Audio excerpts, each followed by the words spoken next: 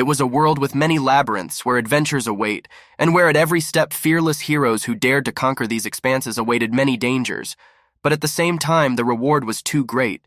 A legend told by the adventurers of this world, once every few decades in any of these endless labyrinths in which deadly danger could be clipped at every turn. A black hole opens up, leading to another world, sucking in everything in its vicinity. It is said that those who enter a black hole and survive are rewarded with great wealth and superhuman strength. Backlad Labyrinth 38th floor boss room.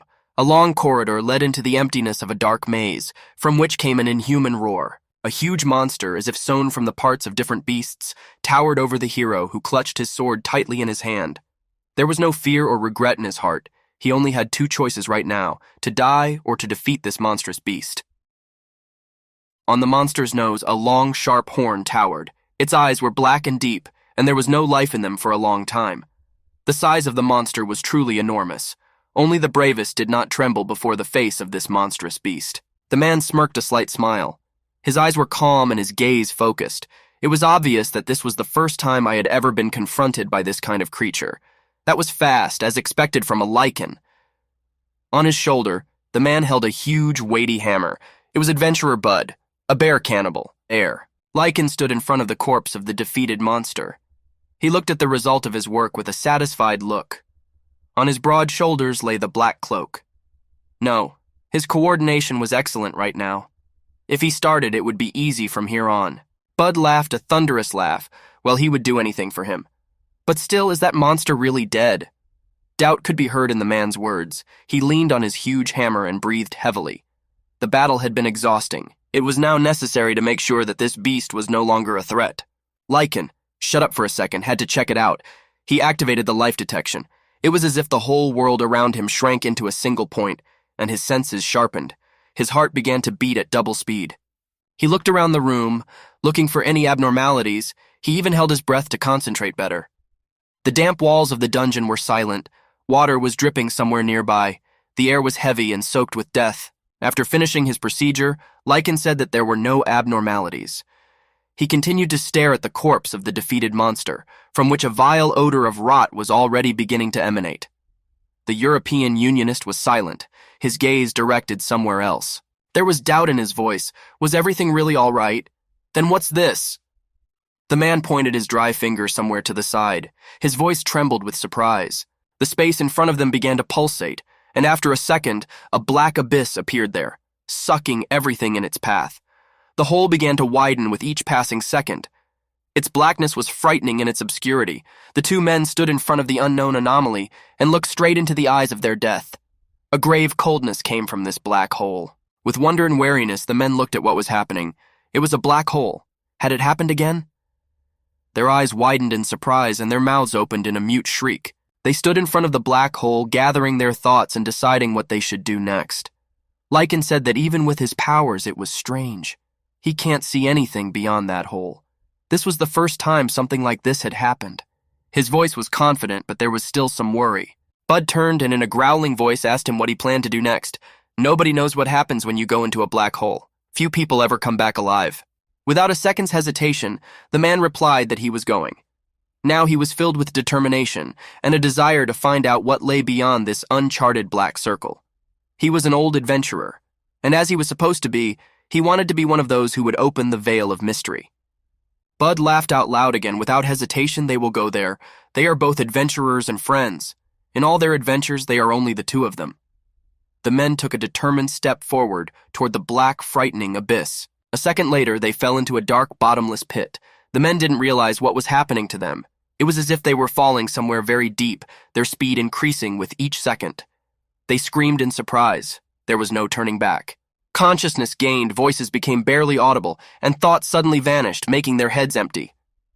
They were flying at great speed into the black, impenetrable abyss, toward a new life that promised them great dangers. Lecan lay on the green, soft grass. His body ached as if he had run several dozen kilometers.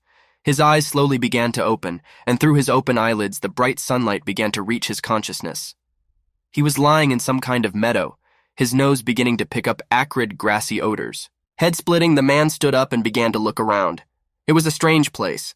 He sighed heavily, trying to figure out where he was. He didn't realize how long he had been unconscious.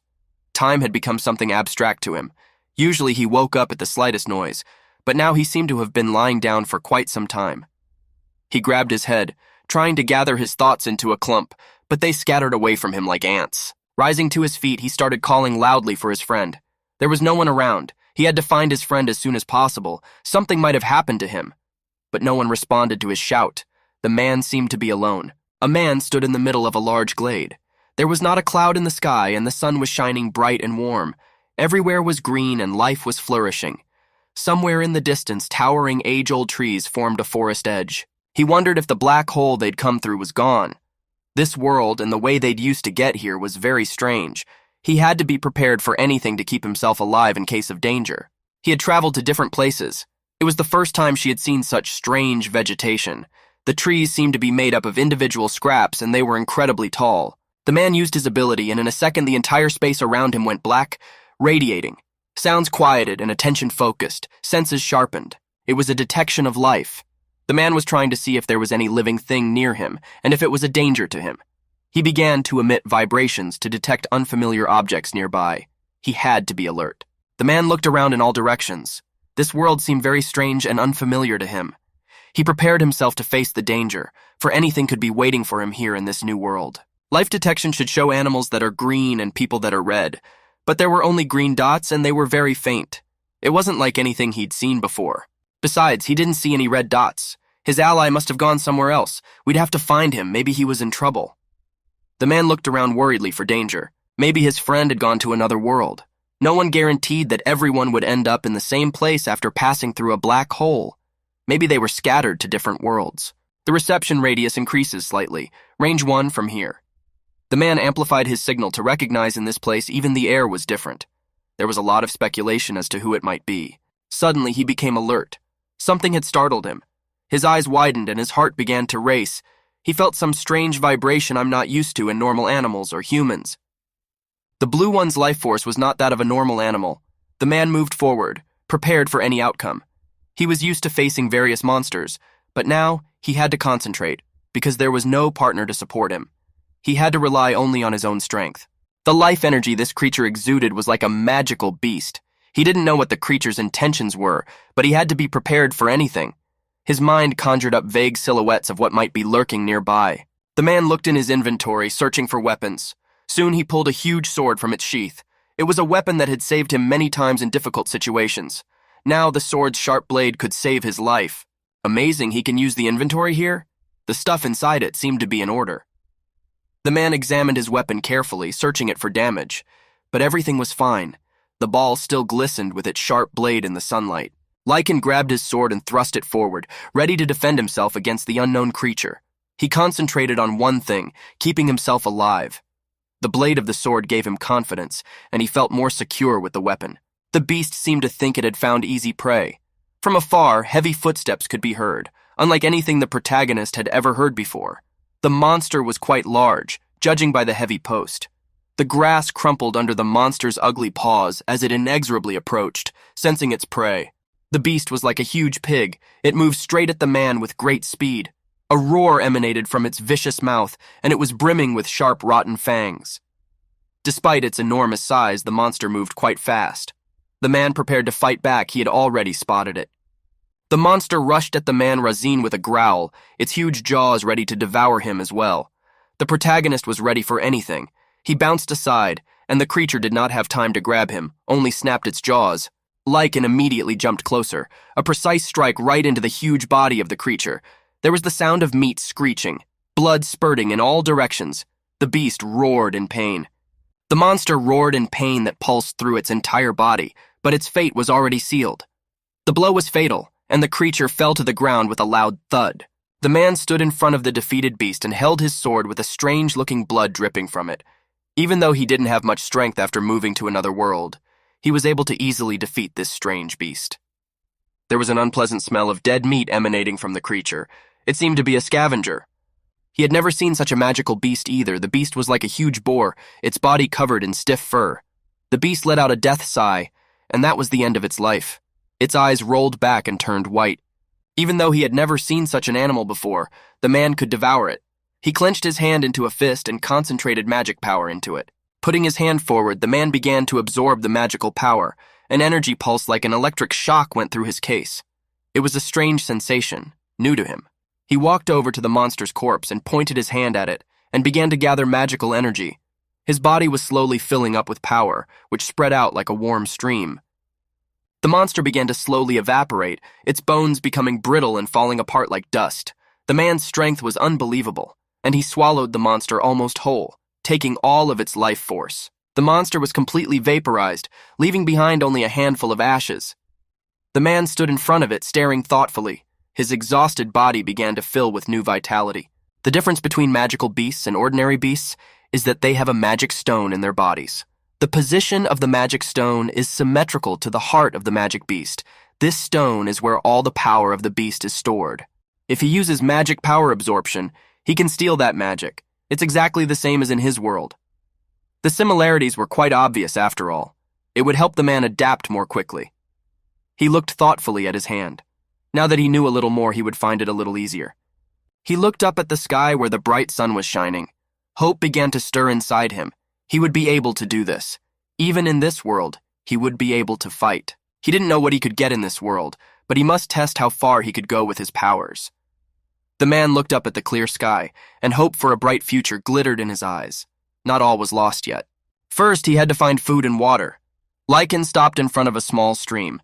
It would be nice if he could eat the animals here, but maybe they could be dangerous to him. Suddenly, he heard a woman's shrill scream somewhere in the distance. The man stood up and looked around with a startled look. Where was it coming from? He tried to figure out where it was coming from, but so far he had failed. So far, there is not a single living person within range of life detection. The man pondered. The voice he had heard was not there. The scream was most likely made with magic. Someone is trying to trick him. One must be on guard. Perhaps it was some kind of trap. He thought in that case the distance had to be greater. He bowed his head and began to think through all the possibilities. He had to be on his guard. He ran towards the creek. He had no contact with the people of this world yet. Still, it was necessary to gather as much information as possible. Several huge monsters like the ones he had defeated at the beginning of his arrival in this world were rapidly approaching their prey. Their eyes were bloodshot with rage. All they wanted to do now was eat. They were rapidly approaching a small carriage, beside which the rider on horseback was galloping. He had a sword in his hands, and he was ready to slay the monster swallower. The carriage was traveling at a great speed. Its rear door was open, and there peered out the frightened face of a man. The protagonist ran towards the sound, his movements quick and precise, and his eyes focused on only one target. He had to get there as soon as possible. Maybe these people needed help. Strange. Have these things stopped? It seems one of the beasts had stopped and had fallen behind, but one was still stalking the strangers. We had to hurry. He stopped on a small hill and, hiding behind a tree, began to watch a carriage pass by. It was an ordinary carriage drawn by 2 horses. Horses in a carriage, but people must have been inside. The carriage was a small box. It must have been cramped inside. But then things began to happen that were completely incomprehensible. The man stared at the strangers. What were they doing? One of the magical creatures flew straight at the rider on horseback. It seemed that this man had no chance against such a thing, but he still stubbornly moved forward with his sword out and prepared to fight the unknown creature. All living things have magical powers. That's what the life detection shows. There are 2 men with magical powers on the map. The man could even sense horses. He could sense all life cycles, including heartbeats. That's strange, but he couldn't sense the rider on the horse at all. Is there a skill in this world that allows one to avoid being detected? The man grasped the reins and drove his horse straight into the monster, determination shining in his eyes. The beast had already managed to get close enough distance and delivered a crushing blow to the rider. The man turned around, fear for his life flashing in his eyes. He was obviously unprepared for this turn of events. He had to act decisively, or everyone would die. Suddenly, the rear doors of the wagon opened, and a bright beam of light like a blazing fire poured out of them. The creature was almost upon the wagon, ready to topple it. But then, there was a huge explosion, and beams of bright light flew in all directions, and I had to squint to avoid being blinded. The creature roared in pain in a wrenching voice. The monster's eyes filled with blood, and a ducking shriek erupted from the plastic.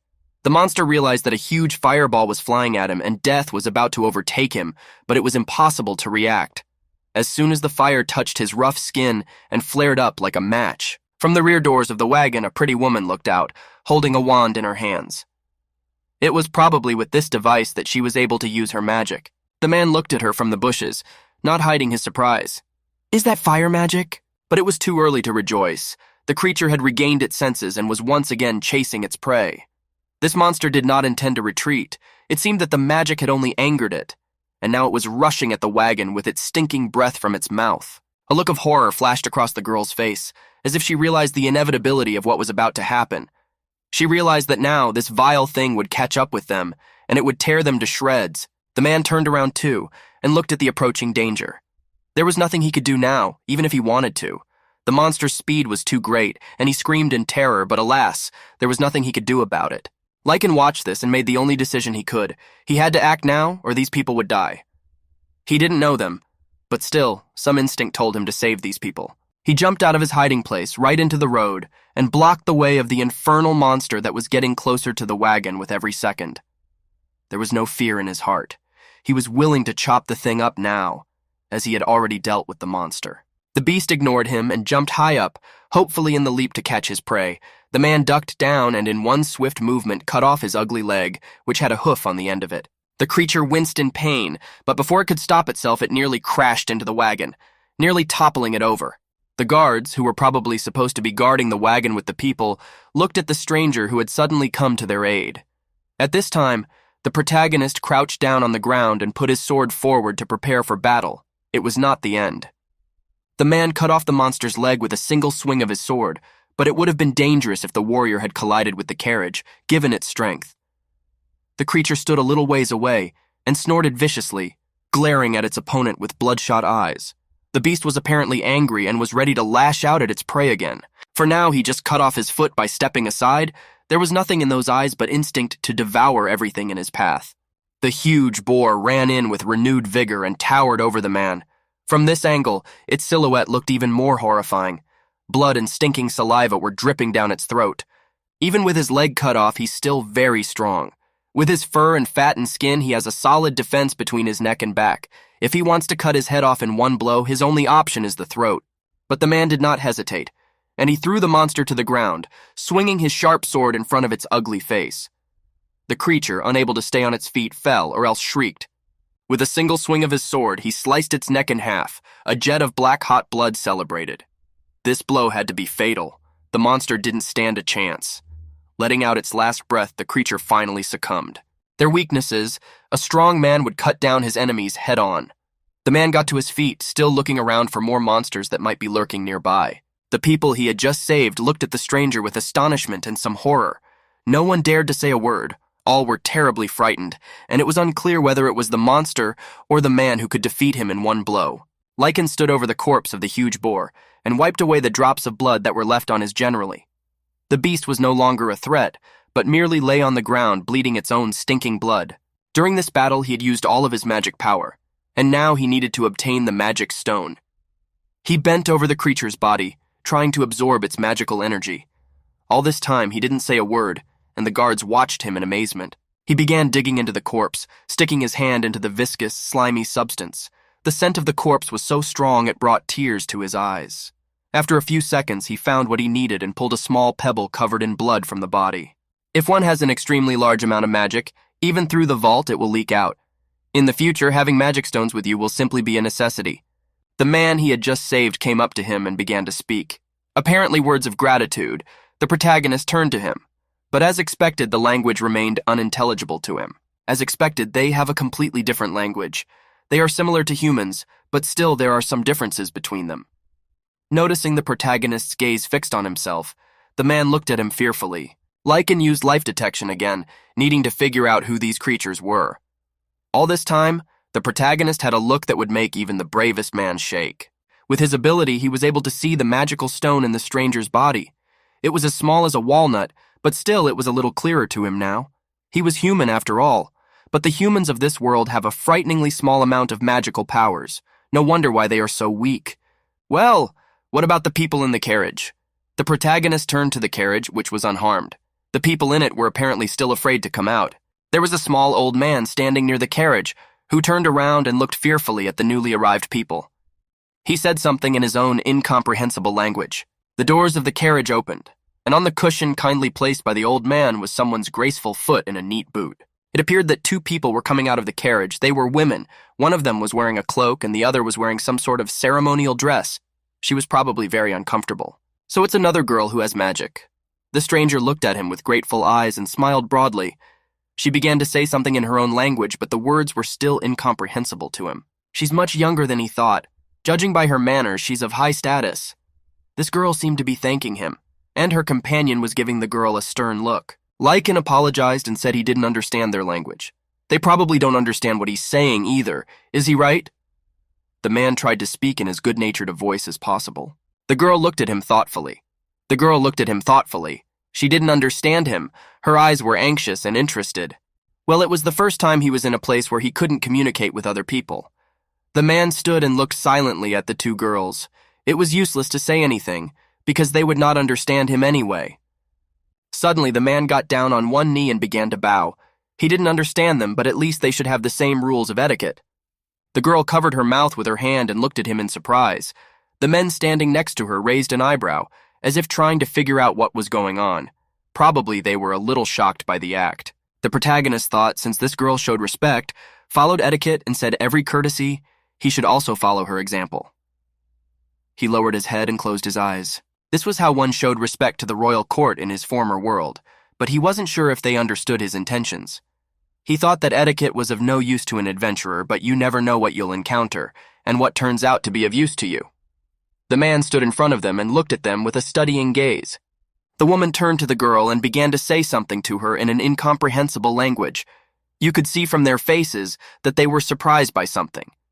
But as always, the protagonist could not understand anything because their language remained incomprehensible and alien to him. The man wondered, what's the matter? They seemed to be arguing about something to do with him. He tried to figure out from their facial expressions what emotions they were feeling, but it was still a mystery to him. The older girl had her head in her hands and seemed upset about something, so the younger girl came up to her and seemed to start convincing her of something. Their voices were loud and sonorous. The protagonist was no longer trying to understand them. The younger girl came up to him and, folding her hands in a gesture of gratitude, smiled and began to speak. She tried to explain herself using at least gestures, as she realized that the protagonist didn't seem to understand them. Suddenly, she approached him and took his hand. The touch was warm. The protagonist felt it even through his gloves. The girl seemed to be inviting him to go with her. She looked at him with her bright eyes and smiled. The girl pulled the man's arm toward her and with her other hand pointed to herself. She seemed to be inviting him to come with her. She pointed with her other hand toward the road, and there seemed to be no doubt. The girl smiled, gratitude and joy shining on her face. The man opened his eyes wide and seemed to understand. He lowered his eyes and realized everything. He accepts their invitation. The man looked at the girl with a weary gaze. Anyway, it wouldn't be a bad decision. He needs information about the locals. It would be great if they were friendly. The two stood like that for a few more minutes, staring at each other with studied eyes. The man went to the nearest spring, which had clean water. He needed to wash his face and clean his weapons. After all, he had gotten very dirty during the fight with those animals. The man moistened a small cloth and began to wipe the blades of his ball, which was stained with the blood of the unknown creatures. His mind was full of thoughts, pondering how he was to behave with these new acquaintances. After all, he knew nothing of their culture. He took a small pebble out of his pocket, which he had taken from the magical creature. After wiping it with his handkerchief, he tucked it back into his inventory. He had to be careful. Though the locals seemed friendly at first glance, but he could expect anything from them. This was a new world for him after all. He thought it would be best not to show anyone his skills and abilities that were not in this world. It would be strange if he went in empty-handed. The man looked at the blade of his ball, which glinted with sharpness in the sunlight. Perhaps he should put his things in a small purse. That way he won't arouse suspicion because he could be mistaken for a murderer or a looter. Who knows how the locals will react. Now he looked like a normal traveler. The man put a small bag on deeper. Instead of a ball, he took a club so as not to arouse suspicion. The man was about to head back to his new acquaintances and had already taken a couple of steps when he suddenly heard a strange sound. He hid deeper in the dense grass, which there was plenty of, and began to listen to all the rustles around him. Watching from his improvised hiding place, he saw one of the girls begin to use some kind of spell, a ball of magical energy glistening in her hands. This girl was a mage after all, and his suspicions were confirmed. The younger girl was leaning over an injured man who had tried to fight the creature earlier and was using her magic to heal his leg wound. The man sat on the ground, naturally gritting his teeth in pain. Under the influence of magic, the wounds on his leg began to heal gradually. Soon only a small scar remained, but the bloody and torn clothes showed that the man had been injured. The protagonist was watching everything that was happening intently. This girl is using healing magic. He thought the one who used fire was a more skillful mage, but her skill level is much higher. He began to approach the carriage, accompanied by the man who had previously been the rider. "Is it normal for him to ride with them in the same carriage?" asked the man. How long had it been since he'd ridden such things? Quite a long time. He would have to get used to it all over again. They climbed into the carriage, which was surprisingly spacious. The coachman whipped the horses, and they moved forward, the wheels tapping on the cobblestone road, gradually lulling the tired traveler to sleep. Sitting in a comfortable carriage, and for the first time in a long time being in relative safety, the man looked out the window at the scenery running by. His tired body began to ache, a pleasant more spread out over all parts of his body. Fleetingly, the man thought that the carriage was indeed large. Soon they arrived at a huge building. A massive gate opened in front of them, and a guard dressed in armor stood beside it. This was the feudal lord's residence, Zydmore's domain. The man climbed out of the carriage to stretch the bones swollen on the road. The weather was fine. The warm wind fluttered his messy hair to the points, and he began to think over a plan of further action. It was necessary to understand what the intentions of these locals were, and whether it was possible to cooperate with them. The man had already relaxed a lot. His attention had dulled, and he hadn't noticed that a vague silhouette was watching him from a large window. The man squinted at the strange visitor.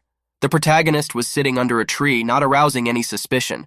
A figure approached him and brought him a tray of food. The man squinted, so this was the visitor they were talking about. That was Sonical, the head of the Zydmore family. He was dressed in a neat, lavish suit. He asked his interlocutor what he thought of this man. Another man, also dressed in a neat dress suit, replied that the stranger had terrifying power. His face was serious. Apparently he too had been disturbed by recent events. The man's name was Isaac. Pensive, he said. With all that, the man had excellent manners. He had a thick lock of blonde hair which gradually changed into sideburns. His face was light and noble. This man was a knight. Sonical was surprised that his interlocutor spoke so highly of this stranger. Isaac added that the stranger had saved his daughter. At this time, the protagonist was enjoying a moment of complete peace without paying any attention to them. In his hands, he had a cup with a hot drink. Apparently, it was tea. Sonical said that he would give this guest a hut in the garden, and then Isaac must decide what to do with him. The man nodded understandingly and left the room. It's been exactly a year since the main character arrived in this strange new world. During this time, a lot of things have changed, and he has already had time to get used to the new place. The sun was already crawling behind the high mountain, painting the sky in the bright colors of sunset. The day was drawing to a close, and there was not a cloud in the sky. Lecan ran forward, cutting through the air, his sword in his hands, the earth swiftly passing beneath his feet, his eyes focused on one point and his heart beating fast. There were two magical beasts here. The man felt it with his magic sense. It was as if two bright dots had appeared in his mind. He tried to breathe in time with his running. The man swung over a small hillside and moved on. In the distance, two unknown creatures could be seen huddled together, doing something with passion. Hearing the approaching danger, the beasts raised their heads. They looked like some kind of humanoid mammals. Their whole body was covered with thick fur, and their mouths had small, sharp teeth. Seeing the danger that was approaching them with great speed, the beasts roared and looked at the man with wild eyes and began to defend themselves. But the protagonist was faster and stronger than them. He had enough several swings of the ball to defeat the two magical beasts. And so, in a split second, he was already standing beside the corpses of the two magical beasts. It was no problem for him. During his stay in this strange new world, he had learned the habits of these animals well. The man stood in front of them and shook off drops of blood from his clothes that had gotten there during the brief battle. The hunt was over, and the man was returning with a clear conscience to the residence that had become his temporary home. He was met at the entrance by the same permanent guard. The gate opened with a creak, and the man stepped inside. He felt safe here. There was also a guard with a spear, who was supposed to guard the place from outsiders. Isaac was already there to greet him. He waved and said hello good-naturedly. Lecan shifted his gaze to him and began to approach him. A smile shone on the man's face, and somewhere he was still the same as the day they first met. Walking up to him, the man asked, "Was he hunting again today?" "As fast as always." Lecan said hello in return, and smiling asked, "Did he want to practice today too?" The man had already changed his clothes, and threw away his old tattered cloak. Isaac replied in a cheerful voice that of course he wouldn't mind practicing. In that case, the protagonist readily handed him his sword. They understood each other easily, since the man had already learned the local language. Well then, they would practice in front of the cabin. The two men moved straight along the cobblestone road. Everything was surprisingly neat here. At first, it was even unusual for the protagonist. Isaac thanked the man for his help. They stood opposite each other, and Isaac took his sword in his hands and prepared to spar. It seemed that the protagonist had become his personal trainer. They stood opposite each other, ready for a fierce fight. Isaac lunged at his opponent with a wooden sword. His face was flaming with rage. It seemed that this training was giving him a lot of pleasure. The protagonist skillfully defended himself and parried his every attack. Still, the difference in skill between them was striking. The protagonist has been living in this place for a year now. He was able to master the local language, thus solving the most important problem. They continued practicing as if they were merging in some crazy dance. It was beautiful and frightening at the same time. At first, he was treated with great contempt. No wonder, for he was a newcomer, and no one knew what to expect from him. In principle, the man was prepared for such a reception. But thanks to the respect he received from the feudal lord's daughter, Lady Luvianafel, and this knight Isaac, he was able to fully fit into this family. And now he was treated the same as the others. Their fierce battle continued, and it seemed that they were fighting to the death. Each man's movements were honed to perfection. Swords crossed, and the wooden sound of blows resounded everywhere. But still, the protagonist had far more skill than this knight. Lecan easily dodged and brought the wooden sword blade straight to the knight's throat, leaving him no choice. In a trembling voice, he said he surrendered. He still had a lot to learn, and that was what they had been training for. Their sparring was over, and now the men were heading in the other direction. The knight said in a dejected voice full of regret that he was still no match for the protagonist. The latter replied that it wasn't that bad. The knight shouldn't be complimenting him. Isaac smiled and said in a sarcastic tone, if even he praised him, it doesn't make him stronger. The protagonist agreed and looked at his sparring partner in a friendly manner. At this time, the rest of the knights were watching them keenly. Seeing that the two had finished, one of the men called out to the protagonist and begged him to be next. He seemed to have no choice but to gain a lot of prestige among the knights because of his skill. Another guy's turn came, but the protagonist easily defeated him as well. Everyone stood in a semicircle and watched with great interest. While sparring with Isaac, they were joined by other knights and servants. Recently, the facade of his hut had stopped looking more and more like a training ground.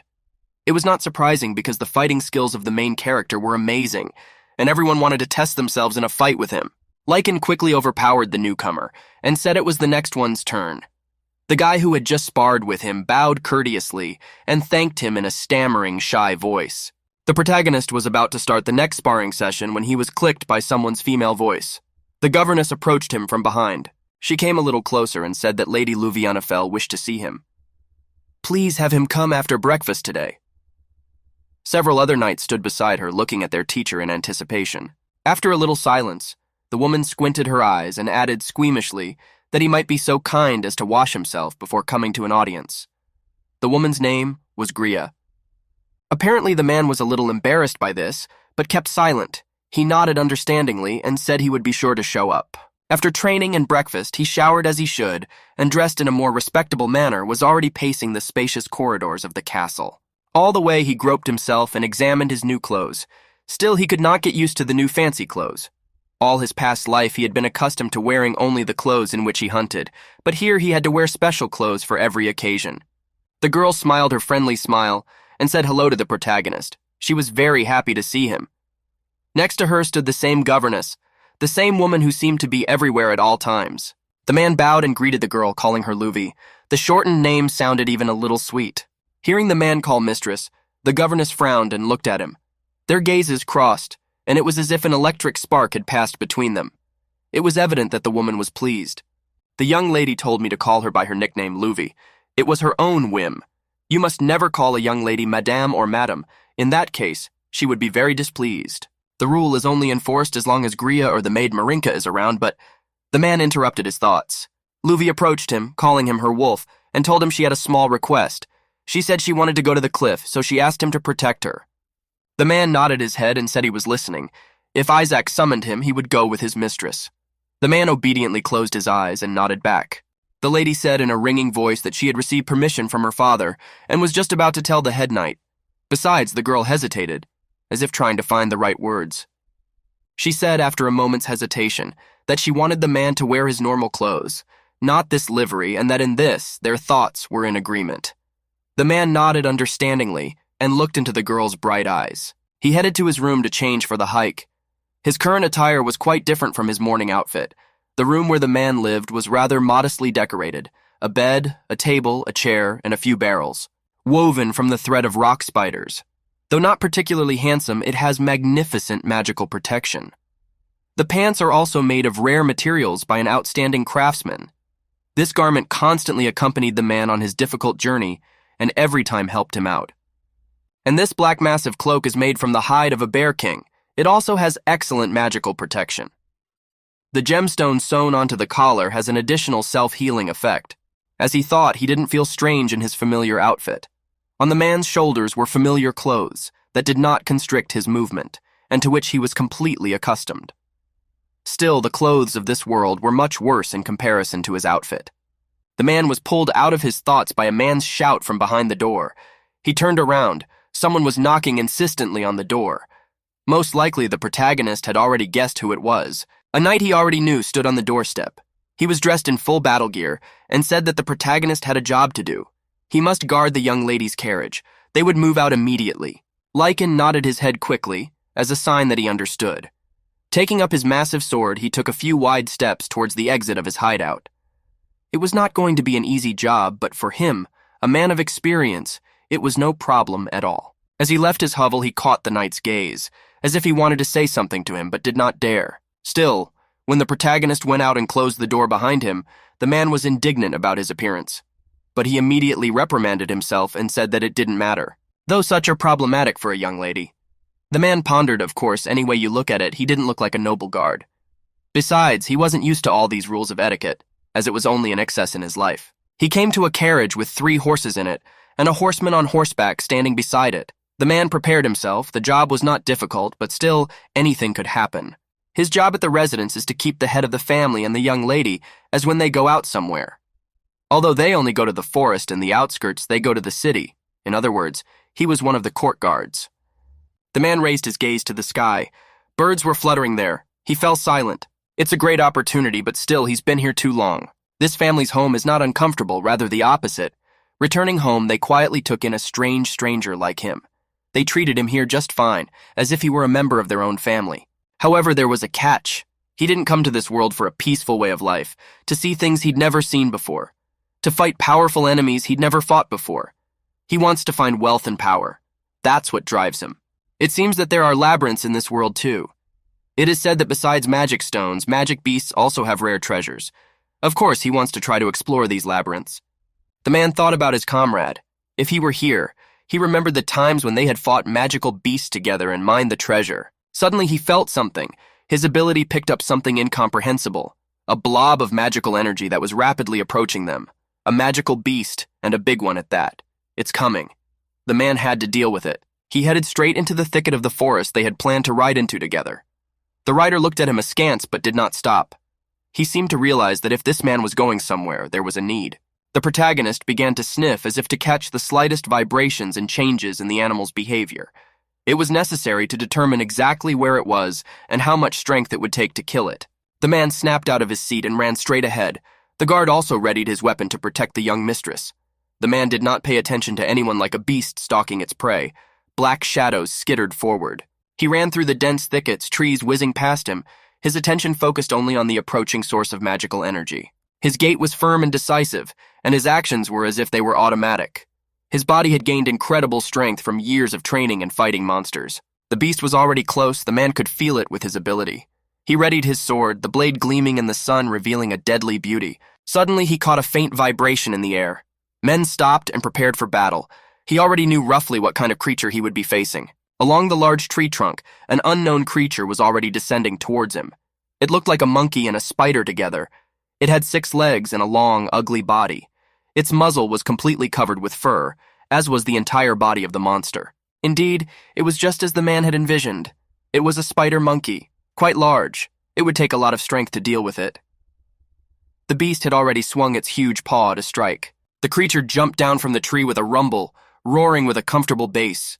It bared its teeth and looked at the man with its lifeless white eyes. The man jumped towards her and had already drawn his sword. He had to wait for the moment to slay the beast with a single blow. The creature seemed only too happy to meet him. The monster hissed, releasing a thin white thread from its mouth. It was a threatening sound. The man concentrated, his pupils narrowed to the limit and stopped on only one target. The monkey prepared to attack. The man couldn't let that happen. He swung the ball and with quick jumps started to approach the monster. He had to kill it as quickly as possible, or it would hurt the Lord and the others. The monster noticed the man and turned its huge, ugly head toward her. Lecan was approaching her like a shadow, his movements so fast and precise that he seemed to act almost like a robot. Noticing the approaching danger, the ape bared its teeth in a predatory grin, its eyes now needing to fight him as well. The creature roared with impatience. Yes, I had bloodlust reflected in my eyes. No matter how many creatures a man killed, he only saw in their eyes a lifeless lust for killing. With a quick leap, he came at the ape with a single slashing blow. There was the whistle of a blade cutting through the air, and a second later there was the death rattle of the monster and the viscous sound of tearing flesh. In a few seconds it was over. The decapitated monster fell to the ground with a thud, spattering streams of black blood in different directions. The man had no trouble dealing with this monster. His strength was many times greater than those monsters. The only thing left to do was to extract the magic stone from the creature's body. He thrust his sword into it and began to cut into its tight, stinking flesh. Even in this world, magic stones are highly valued. He took out a bloody pebble from the body of the defeated monster and began to scrutinize it. The stone was completely ordinary, but it had magic power. Besides using them in rituals and magic, they are also suitable for potions as an ingredient. He didn't know all the details, but it seemed they were also used to create magical tools.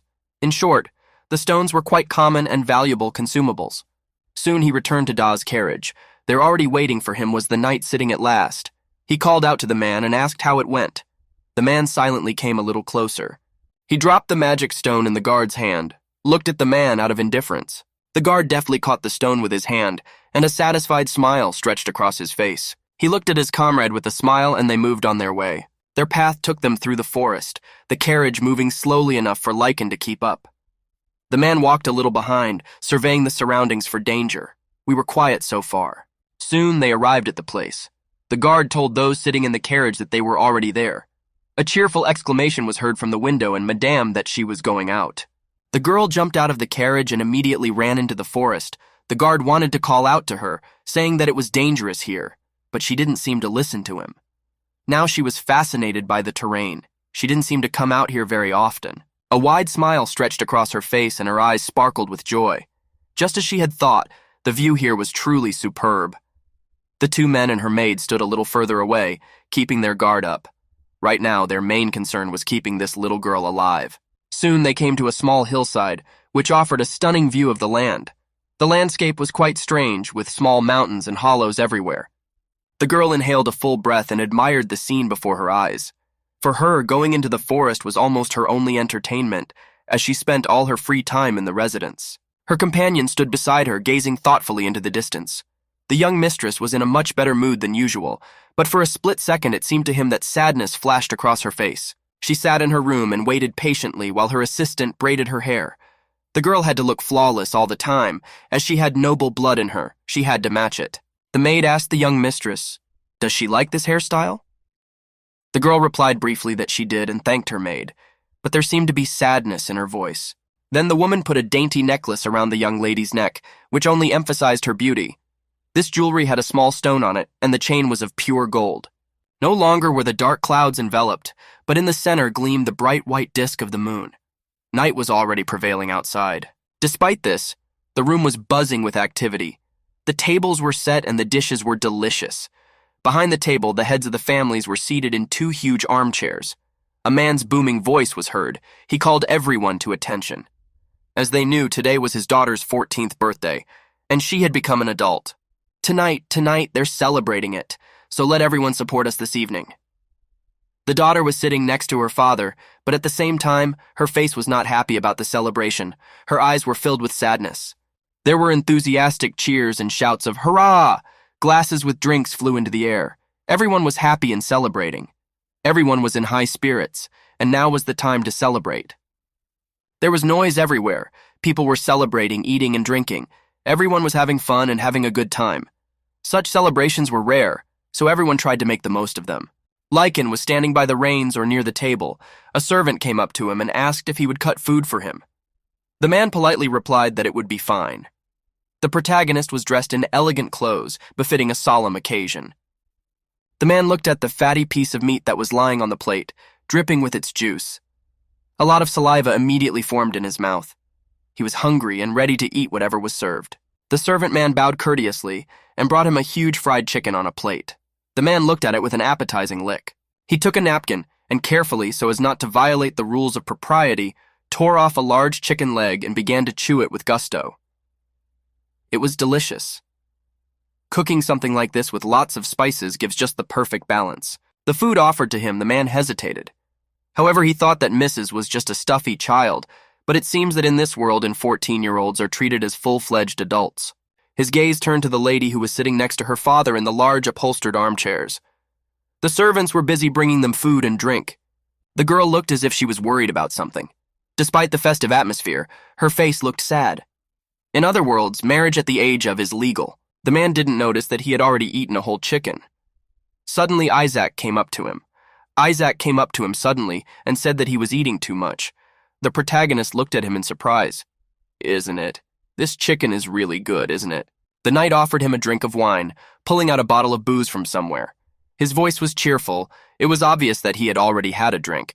Wine straight from the royal capital. It's rare for them to have this kind of wine.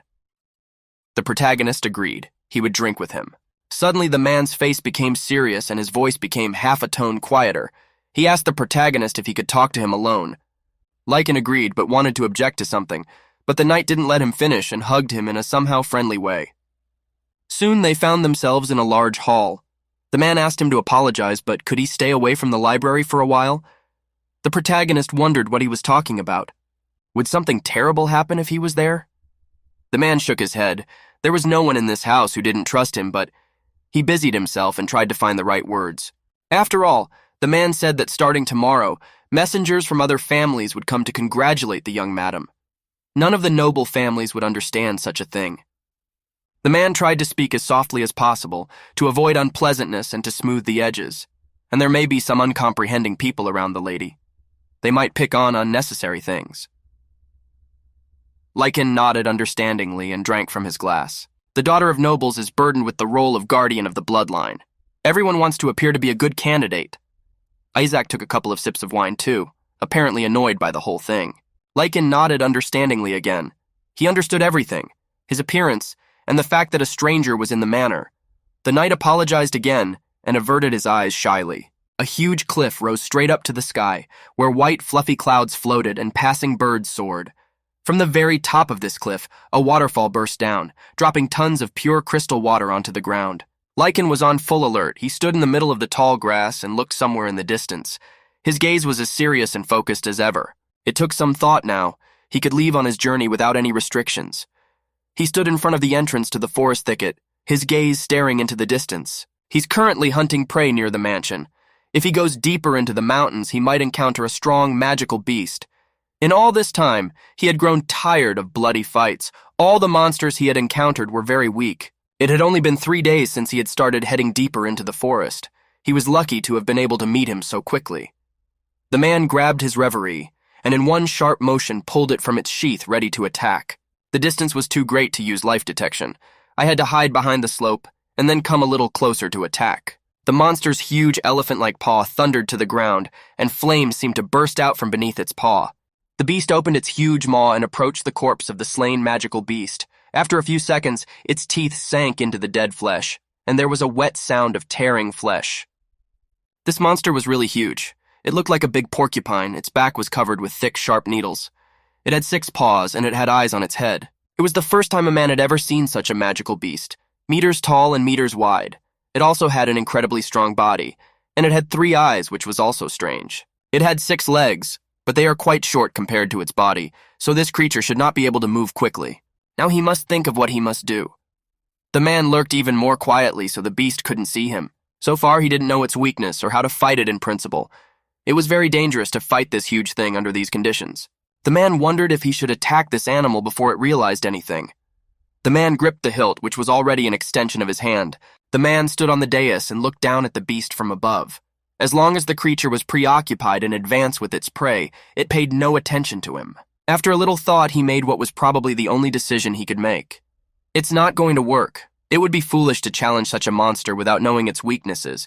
You could be killed that way. Today, this predator was too dangerous. The man was about to leave when suddenly a small branch cracked under his foot. The beast shifted a startled look in the direction of the sound. The beast looked at him with its big eye and roared with a bass that was not with anyone. Now the man was in danger. A look of fear flashed across his face. Did the creature see him?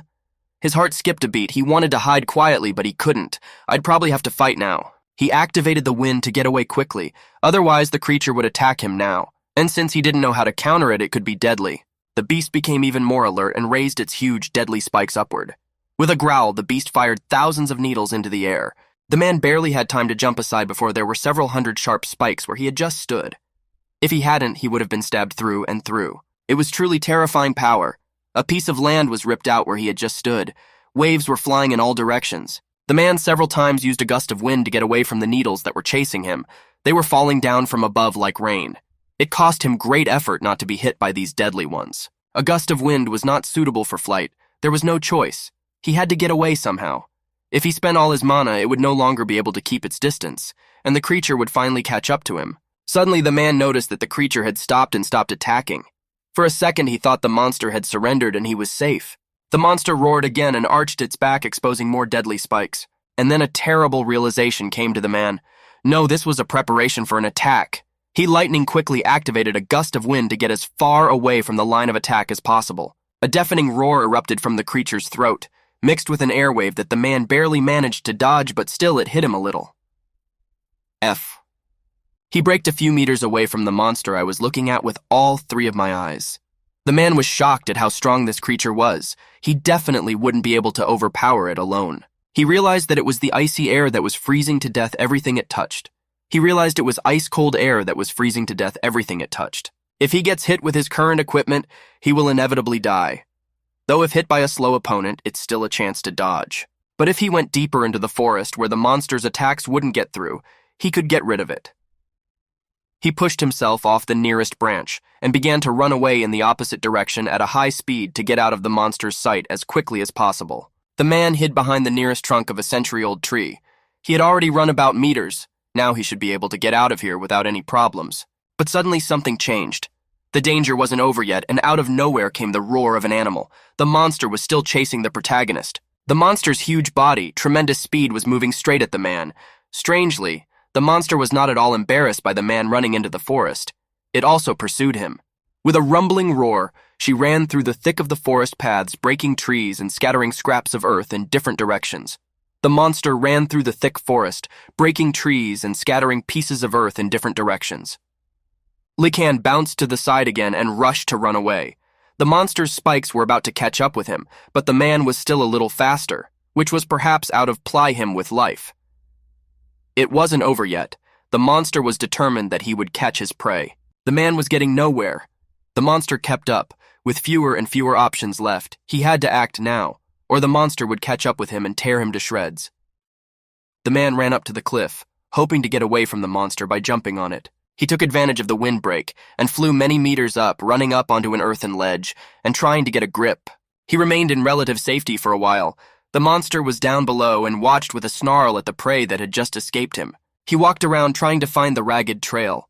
Upstairs, that monster couldn't climb, so the man was a danger. He leaned against the trunk of a tree and breathed heavily. He needed to catch his breath. The beast wouldn't find him now. How incredible this magical beast was after all. The man exhaled heavily, trying to get his thoughts in order. He pondered, for the battle with this monster, he would need to come up with different battle tactics. For now, it was best to restore his magic. He had used too much of it while trying to evade the monster with the air currents. He took out 3 small magic stones from his pocket, which glittered in the sunlight. Still, he had managed to walk away with some loot. Next, he pulled out a small vial of magic potion from his pocket. Come to think of it, he had a magic cure, one that wasn't in the family home. It was time to try it in action. As soon as the man touched the miracle potion with his lips, his stomach twisted. He bent in half, and I tried to cough out the foul taste in my mouth. The medicine was really disgusting. How can you drink that? It's insane. What the hell is this stuff? He wiped his mouth with the sleeve of his jacket to get rid of the annoying, nasty taste. but still, he had to drink, digesting the disgust. It seemed to spread down his throat like oil. It was an incredibly disgusting sensation. But still, there was no sign of full regeneration here.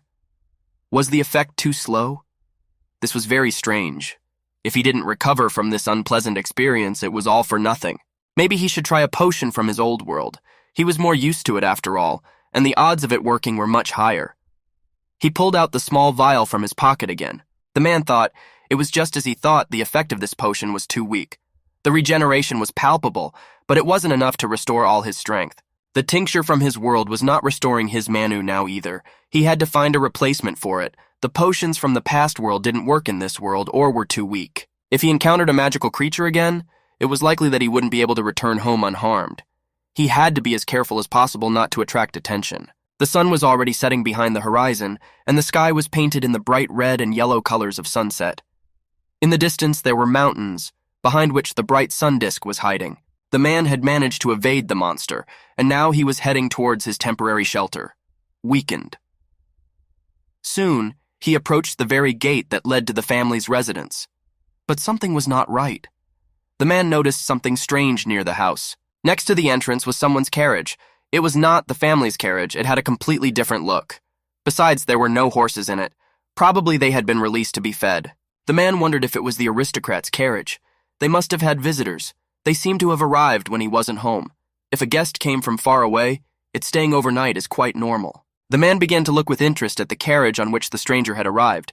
It was terribly luxurious. There were precious metal lamps hanging everywhere, and the carriage itself was upholstered in some black material, also very expensive on Avito. Several days passed. Night reigned in the sky with a bright crescent moon shining in the middle. Black clouds started to clip almost the whole sky. The man slept in his room, recovering from another hunt. It was quiet and dark, with only the light of the moon coming through the window to illuminate the small space. By the man's bed was his sword. Suddenly, the man woke up and felt something.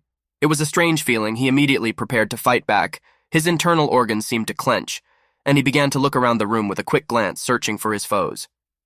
With his sixth sense, he caught a glimpse of an incomprehensible being that was two blobs of energy. There was a magical creature on the grounds. Moreover, it was heading towards the main building at high speed. The man became worried. Luvi and Marina were inside. Rushing out of his seat and slipping his cloak on in a flash, the man rushed to save the women. It was an intruder. Action had to be taken immediately. Who knows what intentions this creature had sneaked in? Someone stealthily walked across the courtyard. If an inexperienced person had been here, he wouldn't have been able to even notice him. There was the barely audible sound of footsteps on the grass. The protagonist caught a glimpse of someone's vague silhouette climbing the wall as if it were some kind of spider. He was dressed in black clothes that hid his face and had an equally dark hood on his head. The man was climbing the wall. His movements were honed to perfection. It was obvious that this was not the first time he had climbed walls. The protagonist noticed it. The movements were characteristic of an experienced assassin. He quickened his step to catch the intruder immediately. The man stood on the paving stone floor and watched the intruder's movements. He caught the magical vibrations with his sense and noticed that one of the magical dots was moving straight toward the bedroom window. It was the young mistress's bedroom. A horrible realization flashed through the man's head. At that time, the girl was sleeping peacefully in her soft bed and had no idea of the danger that lay ahead of her. The intruder ran down the wall without even falling. Apparently, he was using some strange magic to keep himself at such a height. His speed was staggering, and he was fluttering like a bird. If Lecan used the stairs, he definitely wouldn't be able to get there in time. There had to be some other way. There was less and less time left. The man's mind was racing with thoughts, and his heart was beating twice as fast. Finally, he realized to use a gust of wind. The powerful jet of air threw him high up, and the man rushed to catch up with the unknown intruder. After using this spell a few more times, he flew even higher, pushing himself off the wall. He was like a shadow skittering swiftly across the cold stone walls of the castle. At this time, the intruder had already come as close as possible to the bedroom window and was already climbing down the rope. He had only to break the window, and he had already entered the young mistress's room. A black silhouette flashed through the window like a ghost. He stood in front of the window and watched what was happening in the room. A girl was sleeping there, and she didn't hear what was happening outside. Her eyes were closed. She was having a carefree and beautiful dream. At that time, an unknown intruder broke open the closed window frame. He inserted small daggers between the sashes of the frame and began to loosen it so that he could finally open the window silently.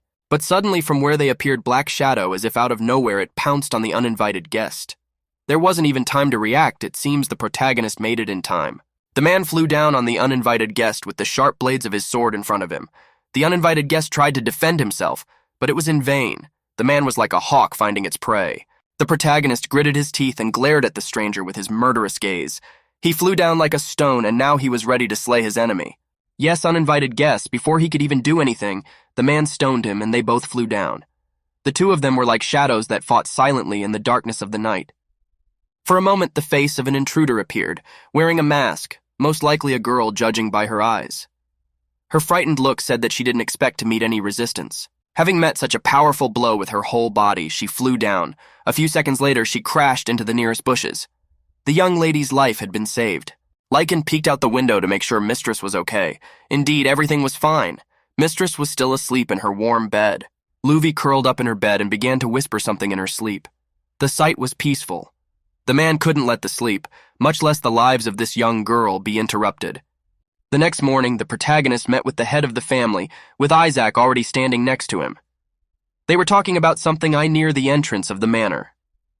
The voice of the head of the household was alarmed, and so this man was a killer targeting his daughter. The man couldn't believe what had happened. Isaac looked at the protagonist with the same worried look. The head of the household lowered his head, sadly recognizing that he had been too naive. He was just on duty in front of her room, but to enter through the window, he hadn't envisioned such a thing. Lecan looked at him and only remained silent. It was decided that the young lady would marry Shadrest, he being of a noble family connected with the royal family. This marriage would be honorable. The head of the family expected there would be interference, from families that don't want a girl from the rural nobility to be their next queen, or those with daughters of their own in the same position. However, the men didn't even think any of them could go so far as to send an assassin. If Lecan wasn't there, then his daughter rather would be. The man covered his face with his hands as if trying to push the horrible thoughts away from him. Isaac approached the protagonist and asked if he could capture the assassin without killing her. The protagonist fell silent and thought about it. The assassin had magic, so she was a serious danger and could get away with her magic ability. We had to act decisively because the young mistress's life was at stake. The probability that she could use some powerful spell was too high. If this skill allowed her to target the young mistress, even from a distance, leaving her alive would be too dangerous. Isaac. But for a woman to go that far, it was simply unthinkable. The protagonist only listened to their concerned sighs without saying a word. It was over, everyone was safe now. The head of the family turned to the knight. He said that he had heard that when a murderer was caught, he would immediately choose death. It would be useless to capture her alive, wouldn't it? The knight realized it himself, but still, he was a little disappointed. But if they could at least get her to give the name of her employer. But the older man interrupted him. He said that even so, this woman probably wouldn't say anything. Besides, even if they found out who ordered it, there's nothing they could do. In that case, they'd better not know anything. Isaac remained silent, frustrated by his omission, and the fact that they couldn't find out anything about the assassin. It was quite possible that someone else might be able to make an attempt on the young lady's life. But suddenly the face of the head of the household glowed with joy and gratitude. In any case, only one person realized that the uninvited guests had sneaked into the house. He looked at the protagonist with unbearable gratitude. His killing skills and speed are simply astounding. To climb that high so quickly, is that some kind of special power? The man wanted to know more about his comrade's abilities. Lecan still remained silent with his head down. He didn't want to give away all his secrets at once. Besides, these men had been around for a long time, but still I should have known about his trump cards. The head of the family said he wouldn't tell him anything, and he just smiled. He walked up to the main character and put his hand on his shoulder. He asked to be allowed to formally thank him. The man wants the protagonist to continue to protect his daughter. Lecan bowed as a token of his appreciation. Night had already covered the sky with a dark blanket, and there was not a living soul around, only crickets chirping somewhere in the thick grass. Everyone in the house was asleep. Suddenly, someone threw a hook on the wall of the house from the opposite side. Following him, a strange man in black clothes, his face hidden by a mask, climbed up the steep wall. The mercenary had a large crossbow in his hands, which he was most likely aiming to shoot through the window. The man sat on a high fence and watched the scene to take aim. But suddenly, as if from the shadows, the protagonist appeared. He created a huge air vortex with a single wave of his hand, which went straight into the face of the uninvited guest. He didn't even have time to do anything. The powerful stream of air shattered his mask along with his head in half a second. Lecan easily jumped back into the courtyard, right where the defeated body of the assassin lay. It was the fourth. The bloody body of a man lay on the floor, a huge puddle of black liquid. This enemy was quite persistent. The man turned back to assess the situation. The man realized at that moment that he couldn't leave here just yet. He had to guard her sleep, as the cases of assassins had increased lately. Lecan had dressed properly again and was sitting in full parade at the table, and seemed to be eating breakfast. Opposite him sat the young mistress. Next to them was their faithful governess. The girl poured questions into the main character. She was very curious. What does he eat for breakfast in his hometown? What clothes do noble women wear in his homeland? What kind of sweets does he have in his homeland? The girl was curious. She wanted to learn as much as possible about her new friend. The man was sitting at this time and drinking tea from a neat cup. Today the young mistress had called him. They had not spoken for a long time. Perhaps that was why the young mistress was especially talkative today. L'Envie was the name of the protagonist's mistress. These are people who have come from another world. They are extremely rare, and the locals take a special interest in them. They say that all of them are said to have some kind of extraordinary power. However, the records say that they are all missing. In other words, it's just a local legend, but it seems the young mistress believes that L'Envie is the protagonist. The girl sat in her chair and squinted her eyes, smiling at the protagonist. Her governess approached the girl from behind and said dryly that it was time for another meeting. The girl looked at her in surprise. In a ringing voice, she thanked the protagonist and said it had been a lot of fun. She apologized for keeping him from his business. The man rose from the table and bowed courteously. After bowing, the man said he had to go now. He was about to leave the hall when suddenly the girl called out to him and asked him to stop. The man stood still and turned his eyes to her. She folded her arms across her chest and said she had a small request. She said these words as if with some embarrassment. Moving closer to the man, she shyly asked if she could ask him to show her that stone on his chest, that little red stone. As soon as the man heard the request, his eyes widened in surprise. This was not the plan. Damn it, he'd been trying to make sure no one saw him the whole time, hadn't he? The man reflexively grabbed the comma where the stone was on his chest. And how did this girl notice him? At this time, the young mistress smilingly continued to look at the protagonist. He unbuttoned his jacket and began to show the stone which had been hanging on his breast all this time, and which he had tried so hard to hide, but it had been unsuccessful. From the side, Marinka came up to him and brought the silver tray. The man carefully placed his talisman on an expensive silver tray. The servant presented it to the young mistress, and the girl took it reverently in her little white hands. It was very beautiful. The girl gazed at the amusing thing with admiration. She took the talisman in her hands and began to scrutinize it with some affection. There was admiration in her eyes. Suddenly, the girl began to remove from her neck the precious necklace she had been wearing all along. She had removed the jewelry from her neck and now held it in her hands. She called Marinka to her to bring it to her, and the maid came over, but she still didn't understand anything. The governess was indignant and wanted to object to something, but the girl interrupted her and said it was all right. Nothing to worry about. Marinka brought him a tray with the jewel the mistress had just removed. The man didn't understand what was expected of him. Does the girl really want him to give her his magic stone? It was unthinkable. Everything went cold inside him. It was necessary to stop this one as soon as possible. Just don't tell him to give up his magic stone. In his mind, he begged the young mistress to stop. He was on his own. The man squeezed his eyes shut, but tried not to show that he was embarrassed. The girl began to speak in a soft voice. She addressed the main character, calling him Mr. Wolf. She said she would give him her jewelry, so let him please give her the stone as a token of appreciation. The man stood in front of her and didn't know what to do. The situation was bad to say the least. The man was silent and looked into the eyes of the girl, who was waiting for an answer from him. He couldn't refuse her, but he didn't want to give up his magic amulet either. The man agonized in his thoughts. They would definitely not recognize that the young mistress's gem was equal to the wanderer's stone. Something had to be done. In other words, it is an offering, an initiation on the way to becoming a servant, a reward for a favorite knight. However, she doesn't know that this gem is a rare treasure that grants stamina recovery and magic recovery. So far, she thought that it was just an ordinary gem. The man obtained this stone while exploring the dangerous labyrinth. He also collected a large number of magical stones to fuse. Besides, it's just a beautiful stone, which he entrusted to a famous craftsman, investing his entire fortune. Since then, he's always supported him on his adventures. In other words, it was proof that he had lived. The man's mind began to bring to mind snippets of his past life when he had fearlessly fought monsters, all his difficulties on the way to the treasure. If he refuses, he won't be able to live in that place anymore. First of all, the girl would probably be upset, But as he thought, he couldn't give it up even if his benefactors threw his face in the dirt. But still, the man, against his will, as if obeying to some instinct, agreed, graciously putting his hand to his breast in acknowledgement. He hadn't expected himself to do such a thing, but the girl's face immediately dissolved into a satisfied smile. She looked at him with a look of gratitude and recognition. Having exchanged his jewelry, the man turned around and walked towards the exit. He was overcome with many emotions. On the one hand, he was very upset that he had parted with his jewel, but on the other hand, he would now have much less strength. He climbed the stairs and agonized with the thought, why had he done this? Why had he only agreed to this act? His head was splitting. He was soon to leave this estate. Adventures awaited him, and there was no way he could linger here. White, fluffy clouds drifted across the sky, and life went on at a steady pace. The man lay in his den contemplating. He would slip away just before the wedding preparations. It would be all right if he substituted for him and sneaked away. Of course, the young mistress will be sad, and she will certainly be upset.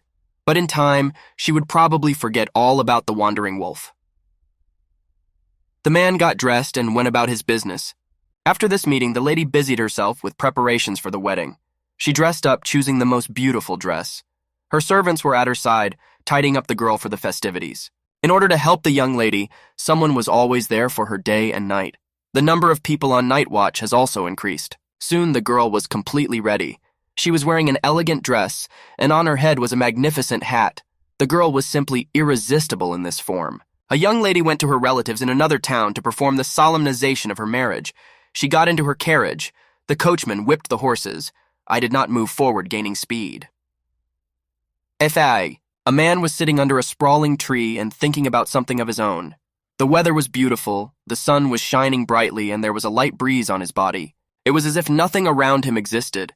He just sat there looking out over the vast fields, over which the fluffy clouds came like ships. A man dressed in simple country clothes approached him. He asked wryly, "Is it really so much fun to watch the vegetables?" The man's name was Mord. The protagonist looked at him with his serious gaze. Mord asked him if he wanted to chew on a slate leaf. He held out a small pouch to him. The protagonist thanked him and took out a leaf and began to chew. Mord sat down beside him and wryly told him not to spoil the mood with his appearance. The man mumbled something under his breath, clearly not wanting to talk about anything. They were sitting under a tree, chewing on the leaves of a plant. Absorbed in contemplation, the protagonist didn't even notice the man sitting next to him.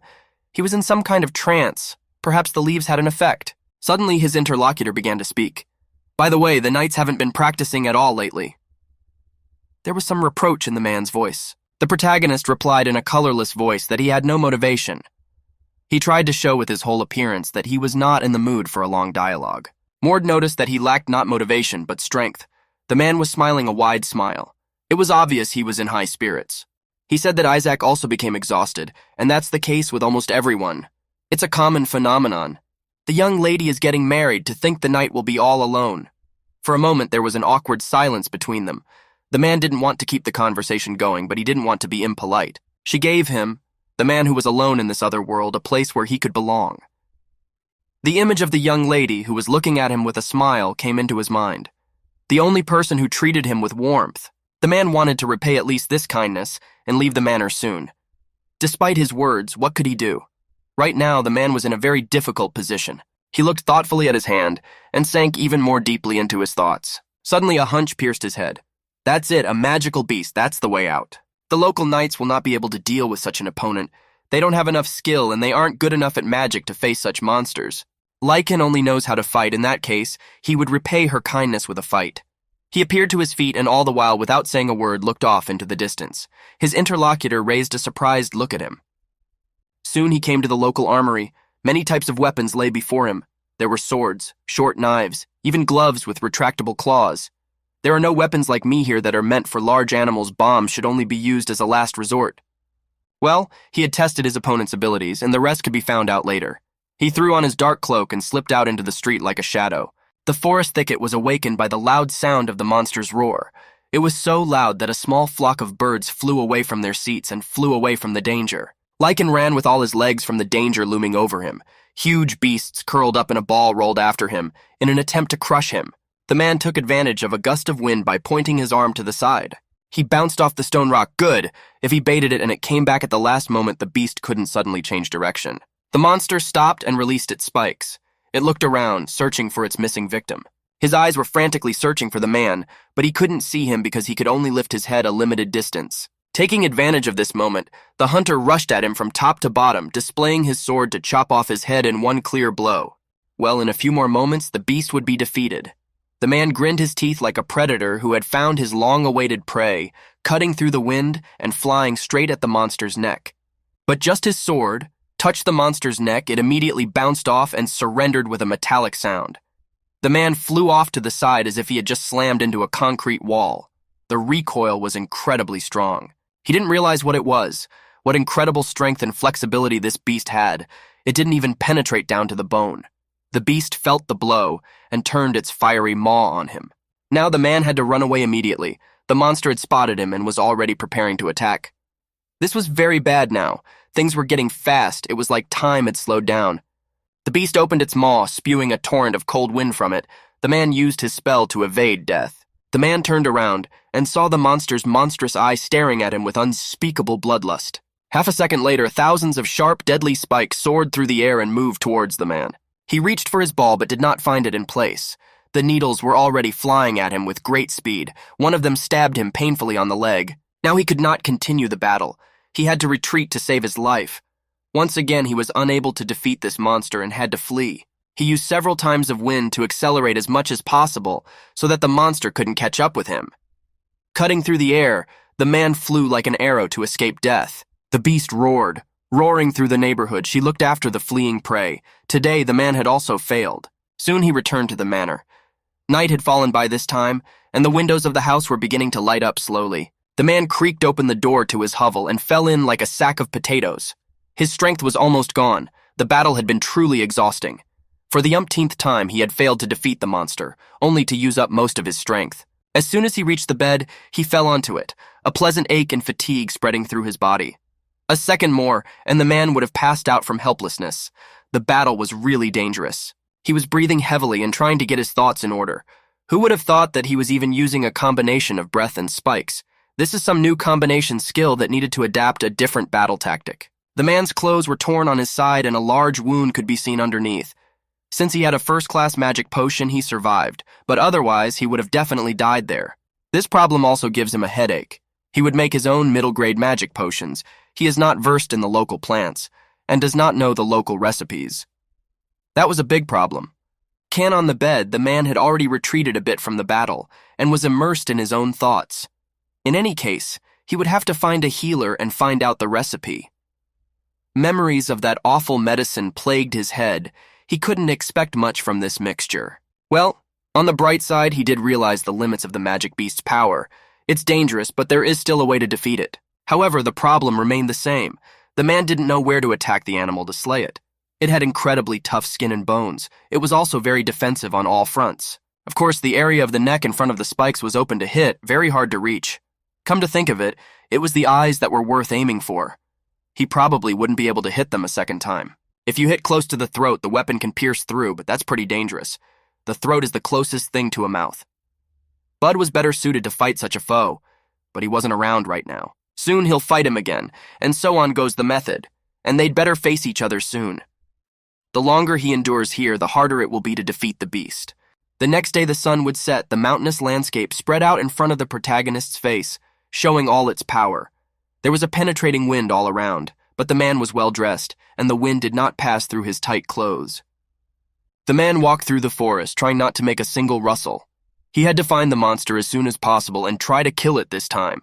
With the help of his instinct, he detected the monster almost immediately. With powerful magic, it was easy to detect. In the man's mind, a vivid image emerged, of magical energy. The monster lay curled up in the great glade, sound asleep. He looked even more frightening from afar. The beast lay on the ground with all of its eyes closed. Right now, it was at its maximum vulnerability to attack. This was the perfect opportunity. The man hid behind a nearby knoll and began to watch his prey. He was asleep. The man never dreamed of such a chance.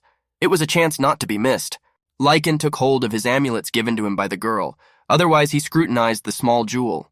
The pebble was so small that the man had to gently pick it up with 2 fingers so as not to damage it. The young mistress gave him her jewelry, but he thinks the old amulet was still better. He's more used to it. The man crouched down and hid even more in the dense grass and began to creep almost silently toward the monster's huge, spiky body. trying to get a good look for a future attack.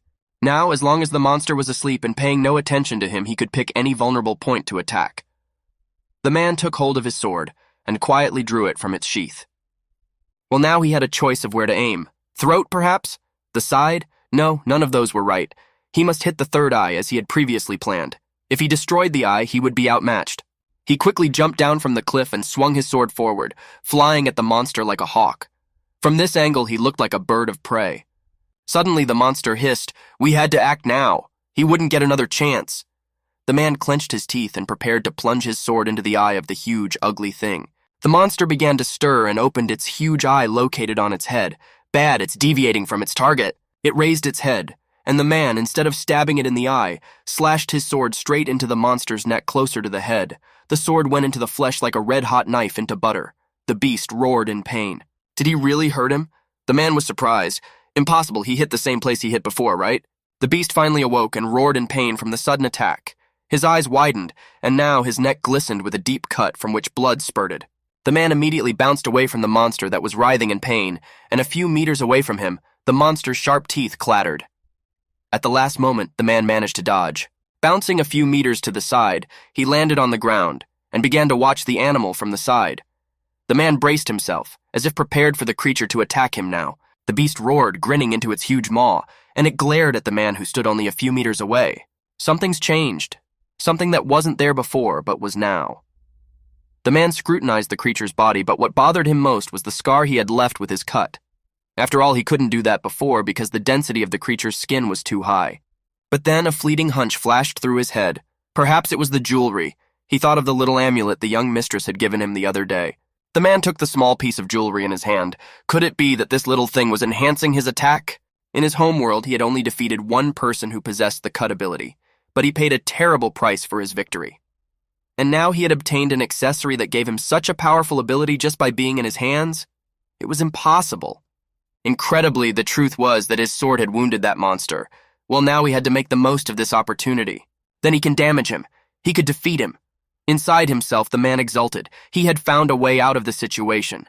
At this time, the monster continued to roar, its roar filled with pain and rage. Suddenly, the monster ran in the opposite direction of him, the ground shaking with its heavy footsteps. The man realized that the beast was going to attack him. The needles on the back of the huge monster stirred, and after a second began to fly forward by the hundreds, aiming directly at the protagonist. The man used a gust of wind to somehow dodge the hundreds of needles flying straight at him, but it turned out that the monster had nothing left to fire. The monster had used all the spikes the other day, and it still hadn't fully recovered them. The man wasn't wrong to attack it so soon. Well, the plan changes. The man turned around and stared straight at him, no longer fearing that his life might be in danger. If he pursued him, the monster would have to look in his direction. The monster turned its ugly face toward him and bared its toothy maw, drool dripping from it. The huge porcupine threw its head back, and a deafening roar erupted from its mouth, mixed with the frosty breath it intended to freeze the protagonist with.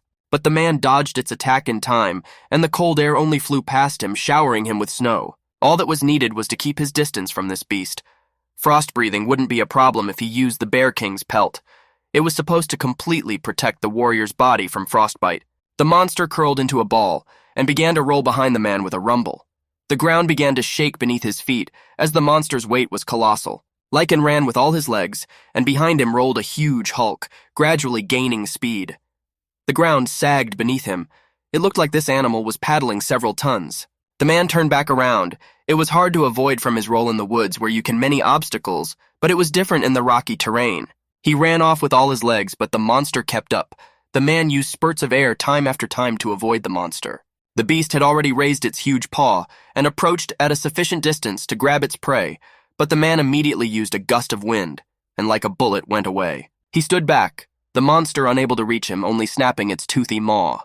The man stood firmly on his feet and prepared to use his last dash to strike the monster deadly blow and finally finish it off. A powerful blast of air threw him upwards, and the protagonist gained monstrous speed and, putting his sword forward, flew straight at the monster. The beast lunged at him too, opening its toothy maw, but the man dodged, and there was the wet sound of tearing flesh and the roar of the monster. The sword sliced through the monster's body from its mouth to its neck without much trouble. But the protagonist was not going to stop. He ran on, tearing the huge body of the monster, which could no longer resist him in any way. The monster roared, one bleeding now. His fate was sealed. There was nothing else holding him back now. The man stood next to the downed corpse and surveyed the result of his actions. Now his new adventure would begin. Wish the man tried to speak, but stuttered, apparently out of fear. In an uncertain voice, he asked the protagonist if he was the adventurer. Several people in country clothes stood in front of the man, arms folded and looking at him fearfully. At this time, he was eating a fried fish, which he had just caught in the nearest river, and was now roasting on the fire. He looked at them with an unkind look, and took a bite out of the fish. Looking askance at the strangers, he nodded affirmatively. That was right. The elderly man opened his eyes even wider, either in surprise or fear. It was as if he'd swallowed his tongue and couldn't say a word. Next to him stood several other men in similarly poor peasant clothes. After gathering their thoughts a little, the two men began to stammer. They were from a neighboring village, and they had a request that only Mr. Adventurer could fulfill. A grimace of horror appeared on the face of one of the men. Apparently, he was very afraid of what he was talking about. He said that the white ghost had appeared. With hope in his voice, he asked, "Can the protagonist do anything about it?" A man asked, "What kind of ghost is this?" The local was surprised. What? He is an adventurer, but does not know who is Zag? They walked along the country road, gradually approaching the bridge over the river. The man began to narrate. A Zag is a ghost, a magical beast, a creature that breathes just like a normal beast, but ghosts were different. They are considered a kind of spirits that spontaneously appear in forests and labyrinths. Their appearance resembles that of humans, but they have no eyes and grow horns. They are extremely strong and not easy to kill. They catch humans and eat them. As the man was telling this, his voice began to shake with fear. Lecan had already finished his fish and was just sucking on a small stick with fish on it. He asked the locals how it had happened. The man started talking. First, one child went missing. Then they thought it was a common beast or something else like that often happened. The parents went into the forest to find him. On that occasion, the child's mother was also attacked. The father somehow managed to escape and returned home. That day, he said, there can be no mistake, it was Zag. Then, they all remembered the man's face. It was contorted in a straight line of horror. Not only are the villagers missing, but also bears, wolves, and ghosts are too many for them to deal with on their own. At this rate, soon they won't be able to enter the forest at all. The man said these words with a peculiar sadness. Lecan thought for a moment, and leaning his hand to his mouth asked, what would be his reward if he rid them of the pesky ghost? The men lowered their heads, their voices made doom. They could only offer 1 silver nugget. They had nothing else. In fact, it was not surprising if you looked at their appearance.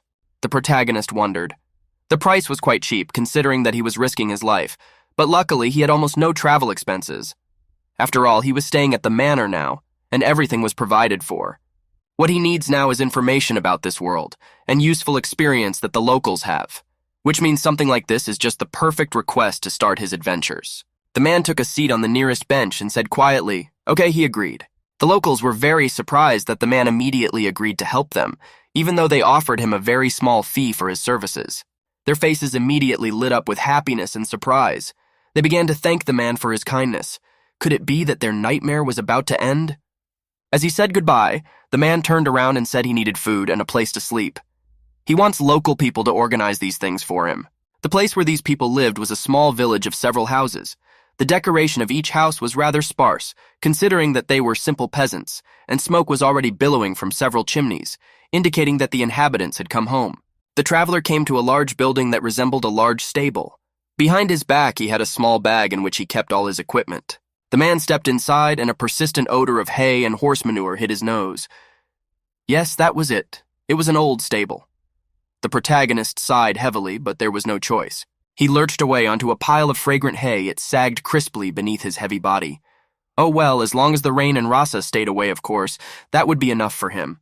Sleeping in places like this is normal during adventures, not as nice as the Zydmore cabin. Still, not a farewell, the family instructed him. If asked where he came from, it was best to answer from the north. The man nodded. L'envy must remain the strictest of secrets, but the time would come when he himself would have to reveal it. The head of the family gave him a parting gift from his family, a token of respect, and for the magic stone he had given them earlier. There were 2 small pouches on the silver tray. The man untied one of them. The pouch was filled to the brim with gold coins. So much. That would give him enough for a long time without a poor life. Isaac came up to him, and the men shook hands firmly as a sign of friendship. The knight told him goodbye, that he would like to meet him again. The protagonist accordingly nodded. When he left the family, the whole court came out to see him off. Everyone waved goodbye to him and saw him off with a warm and sad smile. These people had become a real family for him, if it could be called that. At this time, even the man himself felt a little pang in his chest. The day was dawning.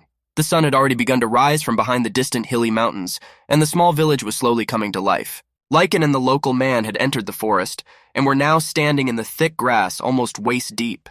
In his hands was a long cleaver, which he hoped to use for self-defense, though it was unlikely that this small knife would help him in his fight against the ghost that kidnaps and devours people. They soon arrived at the crime scene. The local man said that the mother had been attacked near a nearby rock, and he pointed to the crime scene with his hand. At this time, his voice began to shake with fear, as if he was recalling the horrible events to you again. The protagonist looked around. Pretty close to the village, not even 1,000 feet away, it's even more dangerous to go into the forest like this. There were still traces of blood on the rocks. This is where it all happened, no doubt. The local man put his hat on even tighter, and turned around and said that in that case, he was counting on Lecan. He was about to leave, but the protagonist stopped him. The man said he had already found the ghost that was terrorizing their village. The locals turned around. I didn't know what to say out of surprise. His eyes darted around and were now ready to fall out of their orbits. All because the man used his vision. Most likely the same blob of energy he saw was the ghost the locals are talking about. He's within feet of them. Lecan ordered the man to stay close to him. The man stuttered and nodded. The man was scared to death. He certainly hadn't expected the monster to show up so soon. The main character's field of vision was caught by an indistinct figure that sat in front of a tree and almost blended in with its surroundings. The unknown person sat with his back to them and apparently did not notice anything. His skin was a strange, dark shade, covered with some sores. The man squinted his eyes and braced himself for the possibility that the beast was about to attack him. He gripped the handle of his ball tighter, and it felt like his own in the palm of his hand. Before the man could get any closer, the monster turned around and stared at him with its empty hollows instead of eyes. The man braced himself and braced his entire body. The monster stood before him. It looked exactly as the locals had described. It let out a wrenching roar. It had 2 eyes instead of eyes, and its mouth stretched out to become unnaturally large. Its entire body was covered in slime, and it was a dark gray color. Well, now it was time to see how this thing would attack. The man grabbed his sword and thrust the sharp blade forward. The beast stood before him. It was 2 heads taller than him and stood on half-bent legs. Its body was a vile color and also covered in some other slime.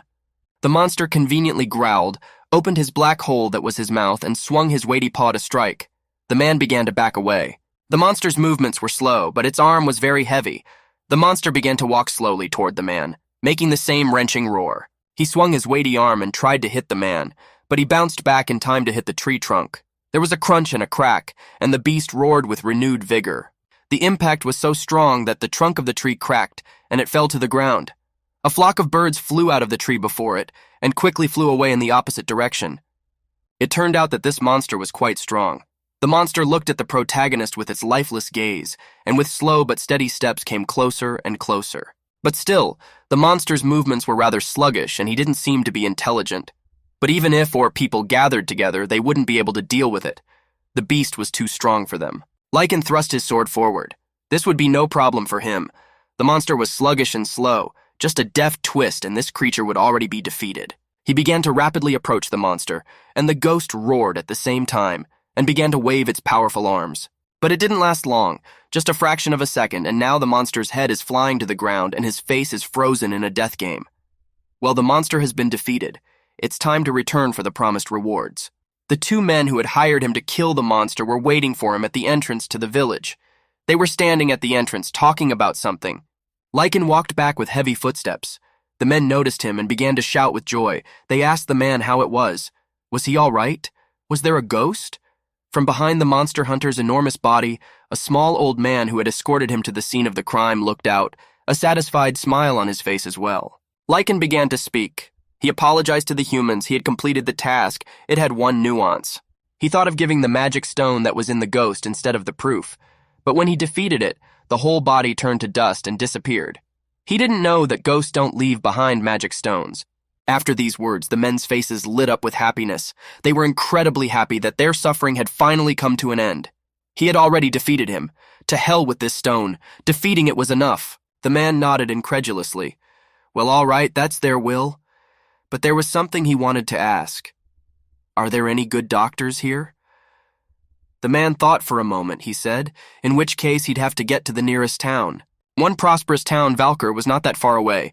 The man had said that the wanderer should look there if he wanted to find a doctor. Lecan repeated the name of the town to himself. Well, he decided that he would go to this town right now. Before he met a strong opponent, he needed to replenish the recovery potion. The people were approaching the walls of the city, both riders and travelers laden with many bags. There was no doubt they were going to this very city. So the man was on the right path. The town was quite lively. There were neat houses everywhere with tiled roofs. On the streets were carriages and various wagons with goods. Ordinary people went about their business. In a word, peaceful life was flourishing. The man entered the city limits. So this is the town from the post station. The size is small. There were a lot of carriages.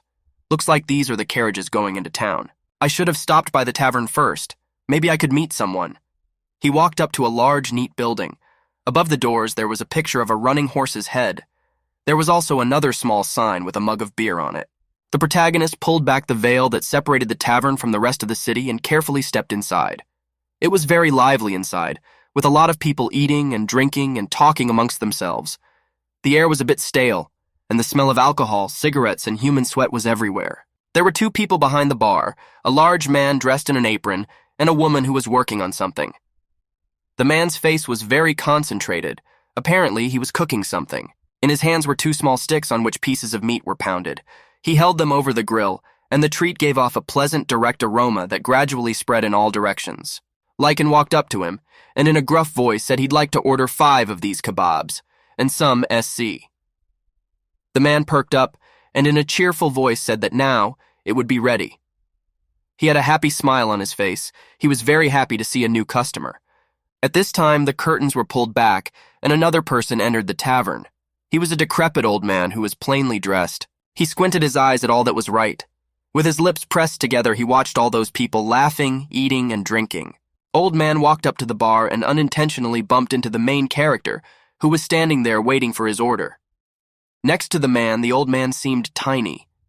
From behind, Lecan looked even more formidable and intimidating. The old man cast a quick glance at the large sword that was at the belt of the protagonist, and at his face, which was streaked with scars. At this time, the man was appetizingly eating the kebab and paid no attention to the stranger who kept studying him with an inquisitive look. The old man hesitated and scratched his pliant beard. Squinting his eyes, he continued his observations and hummed with interest. Lecan heard it and turned toward the stranger in surprise. Was he addressing him? The old man grinned and confirmed that he was addressing him. He grinned, a wide smile appearing on his face. In a cheerful voice, he said, judging from the way the man looked, he must be an adventurer, but he wouldn't happen to be interested in an escort-type job, would he? The man pondered. The accompaniment sounded quite interesting.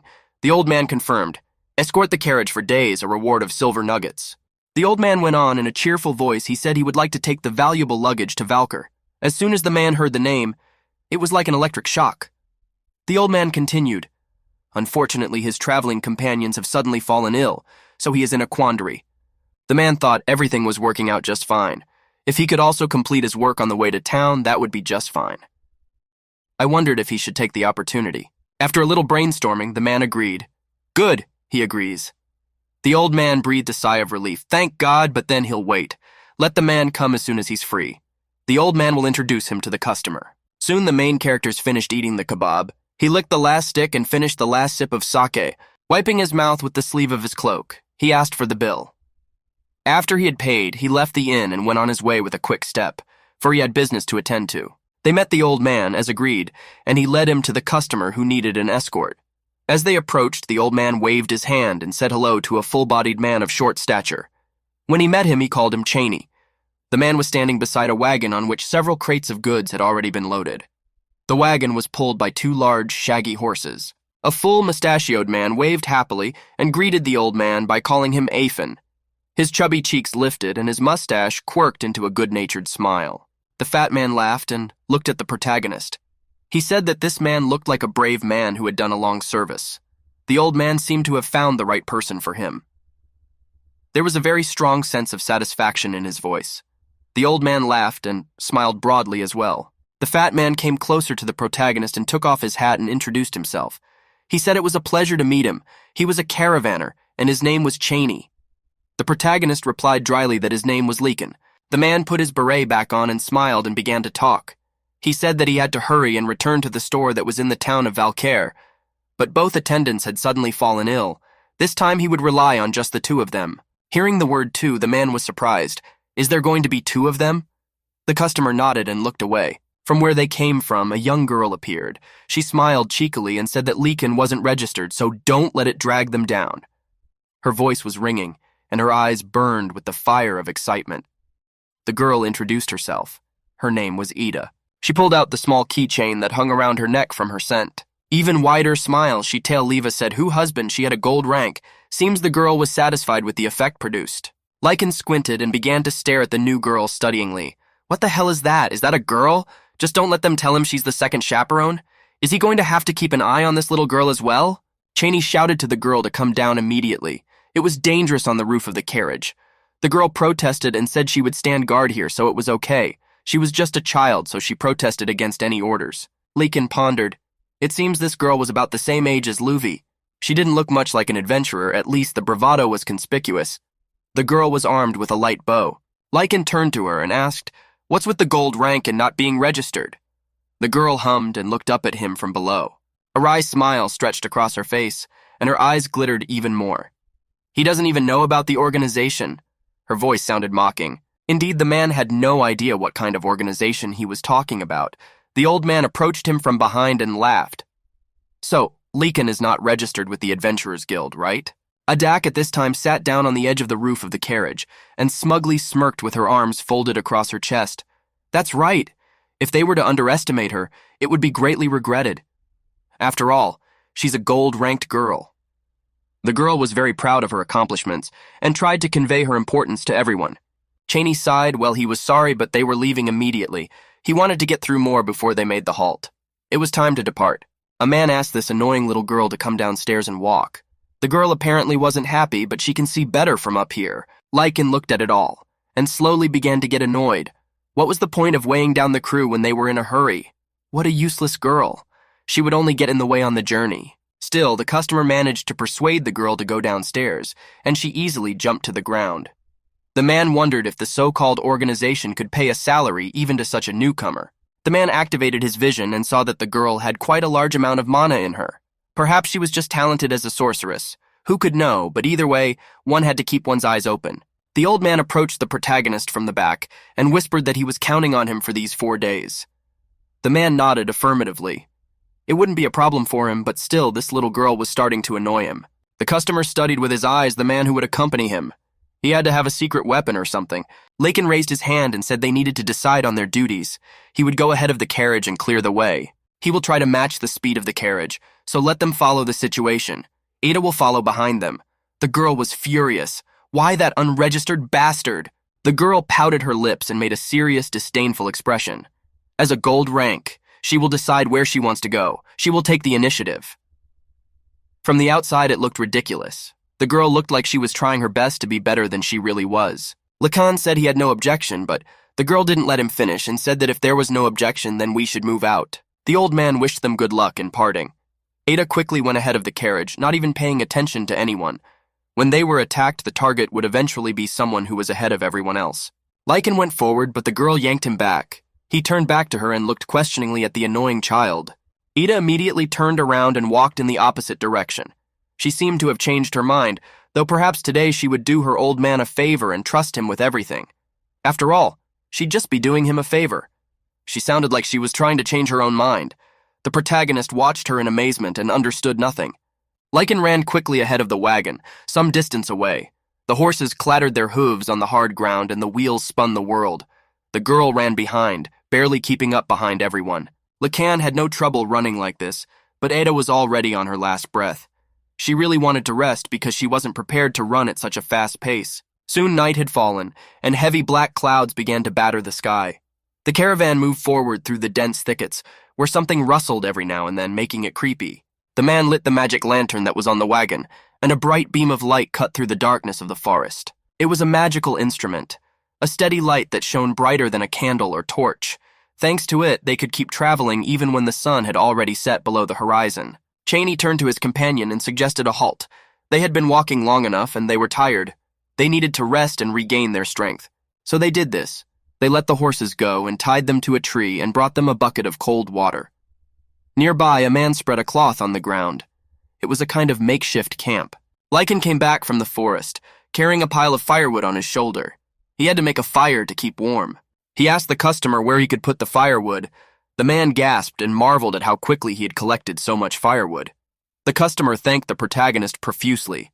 Cheney turned to him and said with astonishment, he was walking ahead the whole time but didn't stray at all in the dark upland road and maintained such a tempo the whole time. That's just amazing. The man was silent. I guess he didn't want to respond to that flattery. He said he'd build a fire. Finding some stones, he started to arm the improvised fire. Cheney hung a small lantern on his staff. It was a strange device, hitherto unknown to the protagonist.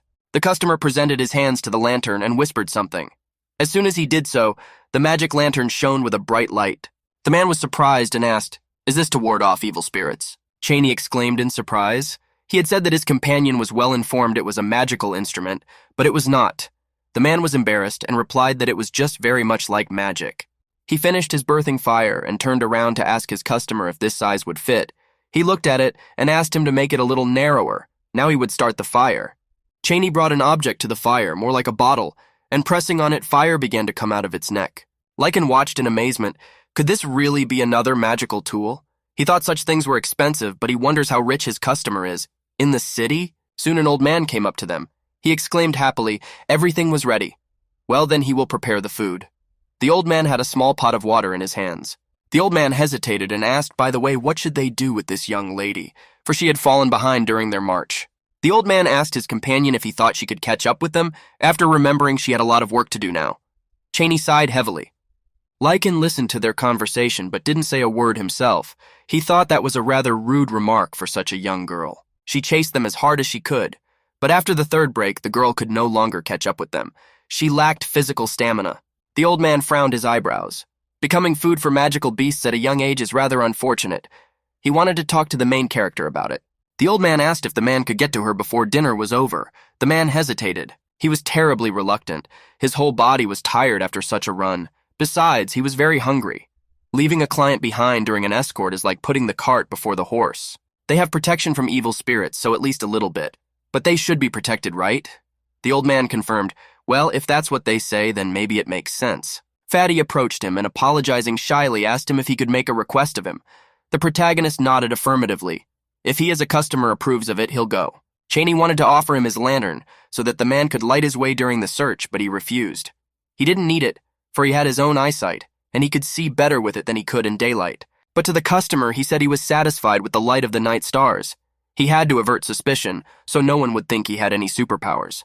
Lecan wrapped himself in his cloak and set off into the forest through the thick grass. He needed to find that annoying little girl who, despite her bravado, was not so strong. He had already moved quite far away from the fire, only small echoes of warmth reaching his eyes. The two men remained behind. He needed to get through as soon as possible. Who knows what might have attacked them during his absence? The man was walking through the forest, but then he felt that something was wrong. He had a feeling that something bad was about to happen. The man became alert. He used his spell and a powerful gust of wind picked up his body. The man ran with great speed, cutting through the air, leaves and branches whipped at his face, but he no longer paid attention to it. He had to find this girl as fast as he could and get back soon. Since they were in the forest, who knows what dangers might be waiting for them here. The soup was almost ready, with yakut meat floating in it. The wonderful aroma was spreading all around and seemed to lure anyone within a radius of several kilometers. Suddenly, why did you horses rustle? As if, rather than being frightened of something. The old man stirred. Something was wrong. The old man reluctantly rose from his seat, kneading his aching bones, and said he would go see what was wrong with the horses. His customer turned around and said he would keep the fire going for now. He was ready to enter the darkness of the forest and see what happened there. The old man wanted to take another step, but suddenly the tall figure of their bodyguard appeared in front of them. He appeared in front of them like a shadow out of nowhere. On his shoulder was an exhausted girl. It seemed to be Edda. The man said in a firm voice that he picked her up and went back. The old man was surprised and horrified at the same time. He could not believe his eyes. How could this man move at such a speed? His eyes were about to fall out of their orbits and his breathing was ragged. The old man immediately thought about it. It was simply impossible. It shouldn't be like this. Humans simply can't move at such a high speed.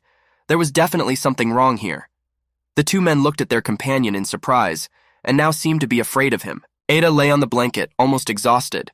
The smells of food were already starting to reach her. The girl slowly began to open her eyes and come to her senses. As soon as she studied the food next to her, it immediately revived and jumped up from her seat. It looked like the girl was terribly hungry. The old man laughed. Finally, she woke up. He told the girl to let her know that Lecan had brought her here. Hearing this, the girl gasped. She apologized to him for that. But she immediately laughed and took on all her usual cheerful appearance. The girl said that it was just that there just happened to be a tree in one strange place. Even a person like her couldn't protect herself from it. She laughed. Anyway, she's starving now, so the girl said to get her some food. The old man laughed and happily poured her a treat. The man sat off to the side and watched everyone. He was beginning to be slowly amused by this state of affairs. The night was over and they were all well rested. The dawn should be coming soon. The protagonist woke up before everyone else and started to look around. Thanks to the magical protection against spirits, there was nothing strange in the campgrounds. But still, things were not so good. The man squinted his eyes and began to stare. Activating his vision, he was horrified. A large number of magical beasts are gathering around the edge of the defense. There were of them. This was already a big problem. The man immediately woke up Ada. The girl didn't wake up immediately. She still didn't understand what was wanted from her. The man immediately woke Ada up. She still didn't understand what was being asked of her. Still finally awake, the girl sweetly stretched and asked, "What? Is it breakfast already?" The man said, "They were leaving immediately. It had to be cooked now." Ada, that was really mean. Does he want her to go without even eating breakfast? But that's just the way it was. They had to move immediately. Their lives were in grave danger. Cheney said that they had to move out right now, because Lecan said that magical beasts were approaching. As soon as the girl heard that, a look of horror flashed across her face. Is it really that many? She had never encountered so many magical beasts before. Cheney pondered. He had been told that using strong magic stones to protect against monsters could actually lure them in, but he had completely forgotten about it and ended up abusing it. He thinks the only thing they can do is to leave while the evil spirit defense is activated. Lecan asked, what are they going to do next? Fatty didn't understand what he meant. The man asked him what he thought would happen when he brought such a huge number of magical beasts straight to the city. The customer thought about it, and what he realized gave him goosebumps running down his back. He imagined that horrible picture of a multitude of magical beasts heading straight for the walls of the city. It had finally gotten to him that because of them, the city could have suffered greatly. He can't even imagine the punishment they would have received. They'll be out of town for a while, so let them keep it activated. It's still some kind of defense. Lecan said they would take care of the matter as soon as they left the plains. The man nodded understandingly. He hoped for his companion's help. He was scared now as he realized how much danger all the members of the squad were in. Ida asked what about food. They hadn't even eaten. The protagonist replied that everyone could have a quick snack while they were on the road. They had to leave now. And having loaded the goods into the wagon, they began to move. They moved in the usual column. The protagonist was in front, the wagon in the middle, and the girl was walking fast behind. Driving fast down the dirt road. The wheels clattered. Everything was going according to plan so far. Lecan at one point yelled for everyone to get ready. They're about to leave the forests. We need to be ready to defend ourselves. Everyone shifted a frightened gaze back. They knew what they would see there, but still a chill ran down their spines. There were many black creatures watching them from behind. They grinned their teeth as they watched their prey slowly slipping away from under their noses. There was some kind of monstrous magical aura emanating from the forest. If you looked closely, you could see hordes of magical creatures slowly approaching them. The monsters grinned their mouths and stared after the departing carriage. They roared through the trees, their eyes glittering with rage. It was a veritable horde of magical monsters. As soon as the girl saw them, she jumped on the carriage and screamed. She was terrified. She had never seen such a huge number of magical creatures before. The old man turned to the man and said, "That's a lot of them, but isn't a lot. Looks like half of them didn't even show up." But the girl didn't seem to share their calmness. Even if it's only half, aren't they too many? Impossible. Even fine adventurers like her, it would still be impossible to win. She assured them that they should have run away. She had heard there was a garrison in the town they were headed to. So let them defeat those beasts instead. They can't handle them. The man stopped her. He said that because of such an act, all the villages on the way to the city would just be destroyed. Doesn't she realize that? The girl was silent, but there was still horror on her face. Besides, do they have magic stones? Fatty worried, asked the protagonist, what should they do now? He was at a complete loss. The protagonist fell silent and looked sternly in the direction of his customers. He should have refrained from making a decision until he saw the full picture, but there was no choice. He had to act now. These people were terribly frightened. Among the pile of magical beasts, there were bears, wild boars, wolves. Here, only small-level magical beasts that looked like wild beasts. The man grinned. They didn't pose any danger to him. He turned to the girl and said he was going to stretch a little. Let her defend the carriage. The girl only looked at the man in surprise. She didn't understand what he was going to do. Before the girl could say a word, he had already rushed straight at those infernal brats. The man ran straight into the thick of things, no fear in his soul. He swiftly swung his sword and cut down several creatures that were the first to stand in his way. Scarlet liquid splashed in different directions. This battle was nothing more than a simple warm-up for him. The beast noticed, and all of them rushed at the man, opening their vicious, toothy mouths. He had fought various magical beasts that were much stronger than these ordinary ones. The sword blades whistled, cutting through the air. One by one, the magical beasts fell dead, cut down by the main character's sharp sword. He cut them down like some bushes, as if they were no danger to him. From behind, a huge bear had already appeared, and opened its wide mouth and roared with anger. But the man had foreseen everything. It was as if he could read their movements and knew them beforehand. When he got back from the animal, he dodged, and with his sword back out, he thrust the blade right under the animal's lower jaw, piercing its head through. He rushed from one beast to another and chopped them up without much difficulty. It was just a warm-up for him. He was just playing with them, and the beasts were already dead before they could even attack him. When he didn't have time to use his sword, he beat the monsters with his fists. His punches were so strong that he could break an animal's back with one swing. How strong this man was! He used his spells, and a vortex of air currents began to form around him, which were like sharp daggers tearing the monsters' bodies apart. A real meat grinder began inside. Blood flew in all directions like a fountain. The sight was horrifying. The beasts were already doomed. They were dying by the dozens at the hands of this hunter. The man ran up to the huge bear that had already prepared to attack him, and with one mighty swing of his sword, chopped it diagonally in half. Soon it was over. A man stood in the middle of a mountain of animal corpses. Everything around him was covered in blood. It was a massacre. No one had a chance to escape. The man stood in the middle of this horrifying sight. It was almost completely covered in blood. The protagonist returned to the wagon and said that he was done. Disabling the protection against evil spirits wasn't a bad idea. Everyone looked at him with great surprise and fear. None of them could believe that this person could have such power. Cheney said that it was the first time he had seen such amazing sword skills. Moreover, not to be covered in blood in the process, he was simply amazed. By the way, the man was completely clean. Etta too was shocked now. She addressed the protagonist with great reverence. In a stammering voice, she asked, "The man, after all, he used to be the owner of the title, wasn't he?" He only remained silent in response. Ida quickly ran up to him and started running around asking him about his merits. She said that the sword was very cool, probably very famous. The girl asked the protagonist to let her hold the sword, but he sharply refused. She smiled broadly and couldn't stop admiring the protagonist. It's amazing how her rhetoric has changed. At the beginning of their acquaintance, she thought he was an unregistered bastard. She wondered, does a man wear those things too? Lecan nodded his head. His whole appearance he tried to show he wasn't in the mood for a long conversation.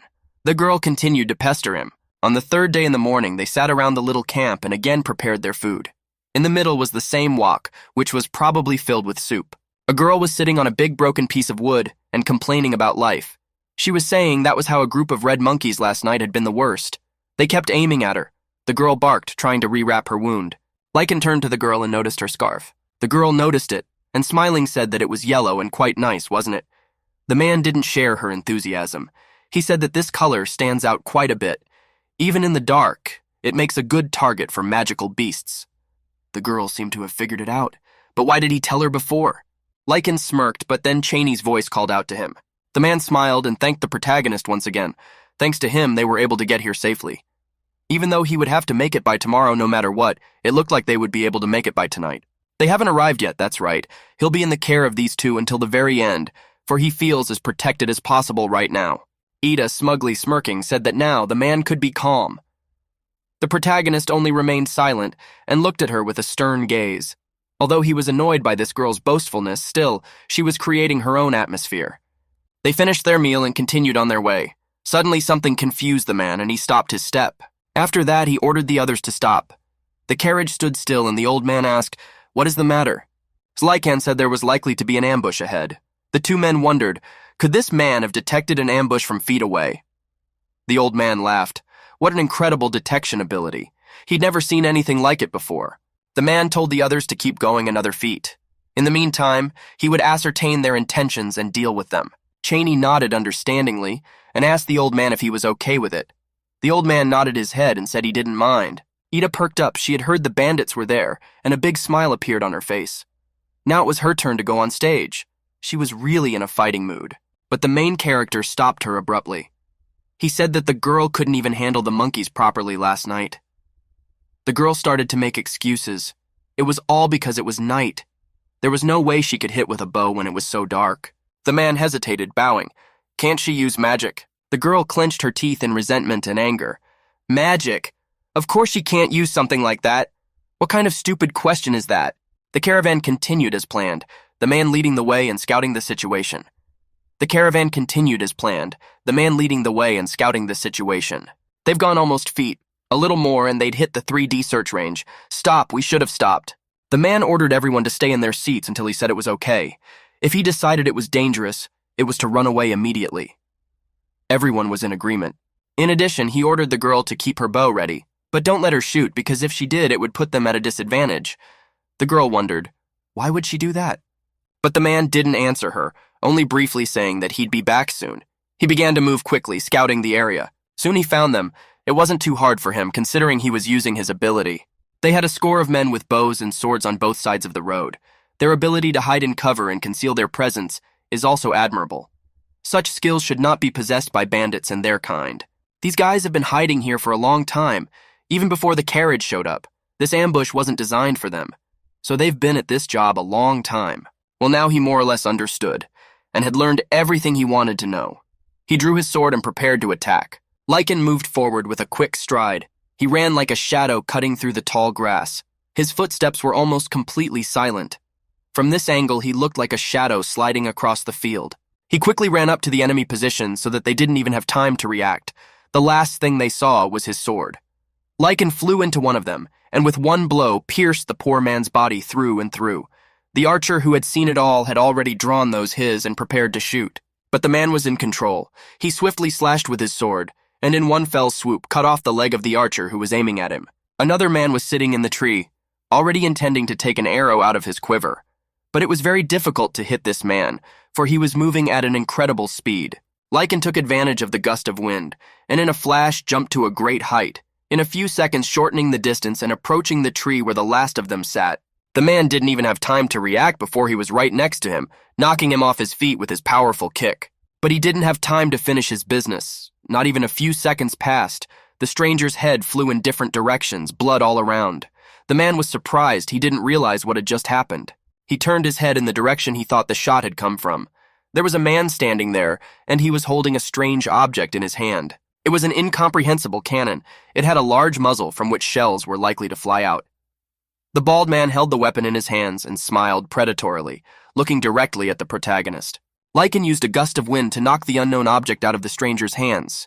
It could have posed a great danger to him. It's unclear what his intentions were. The man reacted and dodged the spell at the last moment. He didn't expect such resistance and aimed his gun straight at the enemy. There was a loud pop and a shell flew into the protagonist. With great speed, it was approaching the man, tearing the air currents. There was a loud explosion that shook the entire neighborhood, an explosion so powerful that birds flew up from everywhere. The girl heard this and started looking around frightened. Something terrible had happened, she realized, but her fear was so strong that she couldn't move. The men heard the explosion too. The old man said he was worried about their escort. Wouldn't it be better to go and check it out? Cheney stammered in agreement. The old man was right. The carriage was already rushing at full speed, with Ida sitting on top and calling for the protagonist. She was screaming at the top of her voice to find her comrade. But it turns out the man was fine. He was walking toward them as if nothing had happened, dragging the dead man's corpse behind him. In his other hand, he was holding the gun. He grudgingly asked why they had come. He told them not to move on. Ida ignored his words. Much more importantly, what was the explosion here? The old man asked, was the man all right? He showed them the cannon, and he said the explosion was caused by this thing. It looks like magic tools. It's powerful, but the man was able to handle it since he only had one person with him. If they stopped the bleeding, he might still be alive. Maybe they should interrogate him. After all, he might have valuable information. It wasn't a bad idea after all. The old man turned to his hireling and said that they would need to report back later and the bandits to the feudal lord. But first we need to hurry up, right? The man timidly confirmed the old man's words. On top of everything else, these guys had an adventurer's badge, Ida. As soon as she heard those words, she shouted indignantly. She couldn't believe her ears. The girl could not believe it. She refused to accept this truth. She jumped down from the carriage and ran up to the man. He replied that it was all very difficult to understand. Either the weapon is stolen or it belongs to that bandit. The girl grinned. So it turns out that this gun may not belong to the bandit? Hope flashed in her voice. She didn't want to believe that adventurers could act so unhumanely. The man himself didn't fully understand. There was probably no way to know whose it was. In that case, how valuable is this thing? The girl jumped on top of the carriage and shouted that there was no point in lingering any longer. We had to continue on our way. Soon they came to a large road, at the end of which they could already see the town. It was surrounded by a high fence. At last they had arrived. The girl was the most excited of all. They had finally made it. They had made it. The carriage advanced farther and farther and turned sideways. Cheney turned to the old man and said, "They're getting off the road, doesn't he understand?" The old man grinned and said his throat was a little dry. Besides, he wants to wash his hands and feet before entering the city. That's right. Washing in the riverbed wasn't a bad idea. They got out of the carriage and came to the river. The water was cold and fresh. The girl got into it at once without even undressing. She was incredibly pleased with the cool, fresh water. For the first time in a long time, she would be able to refresh herself. The protagonist also sat down next to her and scooped the water into his palm. The old man watched them silently from high above. He stroked the tired horses. They too needed a little rest. Then he shifted his gaze to his companion and asked him, "Why doesn't it come down here?" The man was rummaging through countless bags, apparently searching hard for something. Finally, he pulled out a small box. Smirking, he looked at her, just as he had decided it was necessary to give it up. She's right now, he doesn't want to let go of this box, so... He noticed that the old man was watching him intently and asked what was the matter. It was a little strange. The old man laughed his laughter. This man was too cautious, then he probably had no way out. To the last, the old man remained calm. Turning to the other side, he put his hand straight out to where the main character was sitting with the girl and applied a sleep spell. Cheney, when he saw all this, was very frightened. His eyes widened. Their companions fell asleep. The man didn't realize what was happening. He asked the old man what he had just done, but he only replied that he had just put them to sleep. He had the same familiar smile on his face, completely unconcerned, as if that's the way it should be. The old man said they wouldn't wake up for another half a day. He blurted out, but even though he said half a day, they would sleep forever. Ivan pulled the gun that the main character had recently brought back from his pocket. It was a weapon, after all. He pointed the barrel straight at his companion. Cheney began to guess something, that the old man had handed the weapon to the man himself, hadn't he? It was like an electric shock. That old man, he can use magic. The merchant didn't even know that. The old man laughed. That's why he kept it from him. But why did he become a coachman? If he can use magic, there are plenty of ways to make good money. Ivan smirked and looked at the merchant with a contemptuous look. He didn't stop pointing the barrel of his gun at him. Good money? Cheney finally figured it out. Being a coachman for years, the old man was just doing the job given to him by the real boss, didn't he? His eyes frowned, his mouth twisted in anger. The old man's face began to transform, taking on predatory features. His eyes were bloodshot, and his teeth were suddenly white and strong. In a rough voice that changed in a second, he said that such a man did not exist. His real name was Maracas. As soon as poor Fatty heard that, he was horrified. This same cold-blooded Maracas? Snippets of a man fully clad in a hood flashed through his mind. This was a true ruthless killer who killed everyone in his path, knowing no mercy for anyone. The old man laughed and put his hand to his face. Such a farce. It's just child's play. Well, for Zakara, answered the old man. Hearing this name, the merchant's face covered in cold sweat. He knew it. Zach Zakara was behind all of this. It was strange that this man was now concerned about that fact, and not the fact that his life was in great danger because he was in the crosshairs. The old man smirked and said that he hoped his buddy would have pleasant memories in the afterlife. Suddenly, he curbed himself and said that he seemed to be talking too much. To think that he would end up killing him himself. He had really caused him a lot of trouble. He gripped the cold hilt of the weapon tightly in his hand. We should hurry up and get this over with already. He didn't like long goodbyes. But then the merchant's face became calm indeed. It's all right. Suddenly he said the name Lecan. When he heard that name, the old man was numb with fear. He felt the back of his head as if a huge, massive figure of a bodyguard was standing behind him. He didn't understand how this was possible, since he had just cast a sleep spell. The old man immediately turned around, pointing the barrel at the man, and prepared to pull the trigger. But still, he failed to do so. There was the sound of cutting flesh, and the man's hand fell to the ground along with the barrel, splattering the ground with blood. He grasped his arm, from which blood was trickling. The man screamed in pain. He certainly hadn't expected this, but how could it be? Why didn't the dream work? Lecan stood and looked down at him. What did it really matter? The man was calm and cold. He held a sword in his hands, the cold point of which only portended a swift death. He swung around, and with great force struck the old man in the back of the head with the hilt of his sword. The old man made only a groaning sound, and fell to the ground, unconscious. The man looked at his opponent. He had no reason to tell him all his reasons. Right now he saw how the old man had made a mistake. It's foolish and dangerous to reveal your secrets. This man, intoxicated by his momentary victory, had forgotten everything. He had forgotten that the spell might not have worked after all, and he would have been in danger. Soon they led to a town. It was much larger than all the surrounding villages the protagonist had been in before. There were tall houses everywhere, covered with neat shingles. The streets were much wider, and there were many more people. The man stopped at a local inn to catch his breath and gather his strength. It was very cozy. He was lying in a large, spacious bedroom, on an equally large bed. The dawn rays had already penetrated through the curtains of his room, and the man was forced to wake up. He began to toss and turn, and uncovered himself, and began to crawl out from under the warm blanket. The man woke up rather quickly. He rubbed his head. Still, the protagonist had gotten a good night's sleep. Now he was full of energy and strength.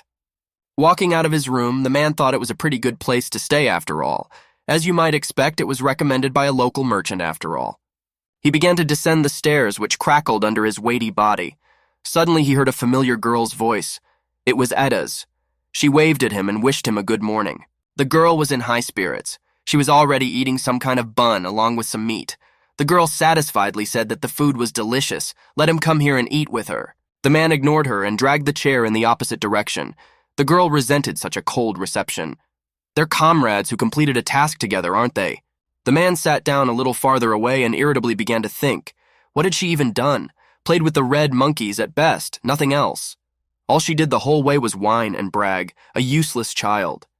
The waiter approached him and politely asked him if he wanted to order something for breakfast too. The man nodded, except that he said he wanted to order some drinks. Soon a plate of food was brought to him. On it were several slices of bread, scrambled eggs, salad, and pieces of meat. Next to it was sauce and cutlery. The man took a piece of bread and began to chew it enthusiastically. He ate thoughtfully.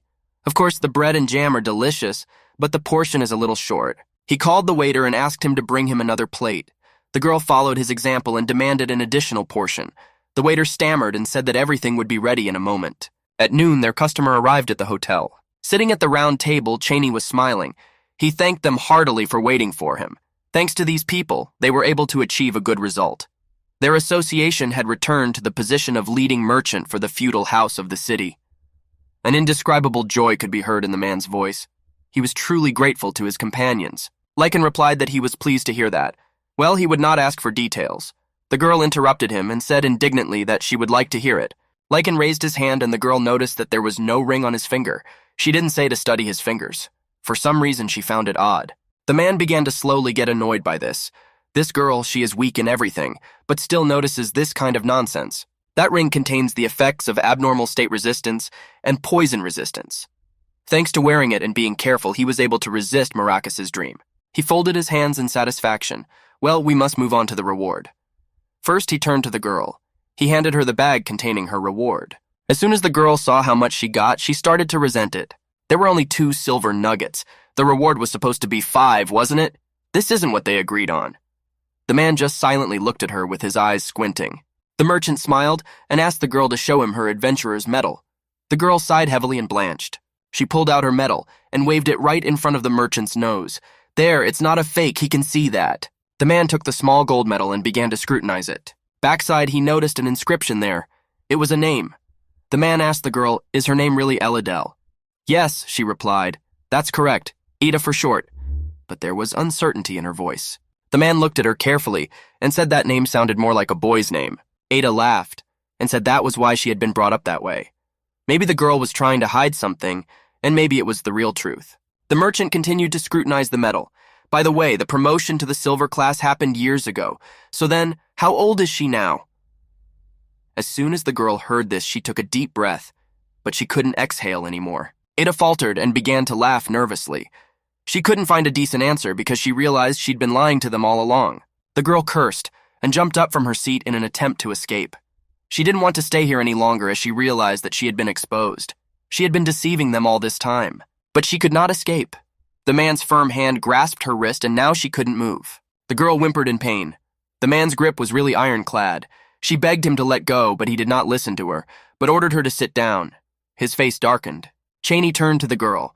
To pass off another adventurer's medal as one's own is a very serious offense. The man's look became serious, but at the same time good-natured. The girl shouted that this medal was no stranger.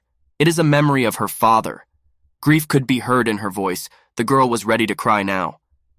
The merchant said that even if they are blood relatives, they are lying because they are not the person they claim to be. She's not really registered with the guild, right? The girl looked at him with a doomed look and sighed heavily. That was all I had left her.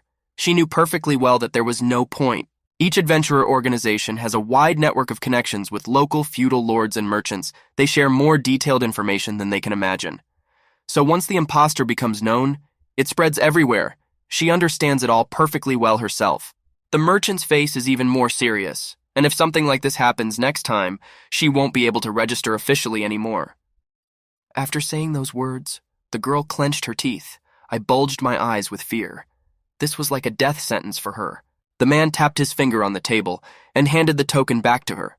Only out of respect for her father would he turn a blind eye, but only once. The man asked her not to do it again, because she was endangering not only herself but others as well. Ida took the token and leaned it against her chest. The girl quietly whispered her thanks under her nose. She understood everything perfectly well at that moment and was terribly ashamed. After everything that had happened, she packed up her things and wandered to the second floor. Now she needed to be alone to recover. The man apologized to the protagonist for the misunderstanding, and now for his reward. The man took a coin from his pocket. He held out a gold nugget to him. For them, this was a very important task, so the reward increased accordingly. The protagonist was surprised. Is that a gold nugget? He couldn't believe his eyes. This was too much. The merchant stopped his protest. No, increasing the reward, depending on how the job was done, is common practice. The man said it without a trace of sarcasm. He said Lecan's work was worthy of such a sum. When a merchant increases the reward, it means that he wants to establish a friendly relationship with the person. May they have a pleasant partnership in the future. The merchant stretched out in a wide smile. This man was good-natured and honorable. This kind of person appreciated a good job. Lecan took the gold coin and smirked. Well, that's understandable. In that case, he would accept it. It was quite a lucrative offer. He would get a lot of money and he would get to fight monsters. Everything was just as he wanted it to be. The man started to become embarrassed. He would like to talk about future cooperation. He said he would like to ask the merchant for a favor. Would he agree to hear him out? The fat man laughed. If it was in his power, he would certainly fulfill the request, that he was as benevolent as possible. Lecan said he wanted the man to introduce him to an experienced doctor. He would like to learn how to make medicinal potions. The merchant hesitated. Doctor, that's right. Besides, if they talked about someone who met his standards, the man put a finger up after all. He had one person in mind. She's a rather difficult person in many ways, and refuses to take on an apprentice without exception. But the merchant will at least try to let the man meet her face to face. Well, that was great news. He would handle the rest on his own. The merchant asked him to wait a few days while he made arrangements. I did not disperse in different directions to go about my business. Walking down the street, the protagonist pondered his problems. Thanks to this person's negotiation, he will at least be able to meet the doctor. He got a map, but her house is located in an incredibly dark alley. Locating the place will be quite problematic. And what lies ahead for him on this road? He looked at the map more closely. There was nothing wrong with it, but there was one problem. Had he really gotten to the right place so fast? The man closed his eyes and activated his sense. A huge energy sphere of colossal size immediately appeared in front of him. It was exactly the same as the one inside humans and magical beasts, but now it was just huge. Lecan was surprised at this himself. Her magic power was simply incredible, a level of a scale maze master, maybe even more. Even when he entered the city, this place was the one place he wouldn't want to go near. He peeked out from around the corner and fearfully began to look around. For the first time, goosebumps ran down his back. What kind of doctor was this man? Soon he came to a wooden house that was already starting to crack. From the outside, it looked old and decrepit. There was a small vegetable garden next to the house, where all kinds of crops were growing. It was rare to find wooden buildings in this city. The man stopped near the fence and began to study the doctor's dwelling with interest. There was no path to this house, and even the actual entrance to the yard was not visible. However, according to the map, the right end of this fence was the entrance. He pushed forward and a secret door opened. Well, now if he went around the shadows of the hedges, he might get in. The man walked a little farther. He'd managed to get past the cloak, only to pass under the rows of trees that formed the archway, and then he'd be able to approach the inner entrance. He probably wasn't sure of it himself. Soon he approached a wooden door. Behind this door is the owner of this magical power. A chill ran down the man's spine for the first time in his life. The owner of the house felt as if he sensed that an intruder had come to him, and a voice came from behind the door. The owner of the house asked who was there. Lecan replied that he had asked Cheney to introduce him. The man gave his name and said he wanted to see the doctor. He tried to speak as courteously as possible. A woman's voice answered that she had heard from him. The door was unlocked so he could come in. The man took hold of the doorknob or pulled it toward him with ease. When the doors opened, a funny picture appeared before him. A huge, massive ape stood in the middle of the room, looking at him with a surprised look. It looked peaceful and did not express any aggression. Their gazes crossed, and the two began to stare at each other for several seconds at a time. The monkey looked at him with surprised eyes but didn't move. The man wondered, is that a monkey? No, of course the doctor can't be a monkey. A woman's voice called to him from the other room and told him to come closer. The protagonist walked into the room and politely apologized for such a sudden visit. He looked into the room, still hesitant to go inside. The man looked around. There were a lot of cabinets with a lot of shelves. On each shelf were some magical tools, plates, spoons, small bowls, jars with some liquids, and at first glance it was clear that this was the house of a witch doctor. The woman sighed heavily. Well, that and everything was clear, so he was the same adventurer who'd accompanied Cheney. An old woman was sitting in a wheelchair, her long hair, which had already grown long enough to sit on her shoulders. She was dressed in some sort of robe made of the fur of some unknown animal. The old woman looked at him with her yellow eyes and studied him from head to foot. She said her name was Sheila. The man said his name was Lecan. He wanted to say something else. An old woman interrupted him and told him to wait for a while. After all, it would be rude to leave a customer standing. She gave Jericho's name and ordered him to bring a chair for a customer. The same monkey entered the room a moment later and was holding a small stool. Placed a chair in front of the guest, the monkey withdrew, making satisfied noises. The old woman apologized to the customer for this. The man thought there were too many strange things here. It wasn't just the amount of magic.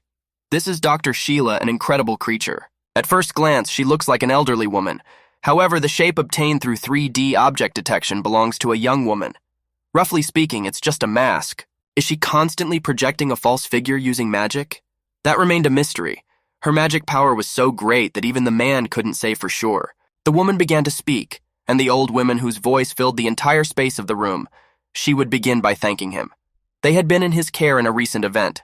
The man began to recall everything that had happened to him recently. I see, so this old woman was also involved in the merchant's business.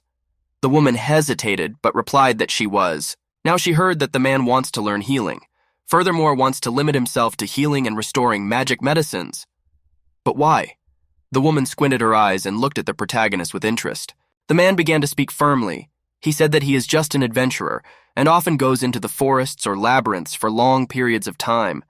Healing medicine and medicine that replenishes magic is always necessary for him on his journey. However, adventurers don't usually think about doing it themselves. He doesn't know how other adventurers are, but he wants to know well what he is entrusting his life to. His voice sounded as confident as possible. He wanted to write and dream here so that the old woman would not consider him ignorant, except when his wounds heal or his magic is restored with the medicine he made himself. As if to say, the man seemed to be choosing his words. He couldn't quite explain, but feeling the reaction to his own skills made him happy. The man got busy. A little while later, he said that he thought he liked making magical medicines. He expressed himself as simply as possible so as not to arouse suspicion, and so that the woman would definitely believe him. He looked at the woman expectantly. She just sat silently, her hands clasped in front of her, scrutinizing the man. She was curious. It was the first time someone came to her with such intentions. The woman smiled and said that it looked like the man wasn't lying. She was interested in the fact that he specifically liked making magical medicines. Still, he was right to be as direct as possible. The old woman asked him to show her the medicines he had made with his own hands. The old woman asked him to show her the medicines he had made with his own hands. Soon he pulled out 2 vials of medicine from there. One was a healing potion and the other a magic restoring potion. It was the best medicine he could make. Woman, it was a rather strange container, the likes of which she had never seen before. Sheila asked how to open it. The man said to turn the lid to the right. The woman did so, and the vial of medicine opened. The woman looked at him a little and said that the medicine was quite well made. Then she asked, "Where can I buy such a thing?" The man replied that the old woman could not buy such a thing anywhere, but he had no desire to sell the ones he had now. Then she took another potion and shook her head as she took a closer look. She said, "This is just a shame." The man watched her actions carefully. It's a woman. Maybe she has a skill for judging the quality of objects. Sheila opened the small vial of medicine and poured a small drop onto her finger. Then she tasted it. The woman squeezed her eyes shut, trying to determine the consistency. And so, the magic recovery medicine. She did the same and closed her eyes. After a bit of silence, the witch doctor said that she understood everything now. She lifted the vial of medicine to the light and began to examine it. She didn't exactly know the ingredients, and it was the first time she'd ever seen a potion like this. But the effects were great. She set the vial of potion on the table. If a man could do something like that, no matter what city he went to, he could pass himself off as a competent doctor. The protagonist hesitated and squinted his eyes. I don't know if he'd be asked to tell her about the source of the cure and where he'd learned those skills, but what would he be left to do? The protagonist hesitated and squinted his eyes. I don't know if he'd be asked to tell her about the source of the cure and where he'd learned those skills, but what would he be left to do?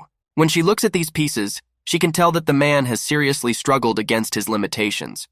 She is also interested in the reason why E-Man wants to learn new skills. However, she would first like to see if he has the ingenuity and stamina to become her apprentice. Resourcefulness, endurance. The man thought it would take a good effort if the woman was so serious. And what could he do to prove it?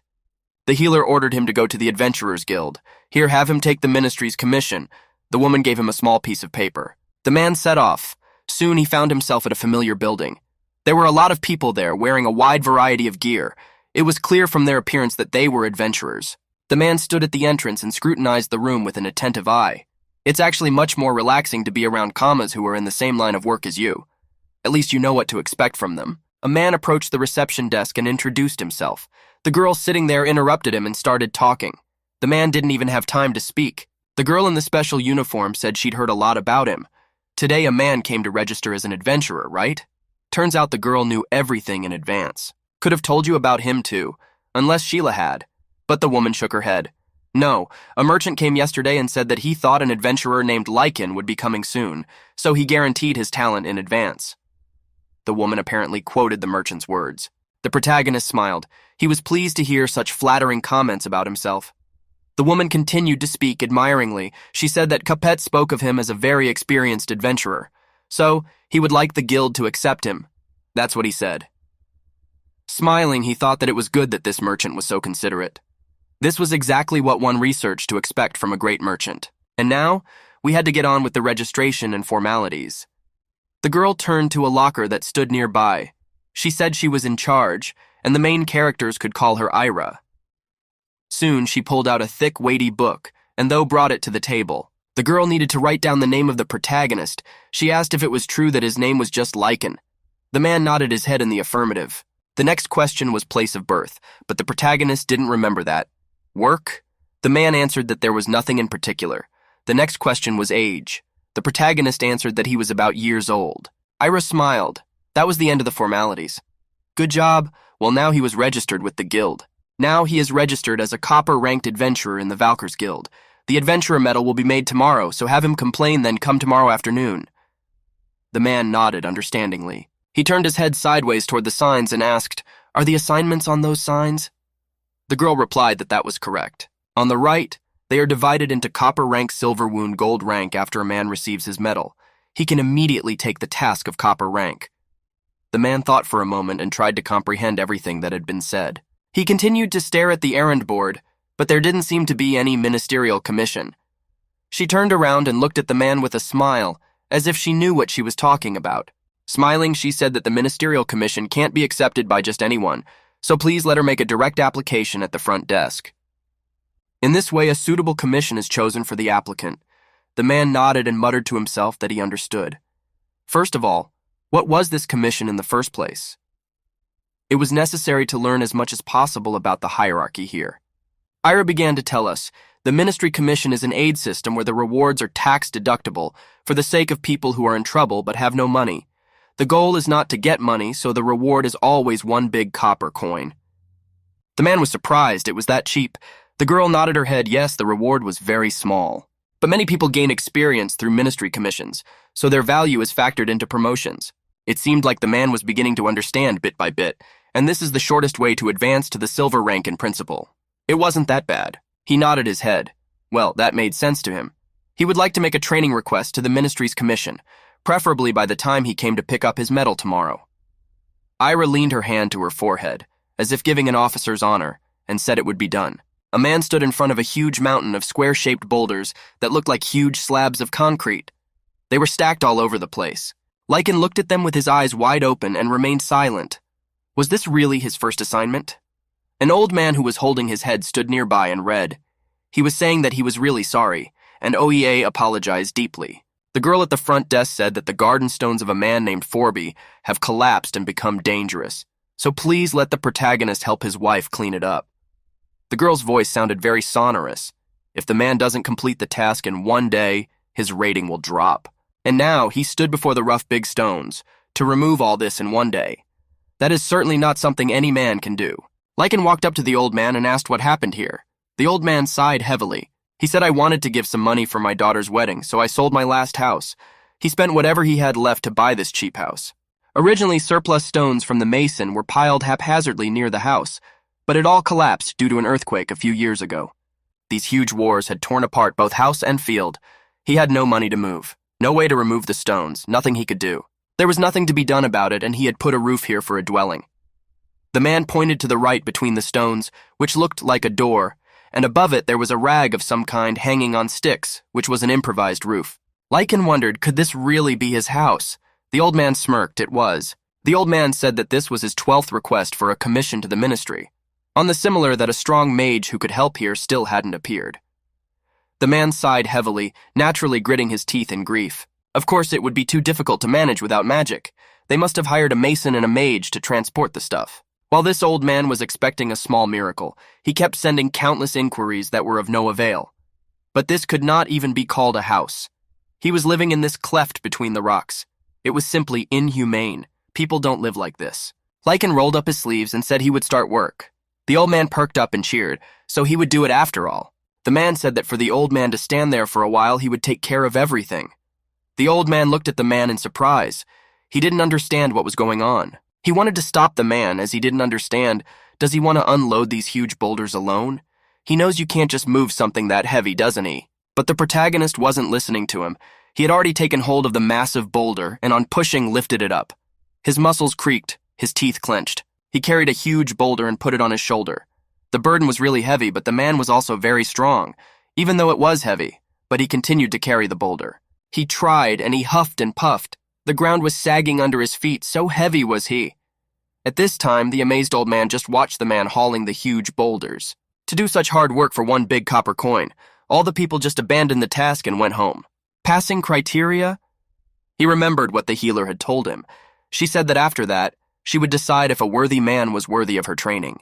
In the man's mind were the words of that witch doctor, let's see how he does. The protagonist dragged the boulders one by one. His muscles were starting to ache. Lecan groaned from the heaviness, but still stacked the huge waves in order. He had already shed his clothes, as it was very hot. The old man looked at all this and could not believe that at last, after so many years of useless requests, he had been heard after all. But he was horrified at how strong this man was. Now these clumps were very neatly laid out, it was just incredible. Lecan finished his work, and breathing heavily stood on one of the big boulders. With this, the old man would be able to rebuild his houses and fields. The man breathed heavily and looked up at the sky. He was incredibly tired. The work was really hard. The old man suddenly burst into tears and he burst into words of gratitude. He approached the old man and holding out his hand said that he should give him a coin for completing the task. The old man finished crying and cried out in surprise. The hands of the protagonist were all in calluses and scratches. Indeed, he had worked hard. Stammering with fear, the old man handed him the coin. Of course he would pay him. Soon he left, arriving at the Adventurer Guild. He stopped by the front desk. The girl said that it took him 4 days to complete the task. The man muttered affirmatively under his breath. Their eyes crossed. The man looked very tired after a hard task. The girl smiled and started digging through her papers, looking for the next task. The man asked for the next task. The girl nodded and brought him a sheet. As soon as the protagonist saw what he had to do, his eyes widened in surprise. This assignment will be problematic. The man asked the girl to change this assignment. He is not sure he can do it. Change to a whisper, similar must be a secret, but Sheila said the girl should be sure to give it to him. The man wondered, so that's how it was. A test after all. Ira waved her hands and began to assure the man that it was not dangerous, and let him not worry. But the girl's trembling voice gave away her lie. She said the man just had to play with the kids at the daycare center all day long, that's all. The man thought for a moment.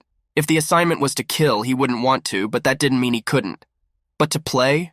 A strange assignment indeed. He asked if it was possible to make it so that he wouldn't have to do this assignment today. The girl cheerfully replied that it is certainly possible, since this assignment is always published. He could come here at any time and perform it whenever he pleased. Well, then the man decided that he would do it tomorrow. He thanked the girl at the front desk and headed for the exit. She thanked him goodbye for his hard work. The girl asked if he was going to rest at the hotel. The man got a little busy and said he now intended to go into the woods for a while. A man shouted with rage, swinging his sword. The sounds of a furious battle could be heard everywhere. His eyes blazed with fire. Blood was whipping in all directions, and someone's huge severed arm fell to the ground with a wet sound. In front of him stood an incredible-looking monster. It looked like a large caterpillar, and it had a round mouth full of razor-sharp teeth on its head. It had 2 whiskers on its head, making it look like a huge moth.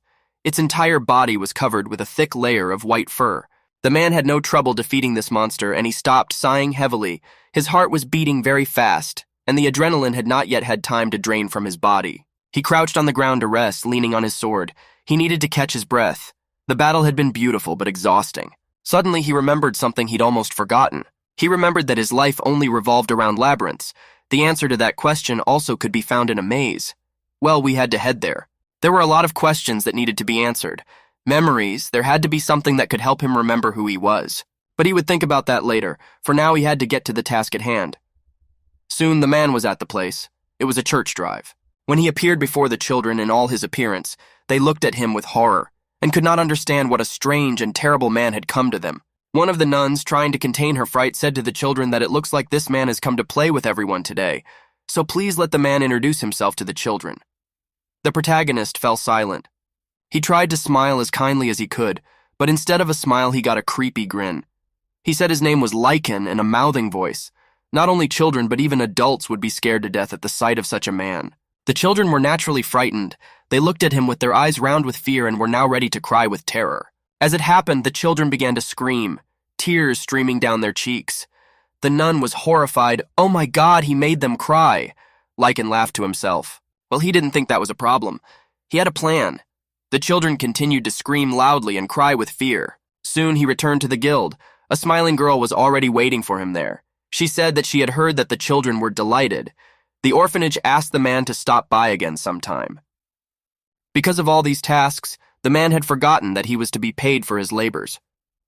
The girl handed him a copper coin, and he took it with 2 fingers and slipped it into his pocket. The girl said good-naturedly, and yet though the man initially disliked the task, still he managed to surprise her. How did he do it? The man replied that he remembered one thing from the labyrinth. In the past he had a chance to explore a jungle-like labyrinth. They were little monkey-like magical beasts, and something occurred to him. They used to scramble the heads of their victims as an amusement. The girl was horrified by such a story, but nevertheless continued to listen attentively. If this was how the magical beasts had fun, he thought the same thing might work with human children.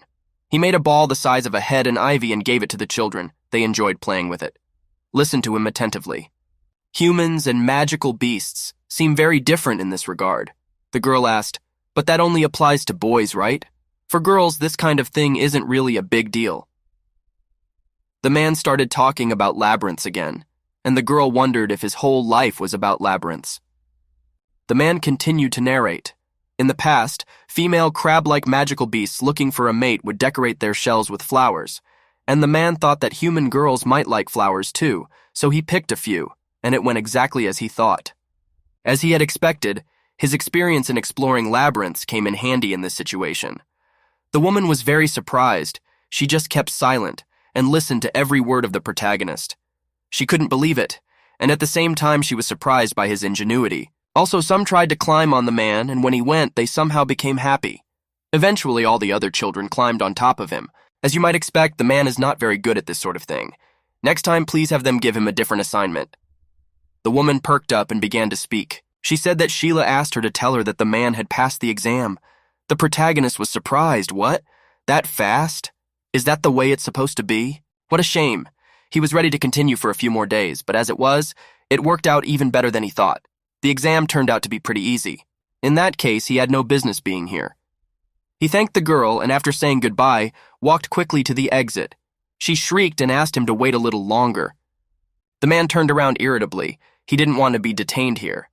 But the girl was asking him to do at least one more task. She had one, and she would want him to be the one to complete it. The man didn't understand what all this meant. The girl pulled a small piece of paper from her desk. Recently, she had received a strange assignment. Just in case, she wanted to ask someone experienced like him. The man was interested, and he asked her to tell him more about the assignment. Ira smiled and thanked the man profusely for agreeing. She said the order came from Donnie from the Lampy village. He's a famous trainer of magical beasts, known far beyond his village. The man was interested in this assignment, so he set out on his journey. Soon he arrived at his destination. The village was enclosed by a high wooden fence. Upon entering the village, the protagonist quickly found the right person. He was a swarthy man, dressed in light clothes, who was carrying 2 buckets with some fruit or vegetables. He turned to him and asked if the man's name must be Doni. The man turned around and looked at him in surprise. What does he mean? The man hesitated. He didn't know what to say, but he did ask the protagonist, is he from the guild? Lecan stood a little ways away and eyed the customer carefully.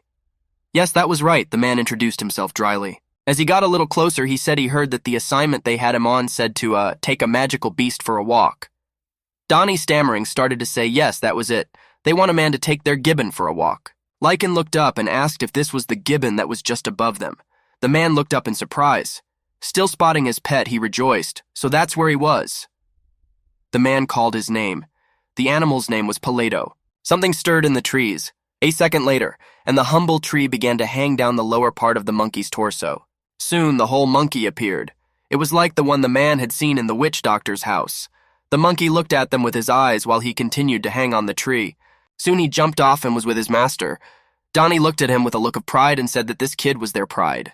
Let him greet the guest. The monkey folded his hands in front of him and bowed. Even though it was an animal, it was still quite well-mannered. He's really big. His build is better than the monkey in Sheila's house. He's also really fast. It would probably be hard if he had to fight him. The monkey looked at the protagonist with a wary eye. Since he was unfamiliar to her, she behaved with great caution.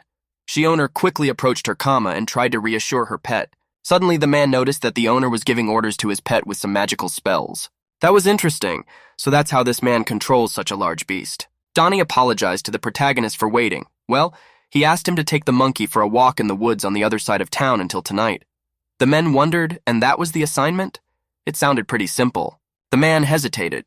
He didn't think this job was worth 1 big silver coin, but Lecan asked the pet owner, does his pet happen to attack people or something? Hearing such a question, the man's face changed. How absurd.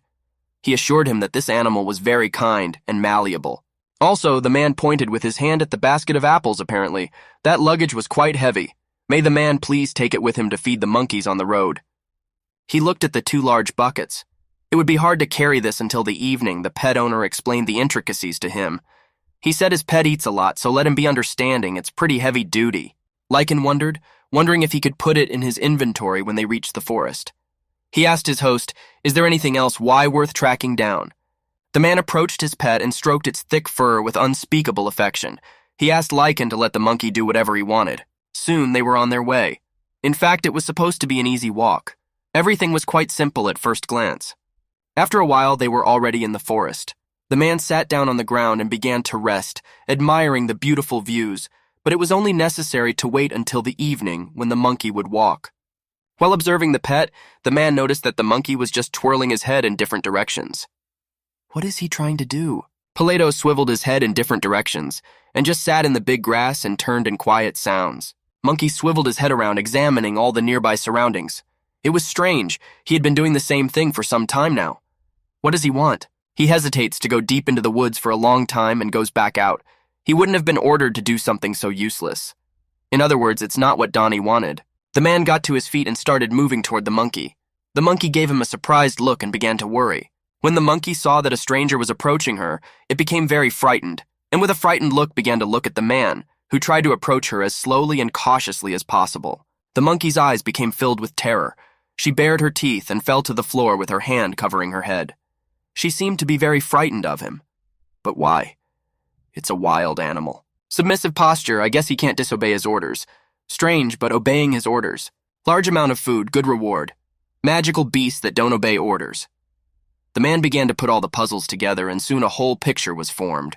He didn't understand, but somehow he managed to guess what the point of his quest was. The sun was already beginning to set over the horizon. The day was ending, and it was necessary to go back to the customer for payment to take him the magical beast. The man opened the gate, and they entered the city together with the big monkey. The pet walked obediently beside him and seemed perfectly calm. When he saw this picture, he dropped the basin of water and vegetables that he had apparently wanted to cook. His look said that the man was very surprised. His eyes went wide, expressing complete incomprehension. A single phrase froze on his lips. Why? The protagonist came close to him and told him that the task was done. Now it was time to give him the coin. The man hesitated and said he couldn't do that. He can't do it. He can't give her up. The protagonist wondered something was definitely wrong here. Why was this man starting to cause trouble? Lecan spoke calmly. He said taking him for a walk, just like the customer said. The man stammered and said that at any rate, let him do it again. He was counting on him tomorrow. But the protagonist did not listen to him and continued his monologue. The reason is that he didn't let the monkey escape, right? Upon hearing this phrase, the customer seemed to realize that he had been exposed and swallowed his tongue. Stammering, he asked, why did he feel that way? Lecan realized after all, so that was the reason. Donnie wondered, but how had he gotten it back, despite the fact that the man had given him orders to run away? It was very strange, practically impossible. Lecan replied that he had just scared him a little, and the monkey immediately became docile. The man couldn't believe it. This simply couldn't be happening. Even without a magic whip, their gibbon obeying someone he had only met today. It was true that he had threatened him and forced him to obey, but the man didn't have him on a leash. If he had actually tried to run away, he didn't know what would have happened. Paleto fought desperately against the order given to him. If he didn't, it wouldn't be easy to get him back. The man looked at his pet in surprise. The main character asked in a firm voice, so what was the point of all this farce to let one monkey escape? It's very strange and funny looking from the outside. Donnie realized that his plan had been discovered. He lowered his head and said that even he didn't want to lose this beast. The man began to narrate in a sad voice. Many rich people in the city own a gibbon from Lumpy Village or a timber wolf from Bart's Village. There has always lived a forest wolf, but in the past, they sometimes kept monkeys too. Said he'd heard recently that the Lord decides who to keep through battles. Fights? The protagonist wondered. What fights? Every year, both villages bring their best magical beasts. The one who wins stays at the Lord's estate. There was a period when the forest wolves kept winning battles. That was when the custom of keeping the forest wolves in the Lord's house came about, thus putting an end to the battles. However, the other day, the Lord came to the village. When he arrived here, he immediately spotted a gibbon. He liked the animal immediately. He asked them to let him revive this ancient tradition. That's what he eventually decided, Lecan asked. Is it a small honor? After all, the monkey would end up living at court after all. The orderer lowered his head even more. Everything was like this. Even the whole village is happy about this event. And of course, the neighboring village they were competing with was furious. The situation on both sides became heated to the max, and the atmosphere became more and more like a war between two villages. Absolutely everyone wants to win the competitions and become the Lord's supplier, whatever it takes. Lecan turned his head at him and asked, isn't he like that? Doesn't he want that? Donnie looked at him with a sad look and said that Timber Wolf and Gibbon were suited for different things. The Forest Wolf is a magical beast, suitable for combat as a guardian beast of a feudal estate. He inspires true terror. But the ape is good for helping in daily life, so he is not so important to the Lord, for he can always hire laborers. Paleto was always more interested in helping older people living alone and running a household without men. The man didn't want to let him fight to serious wounds, just for the honor of their village. That would be very foolish and cruel to the animal. However, he cannot disobey the Lord's decision. Therefore, he tried to avoid the battle by asking the temporarily hired adventurer to release him. Lecan now understood everything. Donnie nodded his head. It had been, after all, and then to make a fool of him for letting the monkey escape. Irritation could be heard in the voice of the protagonist. Donnie tried to justify himself and waved his hands. He was very sorry. That was why he decided to make the reward big. He planned to give the coin as soon as the monkey could safely escape. Lecan pondered. On one hand it was noble, but on the other it wasn't that simple. The man shouted at his customer that there was no way he would believe that. He doesn't understand what pride is. The man wondered, pride? What kind of pride are we talking about? Same thing, and it's a monkey. The man pointed his finger at the gibbon sitting a little to the side. The man said that he didn't understand how magic beasts felt, but he didn't think there was a magic beast that would be happy if he was told, "You don't know how to fight." At these words, the customer began to stammer. He didn't know what to say. Lecan continued. He said that it looked like there must be a strong connection between this man and the monkey. The man nodded his head. Life is much more important than anything else. Hunter wondered if such a man would tell him to fight for his own sake. The image of his ally he had lost so long ago surfaced in his mind. As a fighter, that would be his greatest happiness. Lecan turned to his customer and said let the man ask his pet himself. He walked up to his favorite monkey and laid a hand on his shoulder with a kind of fatherly warmth. Shyly, the man asked if Paleto would cope for his sake, for the sake of them all. The monkey clenched his fist tightly and bared his teeth. Paleto stood up on his hind legs and roared, his mouth full of sharp teeth and hands made more. No one expected such an act from such a peaceful monkey. Soon he was placed in a cage. The locals were wary of the big beast. Magical beasts. They are fighters, aren't they? The man agreed they are the best fighters in the world. Lecan said to send a new assignment to the guild, with the content combat training of a magical beast. Dew wasn't surprised. His eyes widened several times. Lecan put his hand to his chest and smiled widely. That's right, he's going to train him. For once, there was real excitement in his eyes. He loved what he was about to do. There were several mugs with hot tea on the table. The protagonist took one of them and brought it to his mouth. They were sitting at the witch doctor's house, and the woman asked him how the fight had gone. Lecan sipped some tea and said that he didn't get to see it, but he had been training the monkey for days. There was no way that the current Paleto would lose to some forest wolf. The old woman wondered, despite keeping this beast company for so long, he hadn't come to watch the fight. Some strange man he was.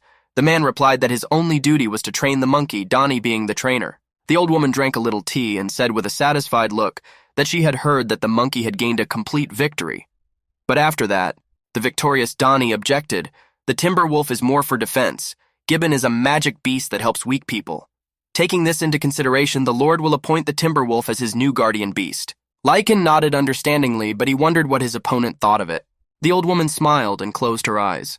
About that, in addition to their total defeat, the fact that the victory was actually gifted to them completely ruined their reputation. That village insisted on a rematch no matter what, and it was decided that they would try again in years. By now, Donnie's probably running out of orders to train the beasts. Lecan pondered, so he is also in a close relationship with the doctor. She really knows no boundaries. Now he would like to move on to how he could become an apprentice witch doctor. He had already received a message from the guild. He would like to hear the result in person. The old woman smiled good-naturedly. She said that the man had passed the exam. Welcome, he is now her new cool student. Lecan bowed to her and said he was counting on his new teacher. Sheila said in a serious voice that they were now going camping. The man was surprised, just like that. Why? The woman mocked him. To gather herbs, of course. He came here to learn how to make medicine, didn't he? There are many different medicinal herbs growing around the city. That's one of the reasons she settled here. Now she has no shortage of medicinal ingredients. Lecan accordingly nodded his head. Okay, when are they leaving? The woman replied in a cheerful voice that they were leaving right now. The man was walking along a country road, and the place seemed more and more vaguely familiar to him. Soon he came to the mouth of the river. Of all places, this was the place to set up a meeting place. The man began to look around. He recognized the area, and he didn't like what he remembered. It was at this point in the riverbed that Marakis's true identity was revealed. She didn't do it on purpose, did she? It would be very rash of him to be trapped again now. From the nearby bushes came Sheila. She no longer looked like an old woman, but a young girl standing in front of him, a small bag of supplies on her back. The girl took a full breath and, stepping a little into the water, began to rinse her hands. The man stood a little behind and modestly asked, "So where are they going?" The girl was just wiping her face with a wet cloth. She turned around and asked in surprise how the man could know it was her. The latter replied that ever since they had met, he had seen her exclusively in this form. He knew from the beginning that the old woman's face was only a mask. The man closed his eyes and sighed. The girl looked at him with an attentive gaze. So he could use magic eyes. The man was surprised. It was the first time he had heard such a fancy term. Exactly. Oh well, it was all right now. The girl smiled a welcoming smile. She always uses that form when she leaves the house. After all, it's much more convenient that way. She headed in the opposite direction and told the man to follow her. The sorceress pushed herself up from the ground and began to develop some incredible speed. Sheila felt like she was flying above the ground and her feet barely touched the surface. Most of the time she was just in the air. Lecan couldn't keep up with her. He was getting exhausted. What kind of speed is this? And she's still accelerating. So how come she said to follow her? He can't let her get away from him. All the man could see was his teacher's back. He was trying to catch up to her, exhausted. The girl was always a bit ahead. Her physical form was way better than the protagonist's. The distance between them could not be shortened. Even though the man was exhausted, the woman was always one step ahead. They were already running so fast that the wind was hurting their faces. Suddenly, the woman stopped due to sliding on the hard ground. They were standing in some strange place that was completely overgrown with unknown thickets. The healer had said that this place should be suitable. Lecan only had time to run. He was breathing very hard. It was the first time in his life he had to run so fast and so exhausted. The woman turned around and smiling said he did a good job. At least he was able to keep up with her. That's worth a lot. The man was ready to faint now. The strength of her legs. She was simply monstrous. Smiling Sheila said that it was all because she was using acceleration. As for her stamina, she used recovery the whole time. So it was all magic. It seems that the man had difficulty with Forby's garden stones. It is true they were too heavy, and it took a great deal of strength to unload them. Why hadn't he decided to buy them then? The woman looked at her palm. In her hand were several small, strange balls of some kind. The protagonist wondered, what the hell is this? That it's her stamina-restoring medication. She didn't tell him he couldn't use the medicine, did she? Yeah, men are starting to come around. Stamina, a cure for recovery. Really, how could he not have thought of that? She noticed the confusion on his face. What is it? He didn't know about this? The woman seemed to have figured it all out as she thought, this man is Envy. She guessed she would have to teach him, and she should start with common sense. A tense pause hung between them for a second. The protagonist's face turned as serious as possible, and when did she realize it? The woman tilted her head to the side and said that the man had a very scary face. Even if he is Envy, an apprentice is an apprentice. Chaney told her that he didn't get to know Envy, so he wanted the witch doctor to teach him different things. Lecan nodded understandingly. It had finally gotten through to him. Although the merchant seems like a good man, he's quite cunning, and he's also seen right through him. There have been quite a few instances where he has atoned for such a feeling. It wasn't something to hide forever. Let him think to himself. The woman picked up her basket and began gathering herbs. Lecan pondered for a moment. Trade, that's one thing. He is without offense, though he is cunning. Well, here's the monster inside this woman. The man shivered. He really didn't want to meet him. After that, the man will be practicing closely with this woman for some time. If the man has nothing to hide, it will be much easier to ask about everything. It's probably better that way. Unnecessary secrets are unnecessary trouble. Soon they came to the herb gathering place again. The woman pointed to the clearing with her hand and said that it was the man's turn. This whole area is a treasure trove of medicinal herbs now. She would tell him about their types and characteristics, and then they would gather them. Among these herbs, there are herbs that are very poisonous. There are also some that lose their effectiveness if not handled properly. Let the man get that into his head. The woman pointed her finger at her temple. They began to gather various herbs from the area. The man plucked some strange root from the ground and showed it to the herbalist. She began to explain something to him. Soon they came to a small stream. The healer said it was a good place. They would gather herbs from night until dawn, for that is when their healing properties are strongest. She handed the man a small bag. She told him to use this when he would gather herbs. It's a pouch with a box attached. A box in the bag? What does that mean? The woman replied that the Lecan world probably has one too. If they put a lot of stuff inside, they don't feel the weight of it. Yes, the man began to recall it was his inventory. He took the bag in his hands and began to look at it with interest. The man asked the sorceress if she could grant strength to vessels in this world. You woman looked at him in surprise and told him not to say such strange things. If it's not a container like a sack or a jar, what is it going to attach forces to? The man replied that it would be people. He pulled out a long sword from his body. From the side, it looked terrifying and exciting at the same time. The man drew his weapon and said that in his world this is called a vault. It is one of the skills bestowed in the labyrinths. The woman opened her mouth in surprise. She had never seen such a thing before. His body itself is a box. Surprise. A burying ground? Even a sword that big could fit inside. Also, it apparently has a large capacity. The woman asked if it could hold such bags. The man nodded his head in agreement. The woman asked, what about the bags? The man wondered if he would take out everything he had right now. He thinks he would never have tasted anything like that then, so he's not sure. Sheila was surprised. This was a truly amazing ability. He shouldn't show it to other people. In this world, a box with such a large capacity doesn't exist. Also, other people can't take items out of them, so the man will become quite popular. There will probably be people who will want to get close to him just for the box. That's how important it is. Let him be very careful. The protagonist once again nodded his head in agreement. After gathering some, they built a fire and started to cook a meal. The healer poured some soup into the plate. Smiling, she said she was glad Lecan was carrying the kitchen utensils with him as well. The man said that everything he has is inside him. Sheila looked up at the sky and pointed her finger to say that the sun was almost over the horizon. It was time to start gathering resources. She cast her spell and a glowing ball of light like a small sun disk appeared from nowhere. He looked at it in amazement and asked what she did right now. Continuing to eat the soup, the woman said it was a lantern, a very simple spell as long as it has magic power. With annoyance in his voice, the man said that he couldn't do that. The woman was surprised. Even though he has such great magic power, he can't use the lantern? It can't be helped after all. Magic is just something that is bestowed upon man. It's not a skill like medicine that you can just learn. It's the same with magic. If he doesn't practice it, he probably won't be able to acquire it. Lecan looked at her in surprise. The woman thought for a moment and said that it looked like the structure of magic in this world was much different from where Lecan came from. The woman asked, how do they acquire magic in their world? The protagonist thought, I should have phrased it simpler. Magic is a rare ability gained when he defeats magical beasts, particularly when defeating a maze boss. You can't just gain a certain kind of magic, but there are magical beasts that you can safely gain certain types of it from. There are some adventurers who go to the same labyrinth over and over again to acquire the magic they desire. The woman nodded her head. Well, it was all clear to her now. Magic could be mastered by anyone here. You just need the potential for magical power. He was curious to know about it as well.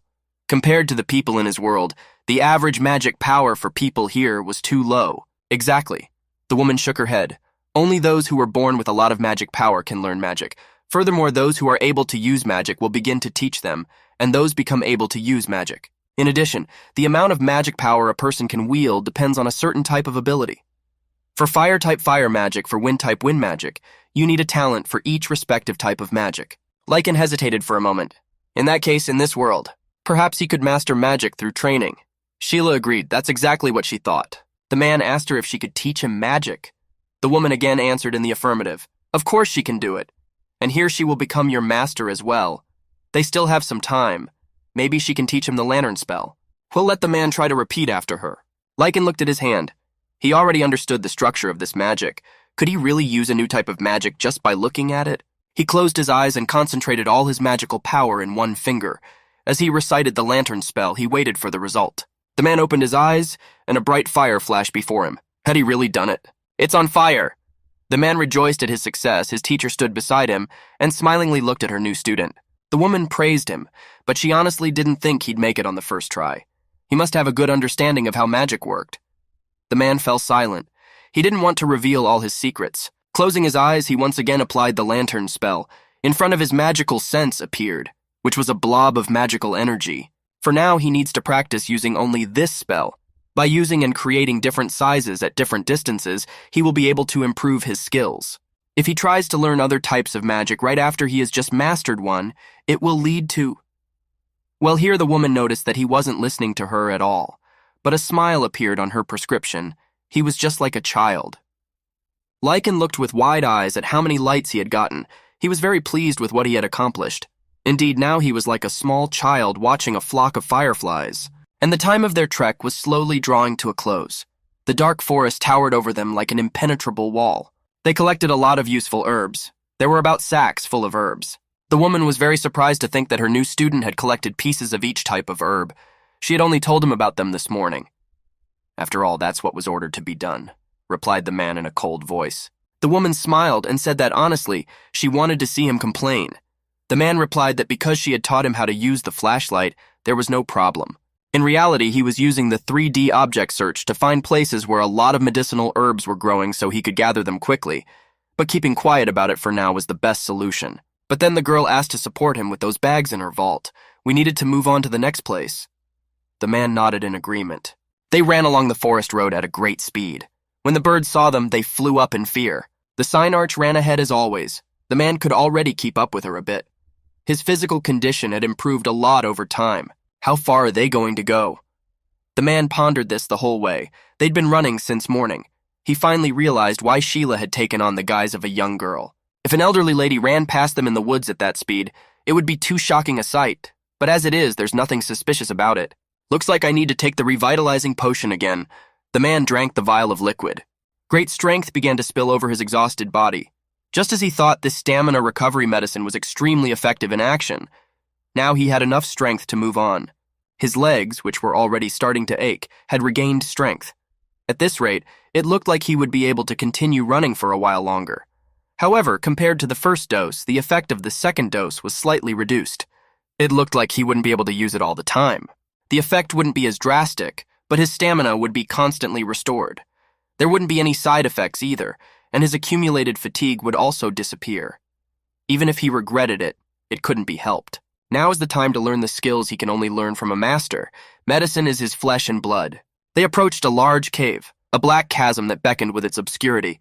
It was the entrance to the dungeon where they would need to gather more healing materials. Once inside, they began scouring the walls for the magic stones they needed. Soon the man found one that was attached to the wall. The healer looked at it with an appraising eye. She said that it had a good color and that it would be a good stone. This gem will be a universal catalyst. It's very annoying to just have to keep coming back, so this time they'll take as much as they can get. After all, they have storage skills. The man took the miracle stone in his hands and began to examine it carefully. They began to quarry stones that were embedded right into the wall. Then they stacked them on a sheet. It was quite humid inside, and the damp odor penetrated to the very lungs. The stones broke away from the wall one by one, falling to the ground with a loud sound. The man immediately picked them up and collected them. Soon, they had to call it a day. The healer said they had already dug up quite a bit, and she thought it was enough. With that much, even if she shared it with a man, she'd have enough for years to come. Lecan turned to his master and asked to be allowed to provide light for their return. The man used the lantern spell. Lighting their way, the man walking ahead of them, they slowly began to move toward the exit. The woman was walking behind, thinking about something of her own. Still, neither of them let their guard down. Sheila noticed that the man was doing quite well. The fact that he could continuously control it meant that he knew the basics of magic well. Maybe she should skip a bit and start teaching him some other magic. The man turned on her and looked hopefully at his teacher. Really? Was that what she thought? Suddenly, the protagonist heard a strange sound. It sounded like heavy footsteps, as if someone big and very heavy was approaching them. He wanted to warn the woman, but she said she knew full well. It seems she sensed the enemy even before the man did. A huge man was approaching them, holding a large, sharp pickaxe. As he approached them, he chuckled. I feel pretty good about someone just coming in here whenever he feels like it. It's his mine, after all.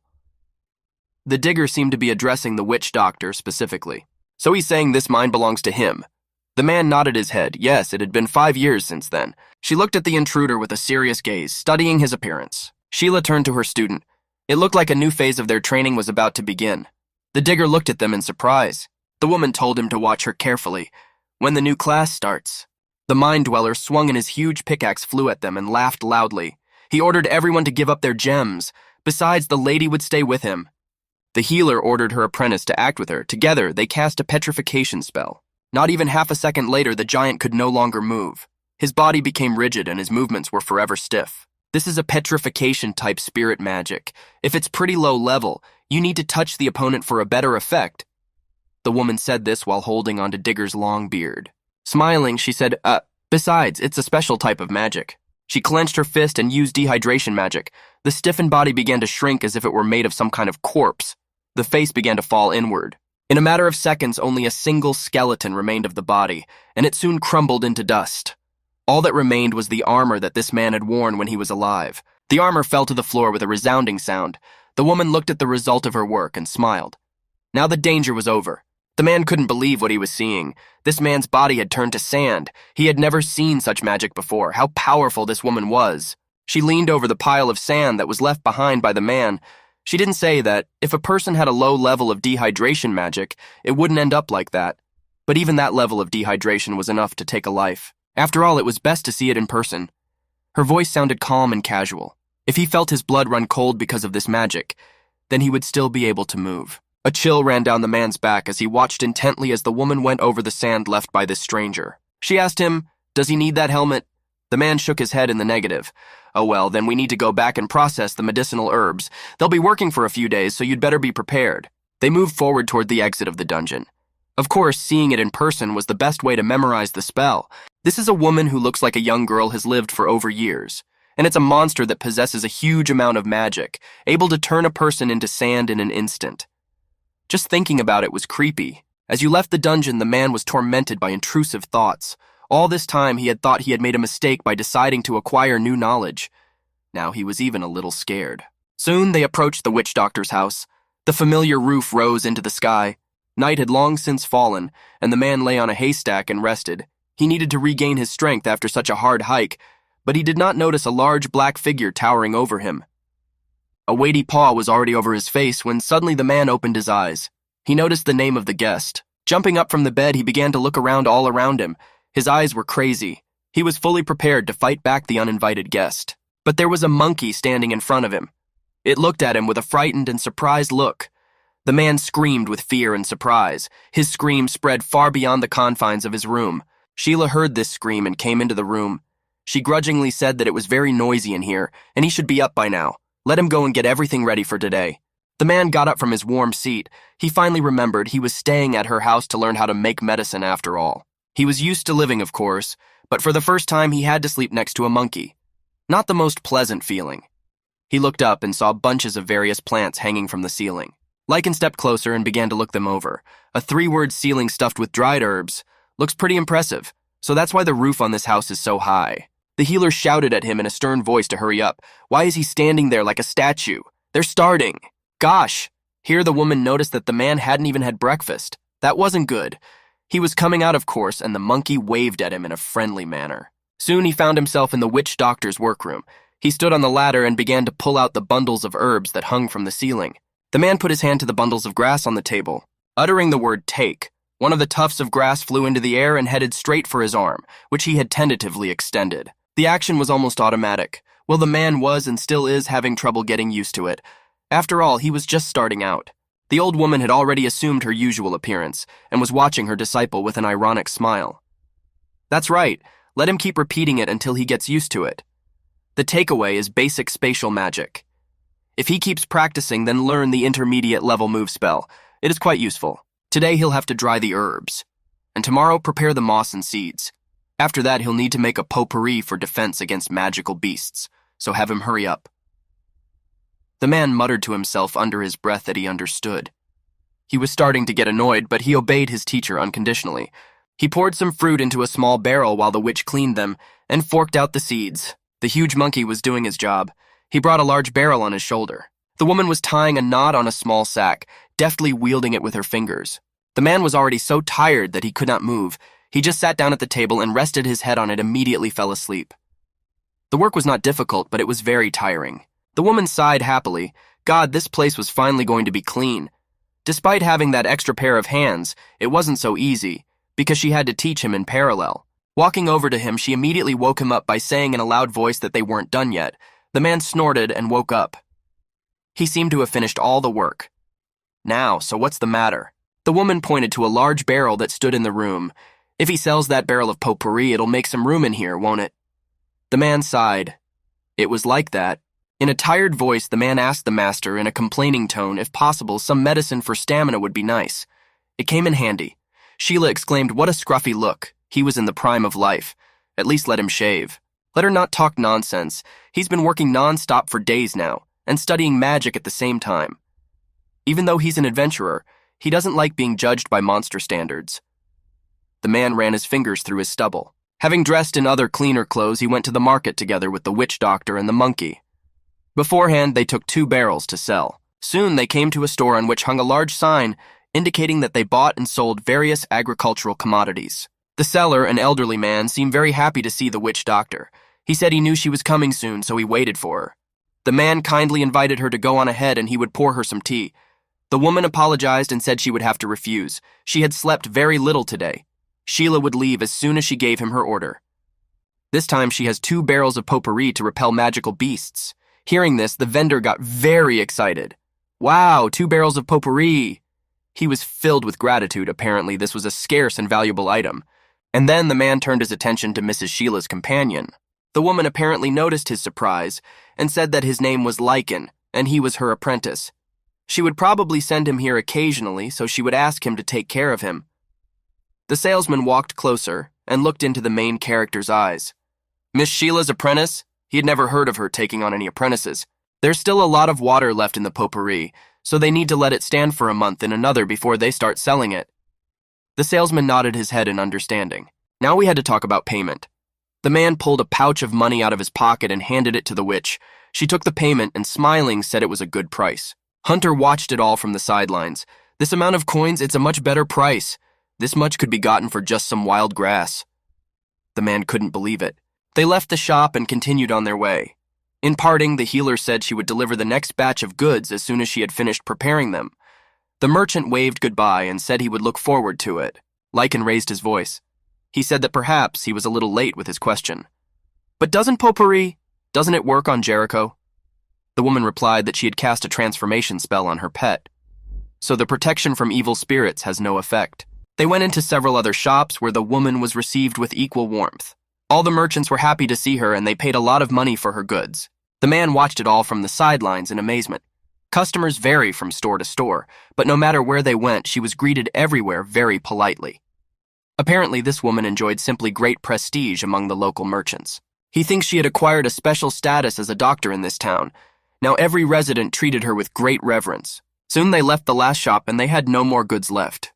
The woman sighed heavily and said she was incredibly tired. She couldn't believe it, but somehow they had managed to finish all the work for the day. The man looked at her incredulously and asked if she was sure. She looked affectionately at her student and said that he had done a good job today. Now it was time to go home. At last, they would be able to have a proper rest. The woman sighed. It was like she remembered something. Oh yes, he said he wanted to go to the labyrinth, didn't he? Then she suggested he take a break of about days so he could go to the labyrinth. The man was surprised, wasn't he? You could hear the joy of nothing in his voice. The woman said that it's just that both the medicinal herbs and good with seeds will dry out in that time. She would sleep it off as well. Lecan looked at the old woman gratefully and whispered a quiet thank you. The woman said that the nearest labyrinth, namely the Holberg labyrinth, was 2 days away. However, at his pace, it could be traveled much faster. The man nodded. The journey would only take half a day. He threw his cloak over himself and full of joy he moved forward. The labyrinth! At last he could see the labyrinth of this world. But first he needs to get information about this place. True, he wouldn't gain any experience by knowing everything ahead of time, but he needed to know at least its structure. The man walked down the street and looked around. Suddenly he felt something, someone calling out to him. A man in neat clothes was walking towards him. He turned to the protagonist and said that he had a message for him from the master. Lecan moved closer to the man and said that if he wasn't mistaken, this man was Cheney's servant. That's right, the man said that his master would like to dine with him. The protagonist grinned. Dinner? It would be nice to grab a bite to eat and regain some strength. All right, he'll go. The servant thanked him heartily. Now, we had to talk about the meeting place. Cheney greeted him cheerfully outside the resto. He said the man looked good, much better than last time. He was standing near a table with 2 chairs. Lecan asked, is it that bad? He was damn tired from working for days with almost no sleep. Indeed, at least now he could enjoy a delicious meal and finally get some rest. The man pulled out a chair and sat down next to him. Cheney was very happy to see him. He said the man had helped him tremendously as got him apprenticed and joined the organization. Lecan apologized for only being able to answer right now. The man smiled and told him not to worry. It wasn't worth the apology. He was glad everything had gone well. He turned to the waiter and waved his hand saying they could take the food out. A few seconds later, a platter of delicious food. There was meat, buns, salad, and soup. The aroma from the dishes spread all over the neighborhood. The man began to eat. He ate through both cheeks. And finally a warm wave began to spread through his body. His muscles were gaining strength. Lecan ate carefully and said it was quite tasty. His interlocutor confirmed he liked this restaurant too. By the way, he would like to talk about something. He wanted to ask about the weapon the cold-blooded Marikis used. The man remembered, was he talking about that magic cylinder? Lecan remembered. It was still in his inventory after all. The man asked, so what did he want to know? It was created by a close friend of Dr. Sheila's, a famous magical weapon maker. The man interjected, a close friend? What does that mean? The merchant said a local who was a lord bought it from her, or at least he should have. And why such a weapon ended up in the hands of an assassin is still an open question. Lecan asked, what would happen if they showed it to Dr. Sheila? Why not? The idea sounded good to them. The man asked the protagonist if something similar had happened in his homeland. The man shook his head in the negative. But something similar to this mechanism. The merchant was sitting nonchalantly and poured a drink from a mug. The atmosphere between them was friendly. But suddenly the protagonist yelled at you. Wait, isn't he getting a little too relaxed? It seems like he's telling outsiders too much about himself. But on the other hand, he is a good man, and he still owes him for the help he gave him. Now there was a good relationship between them, however.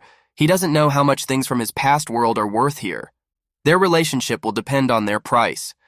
You couldn't tell too much about yourself. The man stopped talking and picked up the mug with the drink. The merchant must have noticed the man's confusion and asked, "Is something wrong?"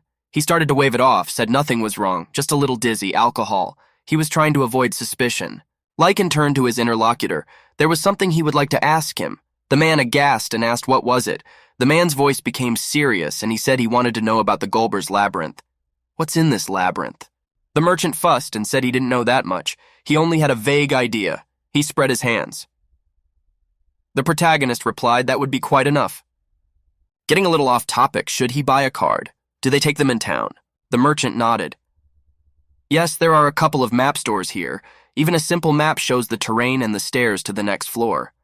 Though the cheapest ones sometimes omit this information too. It's better to pay more, but the map will be more reliable at the same time. Better maps sometimes indicate the type of magical beasts that dwell there. Wait a minute, what's with the stairs? The man is interested in this moment. Cheney said that the labyrinths are divided into several floors. The protagonist interjected, meaning they can be used without even defeating a floor boss. Floor boss? The man interrogated him. Their conversation went on for quite some time.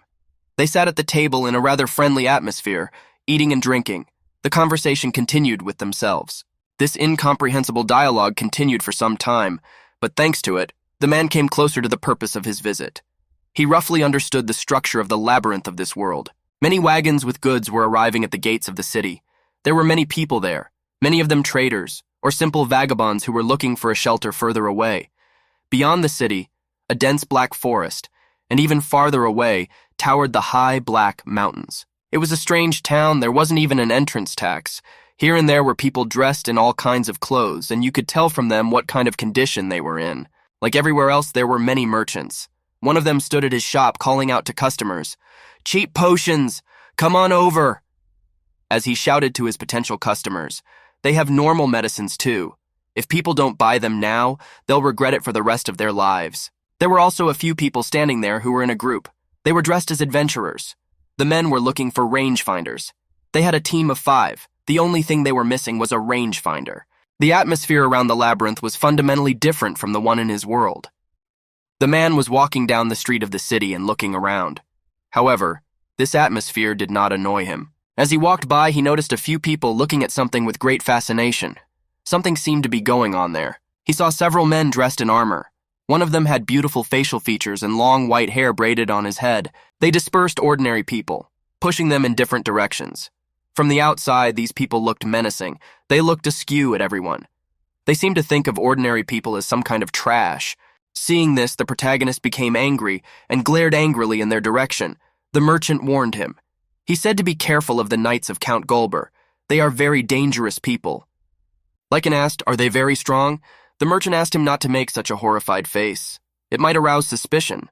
The man said that these people are not that much stronger, rather problematic. Lecan added that they also like to pick fights. He was absolutely right. These people harass and blackmail the adventurers who are lucky enough to find the treasure. A similar thing happened last year. An adventurer found a decorated sword in the labyrinth, but it belonged to a relative of the Count. This man had once escaped with it into the labyrinth and died there. Lecan asked, "In what way decorated?" The man replied that this sword had a special effect on every item in the treasury. Even a small blade with this effect would be incredibly expensive. Regardless of the price, anything found in the labyrinth belonged to the person who found it. That adventurer was a good man and a swordsman. He wanted to use it himself, however. The Earl's Knight saw this sword and forced the swordsman to auction it off for power. Auction it off? What does that mean? The man shook his head in agreement. It was just as he'd realized. The guards had given him a very small fee. Only the Earl's Knights participated in that auction. The others were simply not allowed to attend, and the reason for that was this excessive suspicion. The man nodded his head. It was clear. So this was what the Count was really like. He had to be careful and less likely to be seen by these people. He was physically stronger than them, but he didn't want to get himself in trouble. He would like to participate in life-threatening exchanges in the labyrinth, but he has no desire to involve himself in conflict outside of the labyrinth as well. It was necessary to confine himself to treasure hunting only. Maybe he should go back. A strange thought flashed through his mind. The man walked down the street, trying not to touch anyone, since he didn't know anyone in this town. Suddenly, a man blocked his way. He addressed him rudely, preventing him from passing. It was one of those guards. He asked the man rudely, "Where did he come from?" He mumbled. He didn't want to confront anyone right now, so he had to get rid of this annoying man as quickly as possible. He replied dryly that he came from Valkyr. When he heard the name, the guard rejoiced. He said he had been there recently, a beautiful city. With a sly grin, he said, "So he's going to explore the labyrinth and make money. Then let him remember to drop something off for him on the way back." Lecan said nothing, but merely walked past inside the labyrinth. The guard wished him a fair wind as he passed. The man muttered words of thanks under his breath. Clearly, this soldier is different from those guys. He's probably a former adventurer. So far, he didn't pose any danger to him. Around the entrance to the labyrinth, a multitude of people had gathered. All were waiting for their turn to move into the dangerous depths, on a treasure hunt that promised them great riches. Many people, including the guards, moved forward. In the middle of the labyrinth, which was very dangerous for ordinary people, not everyone would dare to go there. The man marveled at how big this entrance was. "I'm already being told of the number of adventurers looking to make a profit." He looked around at everyone present. They all looked bright and energetic. The number of street stalls was as large as Valkyr's shopping district. When he heard about the Count's problem-solving methods, he thought this place was terrible. However, it wasn't quite like that. The man believes the Count can't control people's hearts. Needing to find a way inside, the man moved forward as if oblivious to his surroundings. Suddenly, he was blocked by a man in uniform. He shouted, "Where's he going?" The man turned around to look at him, who continued to yell at him to get back in line. Lecan wondered, having to wait in line to enter the maze, for the first time in his memory. But there was nothing to do, so the man joined the queue and waited patiently for his fate. More and more people entered the labyrinth. Men, women, teenagers. Everyone wanted to try their hand and hunt for treasure. He took a map out of his pocket and opened it and began to scrutinize it. This place on the map is marked as the entrance. To get to the first floor, you'd have to go down the stairs. Activating his vision, the man saw many points of energy. It looks like there are only humans here for now. He guesses the magical beasts will only start appearing on the first floor. Need to walk faster up the stairs. Suddenly, something confused him. Something strange has been happening, people disappearing. Or the other way around, it's like they're coming out of nowhere. No wonder. I guess it's supposed to be like this. Many people appeared, waving to each other and smiling happily. Well, okay, he decided he'd deal with that later. Right now, he needed to concentrate on his journey. Now it was his turn. He approached the entrance with some trepidation. A large staircase led into the labyrinth. And there he was. And more than the man had expected. Even life detection can't see the lower floors. It's just like the mazes in his world. After a while, he went down to the first floor of the labyrinth. There were also many people walking around and searching for treasures. There were a lot of people here. The man was even surprised by it. He tried to pass by carefully so as not to hurt anyone. In one place, two adventurers, a mage and a knight, fought a creature resembling a large ape. While he was watching this incident, another monkey of the same kind rushed from his back and prepared to grab him. But the man felt it all perfectly and drew his sword and in one swift motion cut it in half. Blood spurted in different directions and the monkey only managed to moan and fall to the floor dead. Why, he killed several more of these creatures. One of them he cut off its head, and the other he simply cut in half in midair. This place was too boring for him. He needed to move on. The monsters on the first floor were too weak. There wasn't even any interest in killing them. All this time he had been comparing the labyrinths in his world to these. In the labyrinths in his world, there were forests, fields, sometimes some buildings. Even the light level was different. Would this stone labyrinth ever end? Although he thought it wasn't so bad. Soon he came to a fork. There were two paths which led to unknown places, probably to the lower floors. Activating his vision, he saw two energy points that were rapidly approaching him. Two magical beasts. What would happen on the second floor? Two beasts flew straight at him, Razine in their huge mouths. They were timber wolves, common opponents who to an experienced adventurer posed no danger. Lecan swung his sword and in one fell swoop cut both of them down. The wolves only had time to lash out and fall to the floor bleeding.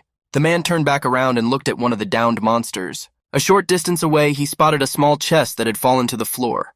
There was a small reward for the small and weak. He picked it up from earth and began to examine its contents. There was some small object in the chest. What else was it? The man gently picked it up with 2 fingers and began to examine it. It was a light red soft thing. Is there some kind of liquid inside? It looked like some kind of egg. Suddenly, something distracted the man from his study. There was a strange sound from outside. He immediately turned his head in the direction of the sound and prepared himself. One of the timber wolves grinned its teeth and walked forward, having already seen its prey. There was a man standing there, defending himself with a sword and a small broken dagger, trying to drive the beast away. He did not succeed well, for he drove it into a corner. Behind this man lay another man, apparently a woman who he seemed to want to protect. He walked farther and farther away, his eyes filled with terror. Somewhere in the back of his mind he knew he was about to die, and then the monster leapt at him, opening its stinking maw. The man covered himself with a shield, hoping it would help him. Already resigned to his fate, he let out only a pitiful groan. Lecan was just in time. He jumped on top of the monster and with one blow, cut it in half at the neck area.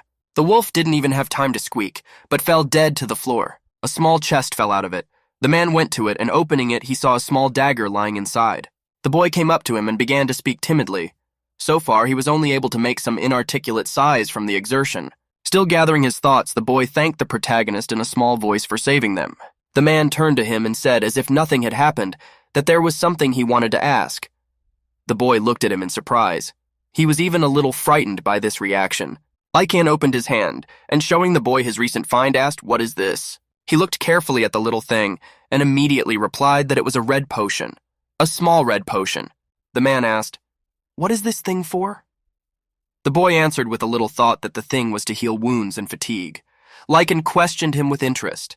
He said, "Red potion, so there are other kinds?" The boy stammered and replied, "Yes, there are quite a few kinds. Restoration potions are divided into red ones for stamina and healing, and blue ones for mana, which are available in 3 different sizes. There are also yellow potions that cure abnormal conditions and green ones that get rid of poison, but they are quite rare." The man nodded. He more or less understood. Lecan held out a small potion to him and said that in that case he should use it. The boy was surprised. He could not waste such a precious item on such minor wounds. The man said he wasn't giving it to the boy, but to the girl who looked seriously injured. The boy turned to look at her and noticed that she was lying curled up and moaning in pain. It seemed as if she was about to give out her last breath. The boy apologized and, clutching the potion to his chest, said, "It's coming right up." The girl was barely breathing. She was turned over on her back, her eyes barely open. She seemed very exhausted. The loss of blood was considerable, and action had to be taken now. "The girl has turned very pale from blood loss. If you don't give her the potion now, she might die." The boy clapped around his friend and stammered, asking the man how he could repay him. The man turned around and said it was okay. He didn't need anything. After drinking the miracle potion, the girl was instantly revived, and her cheeks turned pink and full of life. Well, he'd learned everything he needed to know. Soon he descended to the 3rd floor of the labyrinth. It was much darker, and the humidity in the air had risen. This floor had no variety. The man turned his head in different directions, but saw nothing but stones, a great many stones. Although it is not different in appearance, there is magical power inside this stone. He walked over to the large stone and began to scrutinize it. So this is what the magical beasts of the 3rd floor look like? Suddenly the stone stretched out and turned into some kind of energy wave, which now rushed towards the man. Lecan reacted quickly and chopped off the limb that was reaching for him. Indeed, it was such a disguise. It turned out to be a large slug. It shrank back and took on the appearance of a normal rock again. The man thought about it. It was very strange. So these creatures have the properties of slime. Looks like we can't just cut it open, because it's going to fuse right back together. The machine squinted its eyes and tried to think of the best way to hit it. It was worth watching the actions of the other adventurers. He hid behind the rocks and began to watch the man who had also approached the rock. The man threw some kind of sharp object like a knife at stone and began to get the monster's attention. Slime immediately reacted and lunged at her attackers. One of the adventurers, apparently the girl, started to apply some kind of spell, holding a small dagger in her hands. After a few seconds, a pillar of flame burst out of her hands and flew straight at the monster. As it slammed into the stone, it completely incinerated the monster. The girl immediately snatched the magic stone that fell out of the monster. They managed to do it as quickly and safely as possible for themselves. They clapped each other's hands and laughed happily. They had done so well. The man was watching from the sidelines. Well, it was very clear to him. It seemed that magic was more effective than a simple slashing weapon. But then it's time to use your secret weapon. He pulled an obscure object out of his inventory, and this was an incendiary dragon glove. It was worn on the arm and was a large sleeve from which flames were released. It's a magical weapon that shoots light when he puts magic through it, but he wondered if everything would work out the way it should. and prepared to strike with the hand on which this magical instrument was. The glove quickly dug into the soft and pliable material that made up the stone. Lecan applied his magic and the gauntlet glowed with a bright light, incinerating the vile slime. Oh great, everything worked out just the way he wanted it to. Now it's going to be a lot easier. The man scrutinized his device carefully. There are many cases where magical beasts with high resistance rates to certain types of A are so weak to others. If he recognizes their weaknesses, it will be easy to handle. People started throwing surprised glances at him, watching the man handle all the dangers with ease. The glove stabbed its point into one stone and another, and each of them was incinerated and destroyed in a fraction of a second before they even realized what was happening. Just as he thought, the labyrinths were pretty great. The man was getting into the excitement. For the first time in his long time in this alien world, he was beginning to enjoy himself indescribably. This is where he felt alive. His memories of his childhood and youth were as if in a fog. He faintly remembered adults yelling and kicking his legs, and he was always hungry. Soon he was taken into the orphanage, which was located at the temple. The nuns were called loving mothers, but they were terribly strict and stern and not at all kind. When he thinks of the orphanage, nothing good comes to mind. The children were exploited and abused, and they evaluated who would be sold to the highest bidder. But basic necessities and education were provided by charity. Now, he realizes, it was still better than nothing. However, in those days he knew nothing and escaped. Even after escaping, there was nowhere to go. He fainted from hunger and cold. It was then that the little boy found his first labyrinth. He stood before a huge entrance whose blackness beckoned to him. He entered the dark wasteland of the unknown labyrinth and began to advance. His legs buckled, but still he went forward, overcoming his inhuman fear. Suddenly, from the darkness of the labyrinth, a horrible creature pounced on him and opened its mouth to devour the boy. The monster was about to bite him, but suddenly the boy saw a sword lying near him. That was his salvation. Grasping the huge hilt, he forcefully thrust the sword blade into the monster's eye. It went in easily, splattering blood everywhere. The monster shrieked and fell to the ground with its last breath. He had killed his first monster. Holding tightly to the handle of the broken ball, he moved farther and farther into the darkness. The boy looked at the sword blade that had saved his life with wonder and gratitude. Through luck and the labyrinth, he survived, and he continued to survive. In this way, he acquired both the skills of strength to fight and a rather large sum of money. He had few good experiences with humans, but the labyrinths kept him alive. They were cruel but just. God's just judgment was indeed in the labyrinths. That's what he believes with all his heart. Soon he went even lower, all the way down to the 25th floor. This place was very different from the previous ones. The stone around was cracked and the dampness increased. It was even hard to breathe, but the man was used to it by now. Lecan ran at the huge monster that opened its square mouth and looked at him with its 8 eyes. It was a golden flying spider, one of the monsters that live on the lower floors of the labyrinth.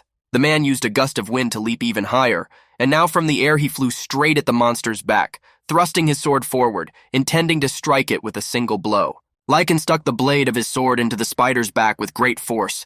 The ball easily pierced through the shell and entered the soft flesh. The spider was defeated. Soon he was down another floor. The labyrinth didn't have much variety in the floors, and all that indicated that he was going lower were the monsters.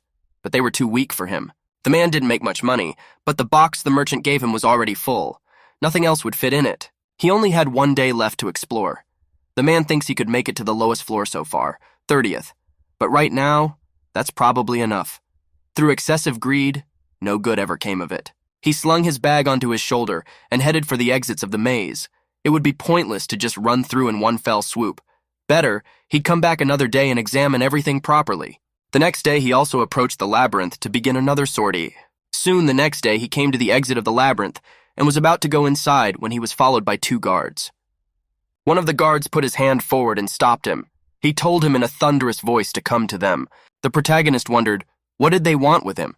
The guards surrounded him and asked him politely but confidently to come with them. Soon they approached some kind of gate, which also had a few guards. The protagonist saw that there were quite a few guards there as well. In addition, there were more adventurers there. The man quickly guessed it was the soldier's post. They also seemed to be buying goods from the labyrinth. The merchant was telling him that it was best to sell locally for cash. The man shifted his gaze to a small shop where there were many people trading something. The 2 guards began to talk to each other in a concerned tone, one of them asking where the captain was. The other replied that he had just called for him. Suddenly, heavy footsteps were heard. It was a man of tall stature and middle-aged. He had a rather sturdy build, and he was grandfathered in a shining armor. This was the captain of the maze's security division. He politely apologized for summoning the man here. The main character introduced himself and said his name was Lecan, a demon lord. Who called him that? The head of the guard smiled and said they would get back to that later. He asked if he could come to his room. Lecan says he doesn't mind, but asks the man to be brief. He is very hungry. The chief of guards nodded understandingly and asked someone to go over and buy them 10 kebab sticks. Soon a treat was brought to them on a plate. The shish kebab exuded a simply excellent aroma. The odor immediately made the main character salivate. He hadn't eaten normally for days. 2 men sat down at the nearest table and started a dialogue. The supervisor asked how the man liked this kebab. It's the most popular food item among the members of the security division. Lecan shook his head and said that they were simply delicious. Then, the man took out a small leaf from his pocket and put it on the table. Now they would get to the heart of the matter. The man looked at the piece of paper and said in a serious voice that there had been a lot of complaints about the man recently. Lecan was wary and said as kindly as possible that he had no intention of causing anyone any trouble. The chief of the guards smiled and said he was sure he had. Looking at him, the man said he was a pretty strong guy. He could tell just by looking at him. Lecan probably wouldn't gain anything by asking for trouble like that. However, the chief of guards thought about it. There are people who were threatened by the protagonist on the 1st and 2nd floors. Also, people who were attacked by him, so he can't ignore something like that. Lecan got busy. He didn't do anything like that, but suppose if he did, what is wrong with assaulting someone in a maze? Murder and theft should not be considered a crime in a maze. The chief of guards looked closely at the protagonist's face. That might be true, but they have a duty to protect adventurers in the Gulber. Regardless of whether it happened inside or outside, they keep an eye on everything. There was a tense pause at the table. The chief of guards interrupted it and said he understood the guy's situation. He's not from around here, right? The protagonist replied, that's right, he came from the far north. The knight's voice was as polite as possible. He continued, as the man already knows, a lot of people are challenging this labyrinth. Among them, there are also many young people without any experience. These guys are improving their skills by gaining experience on the upper floors. The feudal lord wants to create an environment where these young men can easily grow up. Lecan remarked that they seemed very caring, treating the young adventurers that way. The man replied that they did. Even though it was dangerous, everyone was doing their best. But if a strong person joins who is clearly on a different level, say someone like Lecan, there's a concern, no doubt. That's how it is. What's he going to do with them? What kind of feelings? He seemed to fly over the heads of the other participants on the stairs. The man replied that that was right. He wanted to get to the lower floors quickly. He seemed to have guessed. Is that why he was called a demon lord? The warden laughed, said he gave them a good scare. Also, too many earth slugs were killed on the 3rd floor. Was that him too? The man began to guess it must be the name of the very slugs he was killing. The man agreed he had indeed killed quite a few of them. The chief of guards nodded understandingly. Well, he wasn't trying to do anything wrong, but the 3rd floor is important grounds where single mages can hunt.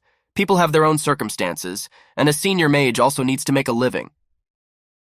The man seemed to be starting to understand something. There were quite a few conventions here after all. He nodded understandingly and said he would abstain hunting on the 3rd floor. The head of security was very pleased with this response. It was excellent. He said that it would really help them a lot. And there was one more thing he found hard to say, but still needed to. The complaint came from some other people. Because he walked by them, they got distracted and one of them got hurt badly. Now that was weird. He has no need to respond to such an attempt to pick a fight. However, this captain works to protect the weaker adventurers. Lecan placed 2 small red potions on the table and said that in that case, let the captain give them this from him. As soon as the man saw it, he was surprised. A little red potion and 2 of them. Adventurers said one was for healing and the other as a token of his apology. He doesn't care how they are used. The captain took the potion in his hands and immediately softened. It turns out this man is not only strong, but also very good. The captain thanked. Thanks to this, it is possible to mediate with young people. Other than that, he's counting on him. Lecan was eating his kebab with gusto.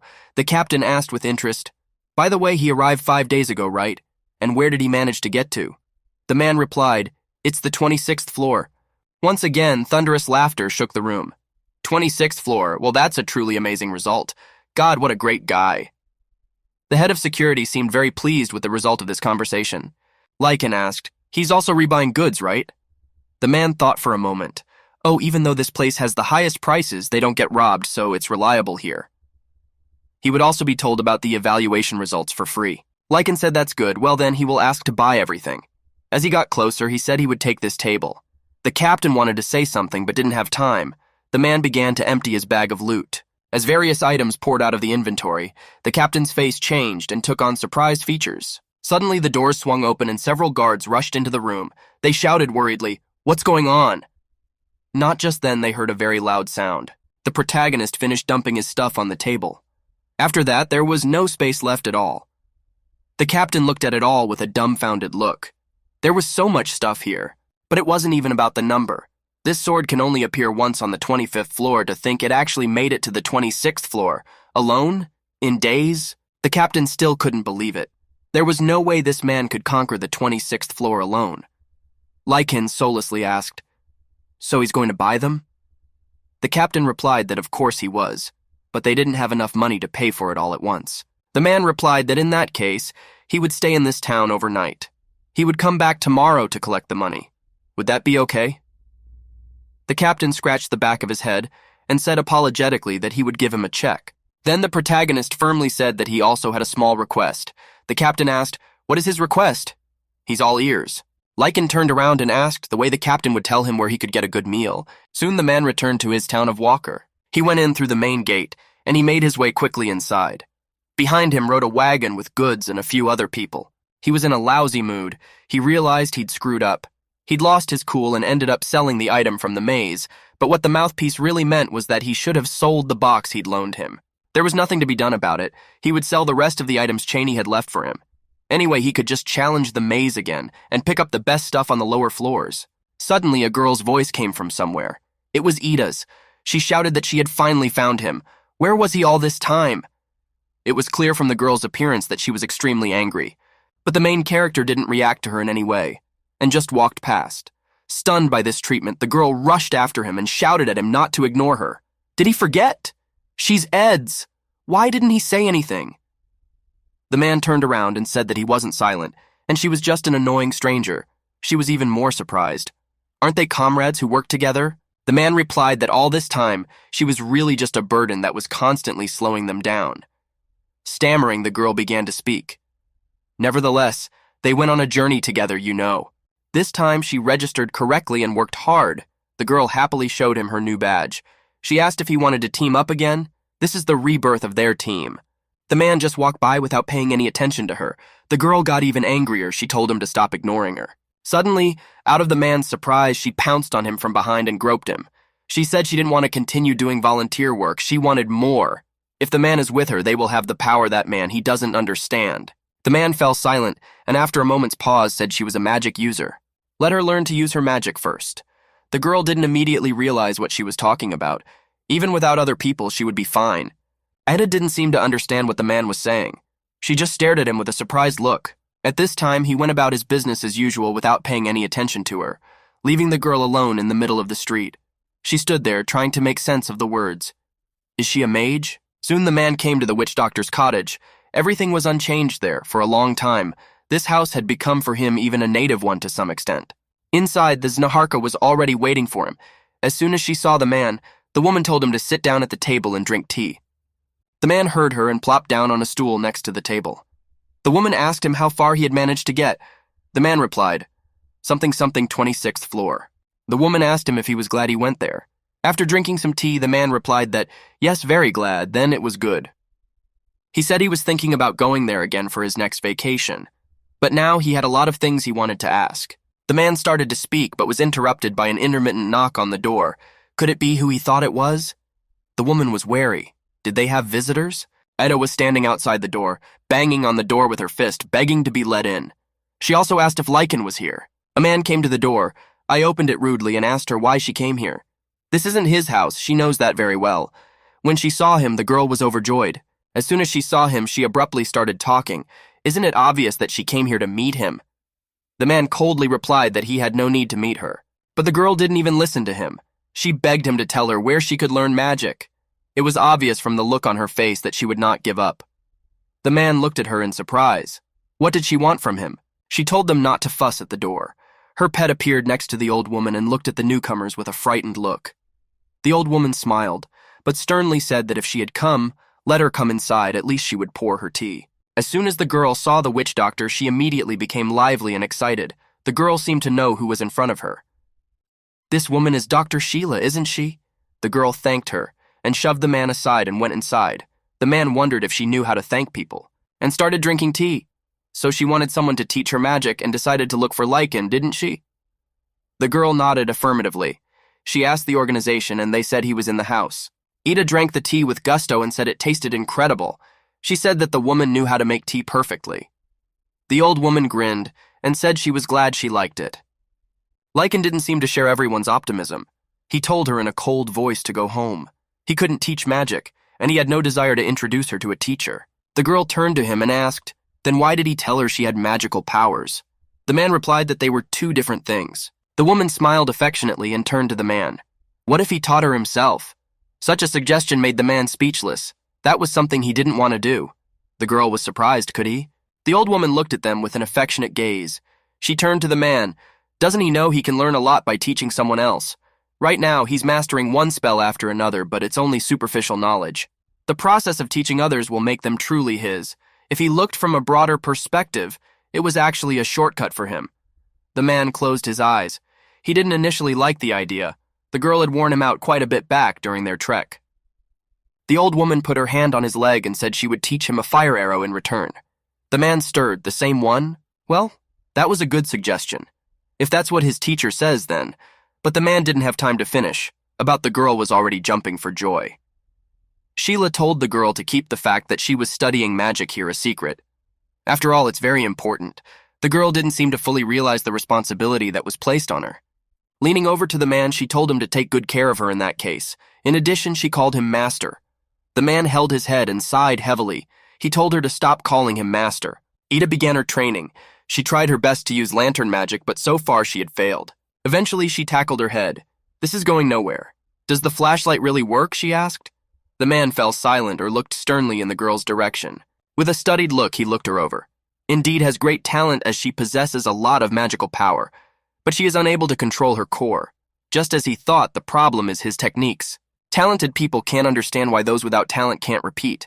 The man needed to think hard about what he was doing. Let him try to explain it. The man fell silent as he thought about his words. The old woman turned to him and said that they would soon finish the medicine. Afterward, they would immediately start making a batch for next season. The man nodded understandingly. The girl raised her hand and shouted that she wanted to help too. In that case, she could grab a ready batch of medicine. The girl shouted that this was just great, and she was sure to make it at all. The old woman was stirring something passionately, and thick smoke was billowing from her pot. The production of medicines was in full swing. At that time, the girl loaded with bags of medicines went to the market to sell them. There was already flavored tea on the table, and filled the whole room with its wonderful smell. The old woman sat at the head of the table and thanked the girl heartily. They had managed to finish faster than usual, only because of her. The girl laughed and scratched the back of her head in embarrassment. She said that unfortunately she has to postpone her magic training. She has an errand to run for the guild, so she can't come here for the next days. Sounds good to me, but she shouldn't rush through the training. She knows it all too well. The girl screamed that she knows everything. We'll definitely keep everything a secret. The girl turned to the main character. Maybe they need to take a break for a while? The man smiled and wryly thanked her for her hard work. He turned to the old woman and asked, "Is it okay if he goes to the labyrinths again then?" As soon as the girl heard about the labyrinth, she said she was going too. The man turned to her and said, "But she has an assignment from the guild." The girl started beating her fists on the table and shouting that she wanted to go to the labyrinth. The Znaharka intervened in the matter. She gently told the girl that a man could not take someone of her level into this labyrinth. It was perfectly normal to improve at her own pace. She should understand that. The girl wanted to object. Besides, if she doesn't fulfill the requests already accepted, their trust in her will suffer greatly. If she wanted to reach the silver rank quickly, she should work on her conscience instead of looking for different tricks. The girl sighed heavily. She understood all of this perfectly well. Lecan sighed heavily. God, he really didn't want to get caught up in watching the kids while in the maze. He wasn't some babysitter after all. The old woman said that she had no plans to collect medicinal herbs for now, so he could explore the labyrinth at his pleasure. The man said he really appreciated it and thanked the old woman. He said that if possible, he would at least practice a fire arrow of some high-level magic before he left. But the old woman sipped her tea and said there was no need for that. She had taught him the basics. He'd better master them in real combat. She inhaled and said it reminded her of something. She walked over to the shelves that held many vials of potions. Here, she would give them to him as a parting gift. It's a magical restorative pill she created. Let the man take them with him into the labyrinth. The protagonist thanked his teacher heartily. Soon he approached the entrance to the labyrinth. As always, the place was buzzing with activity.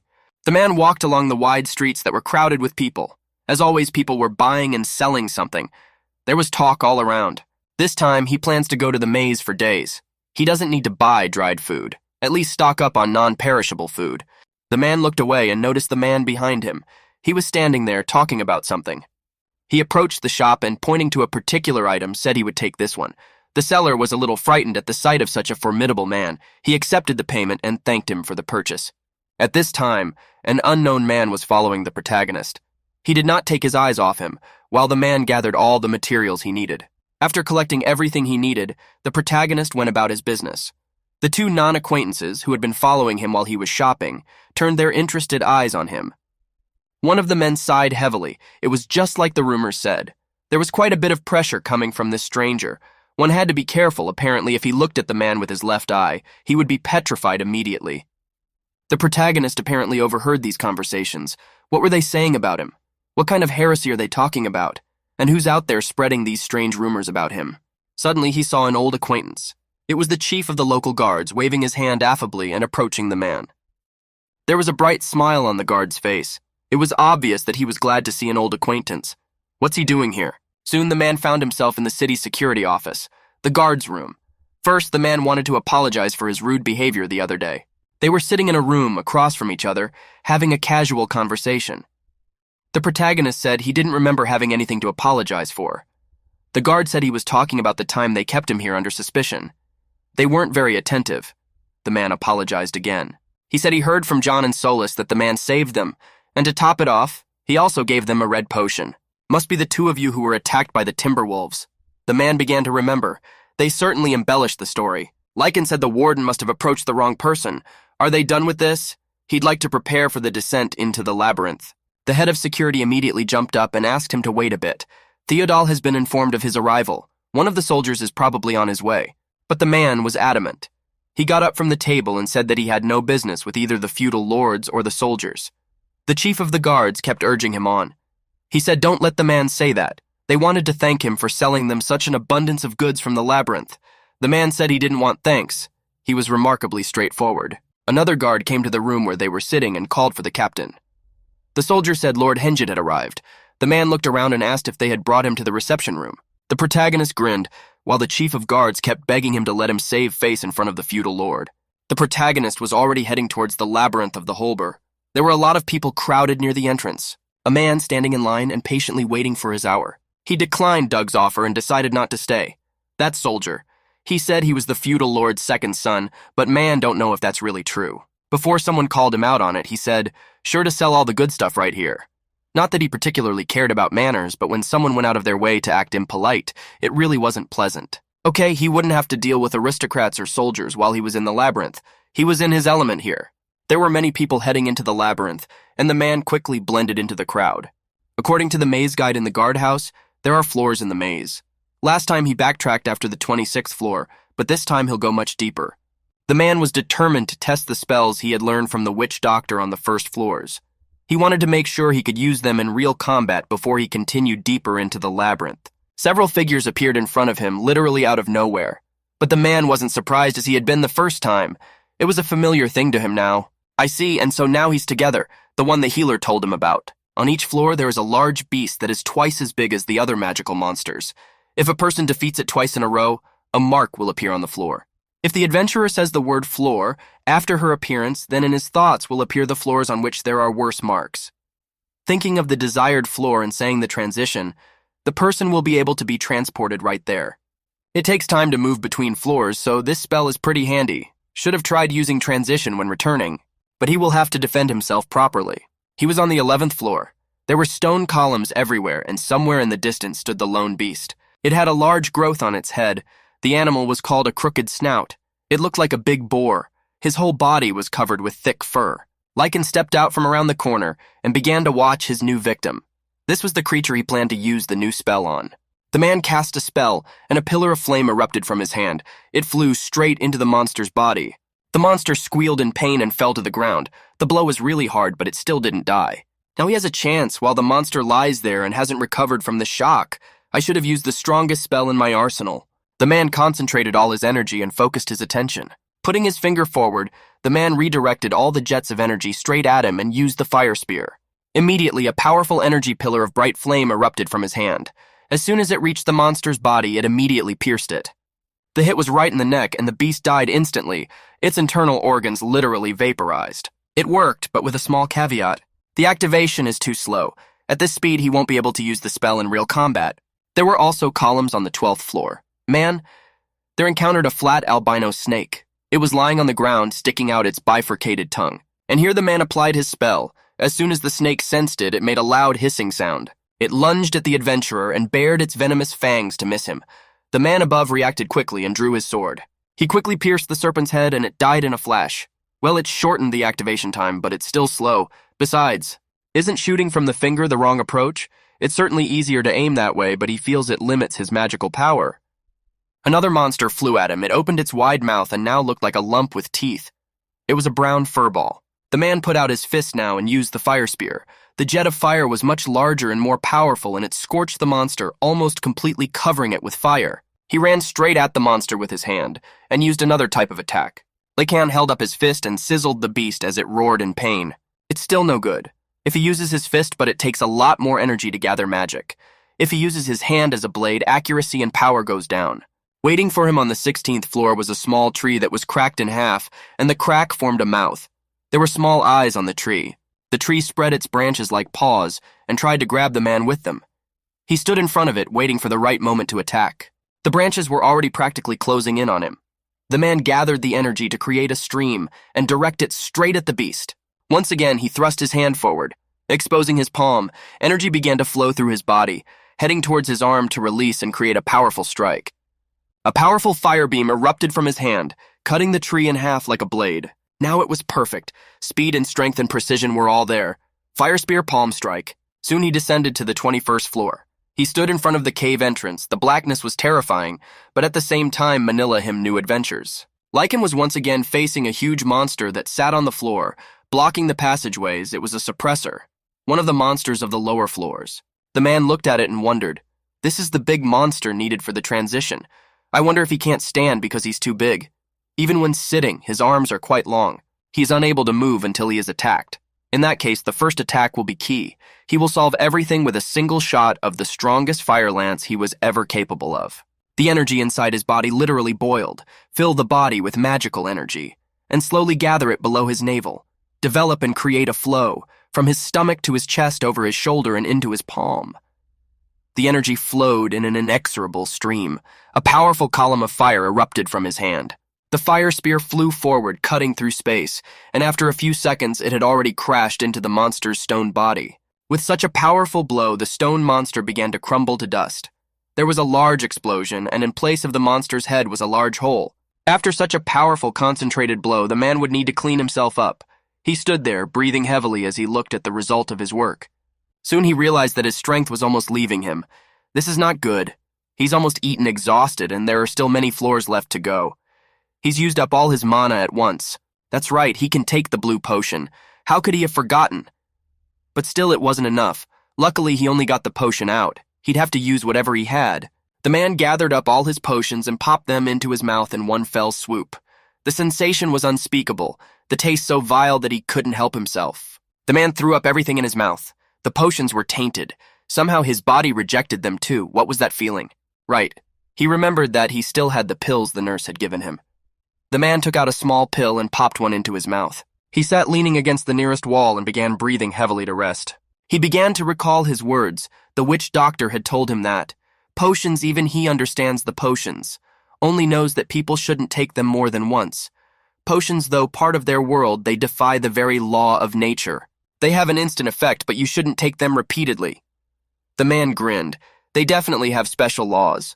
Unlike the potions, the pills the doctor had given him didn't have an instant effect, but Manu was recovering at a steady rate. I should take a break before the huge beast shows up again. He took a small piece of bread from his pocket and began to chew it vigorously. He needed a snack and to regain his physical strength, but suddenly he was distracted by a strange loud sound. The devil! Looks like he didn't even have time to rest. Someone is definitely heading this way. The suppressor stood before him once again.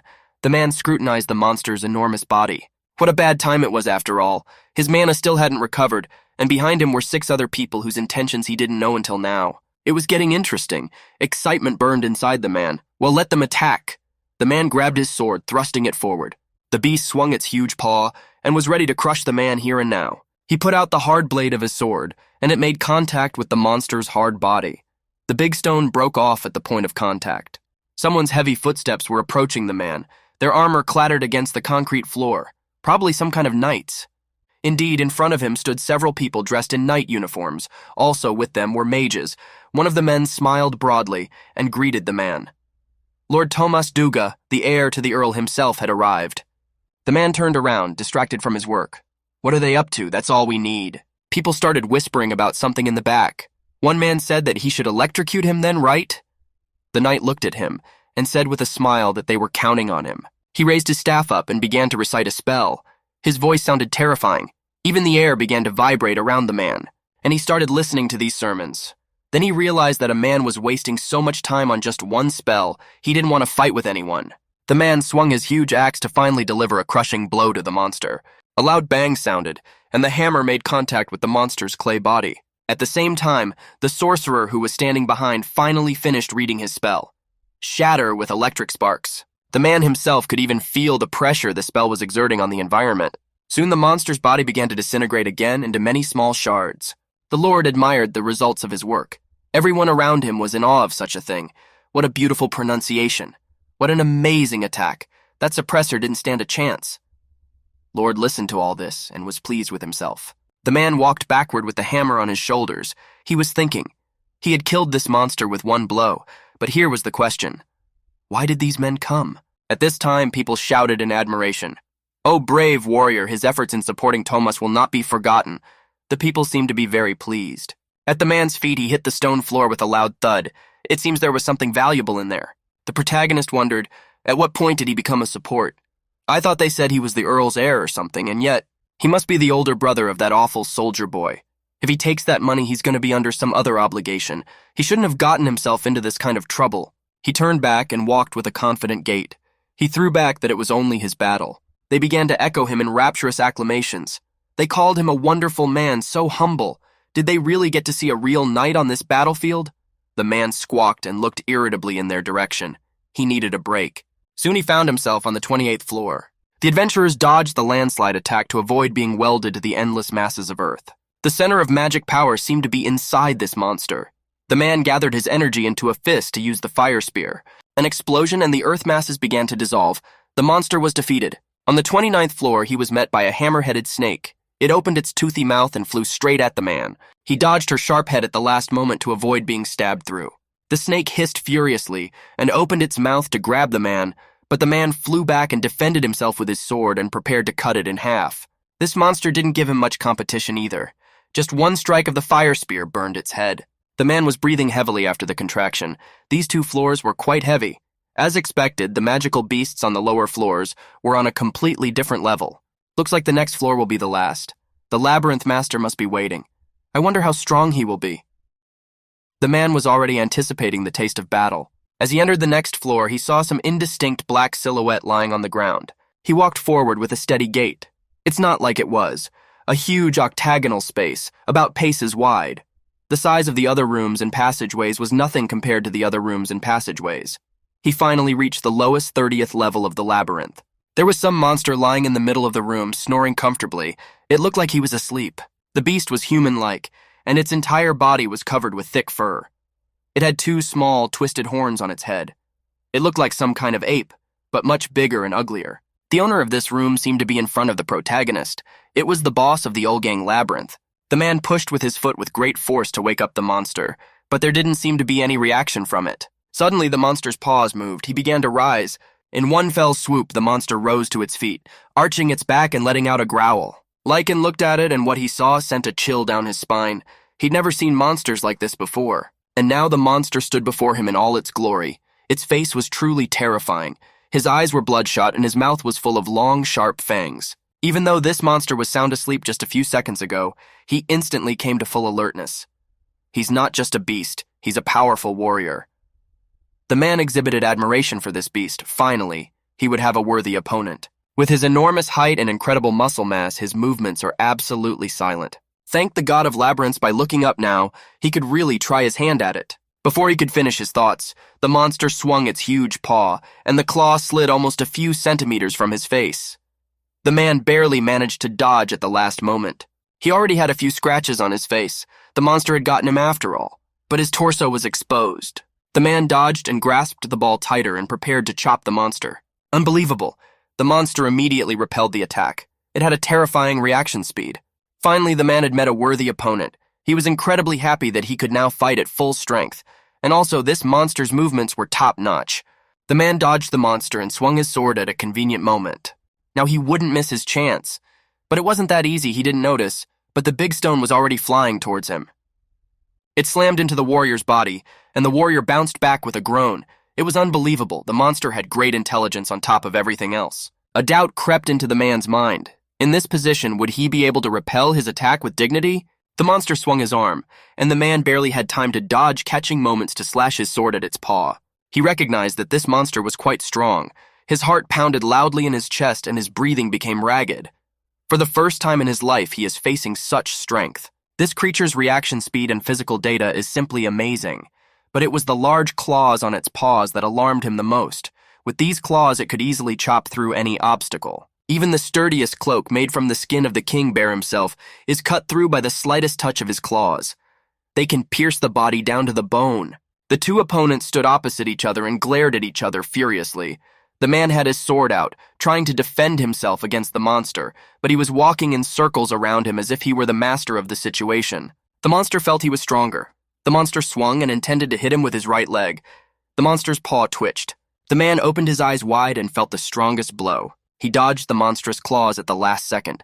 One blow and he's finished. If he keeps on the defensive, he'll lose for sure. Swinging his sword, he lunged at the monster with a shout right in the forehead.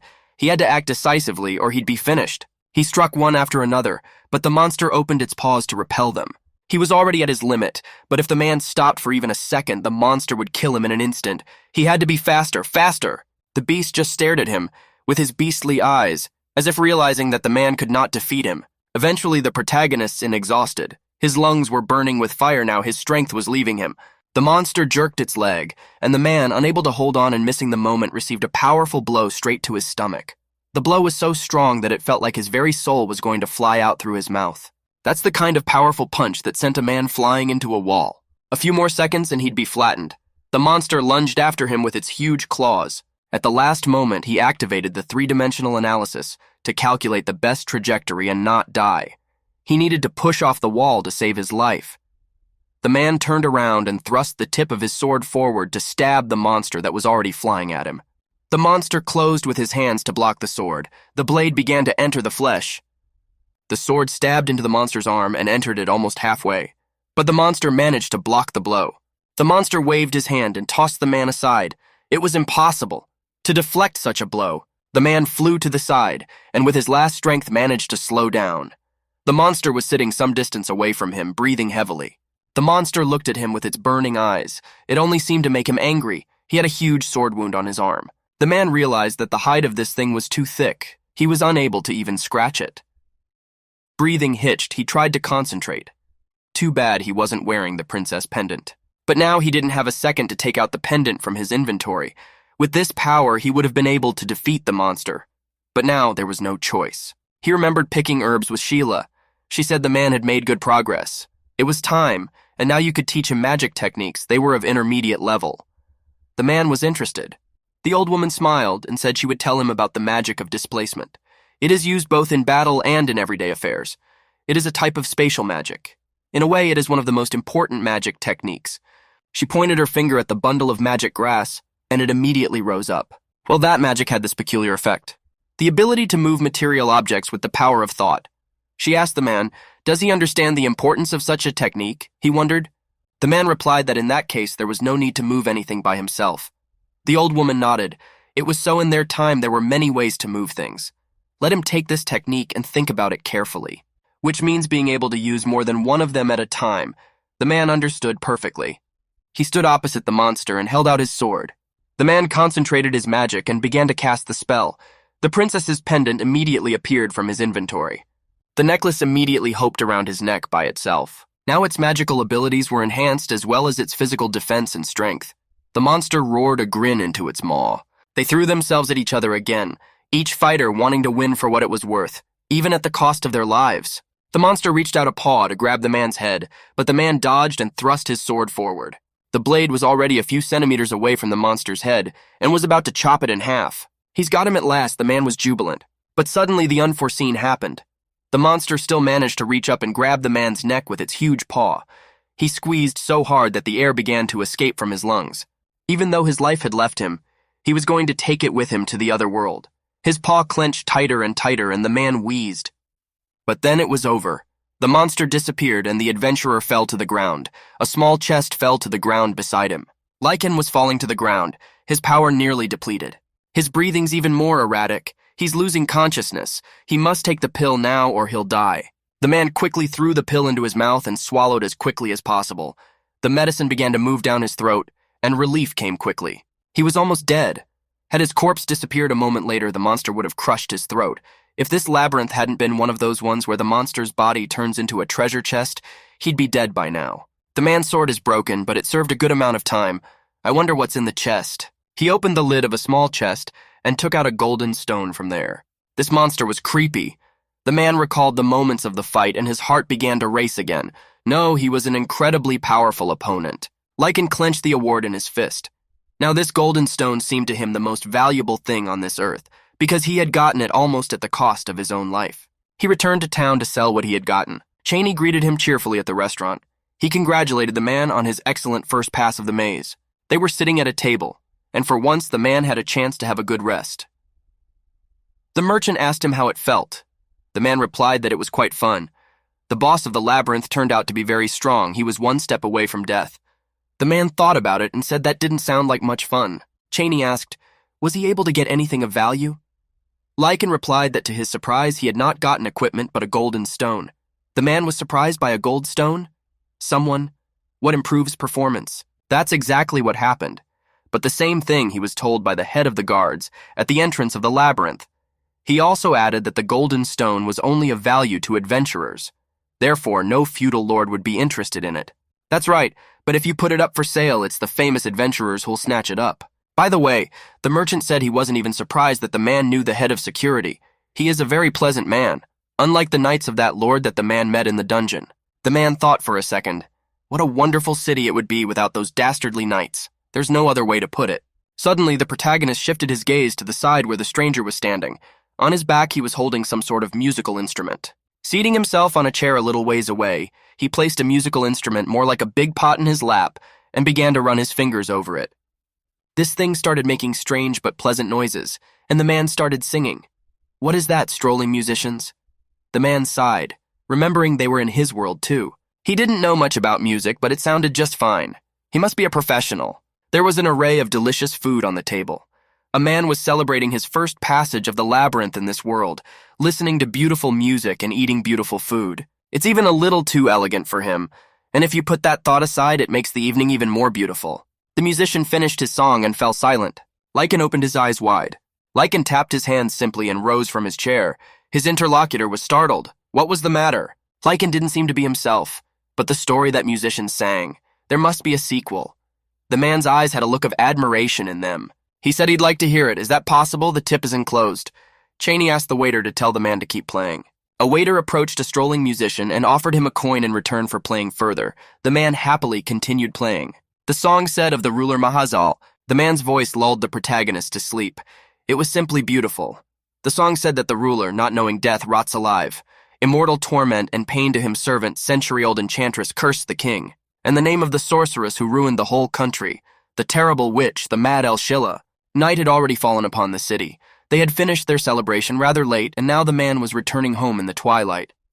He entered the house, and as soon as he crossed the threshold, the displeased voice of a woman parted. She said he might as well knock before entering. So she's awake. The woman's silhouette was barely visible in the dark room. She told the man to sit down and she'd pour the tea. Soon there were 2 mugs of hot drink on the table. They took their mugs and began to drink tea passionately.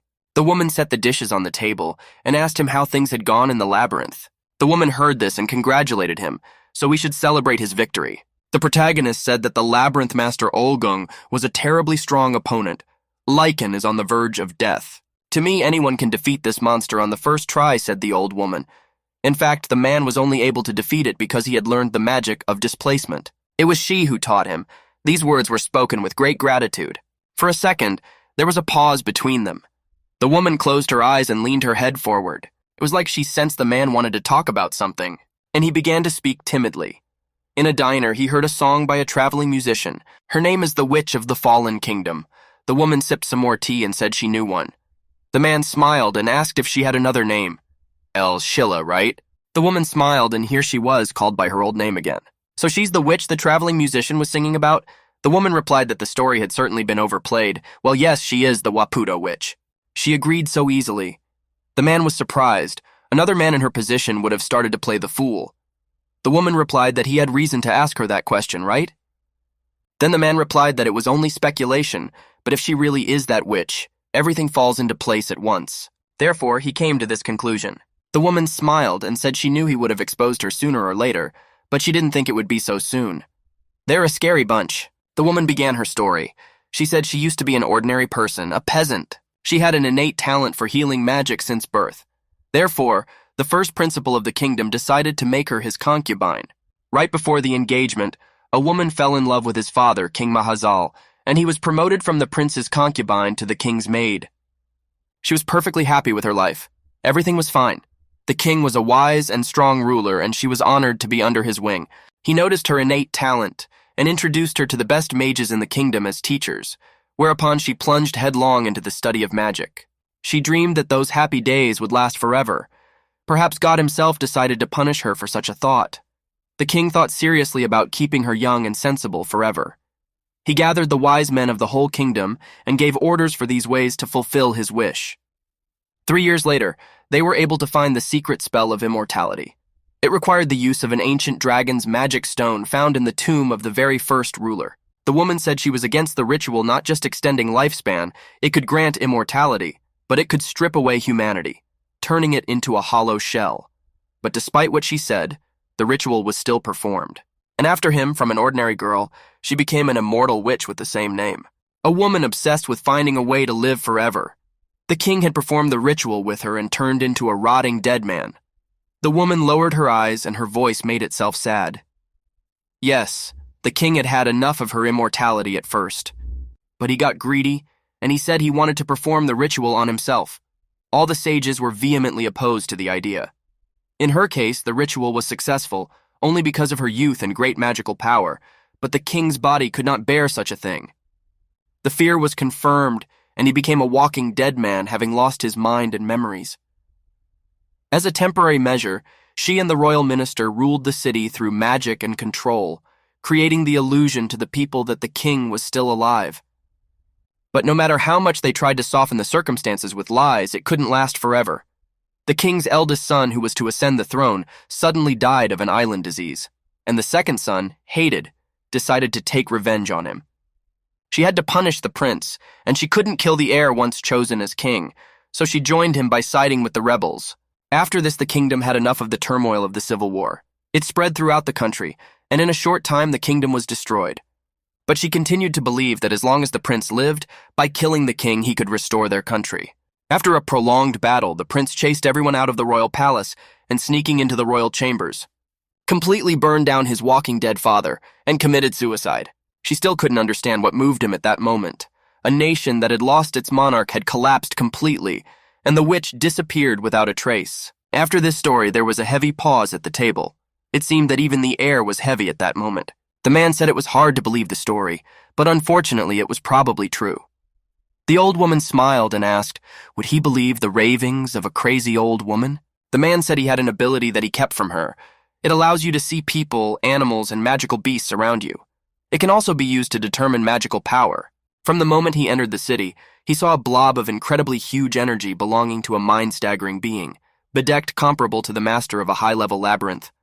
He was careful not to go near it. He never thought that the merchant would introduce him to the owner of such power, but it was not surprising that her master turned out to be an immortal witch who had lived for many years. The old woman smiled. So that's how you mean he was on guard from the beginning?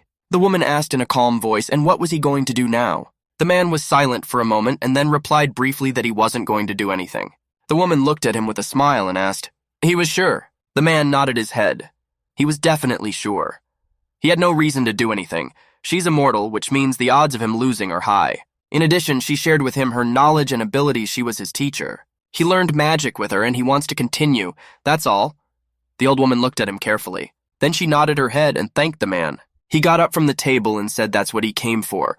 The woman apologized to him for making him listen to such a story. As he left the room, the man apologized to the monkey for waking him up. Jericho gave him a friendly wave.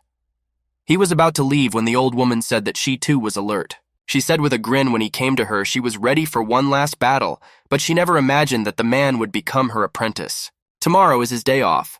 Have him come the day after tomorrow to teach the girl magic. The man cursed. He had forgotten about the girl. He seemed glad to forget about it. The next day, as he was supposed to do, he came to the house of the witch doctor and began to teach the girl magic. Ada mumbled the incantation under her breath with her thumb up.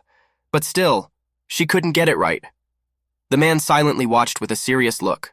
Apparently, he soon got bored with it, and he approached the girl and told her to try to forget about the spell for a moment. First, you have to learn how to control the magical power. The girl asked, "What does control mean?" The man told her to close her eyes. The girl obediently complied. Have her focus on her lower abdomen. Let her imagine that there is something like a clot of energy there. Slowly, in time with her breathing, let her imagine this energy rising from the navel to the chest, then over the right shoulder, up to the elbow, to the very tips of the fingers. The girl obediently followed her teacher's instructions. Great, she's creating a flow of magic. Suddenly she felt something tickling her fingertips. The man kept talking, slowly let her open her eyes and look at her finger. Imagine releasing energy through the very tip and let her say flashlight.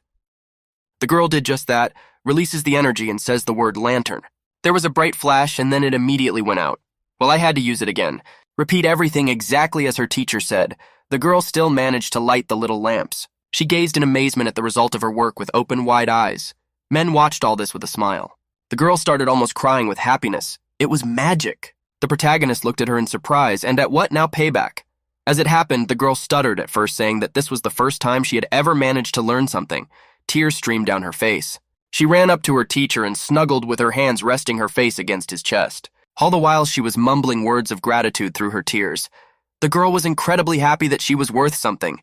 She's an enchantress. The man just watched the whole thing from on high. It was strange for him to see the way the girl was crying on his chest. A little mastered, the girl began to show the monkey her skills. She created several lights, out of pride showed them to Jericho. The monkey squatted and watched carefully as the girl enjoyed playing with the lights.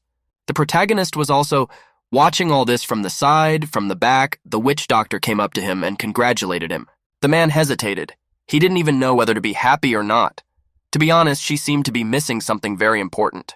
The woman smiled. Despite this, one enchantress was born under his guidance. The man had changed her life.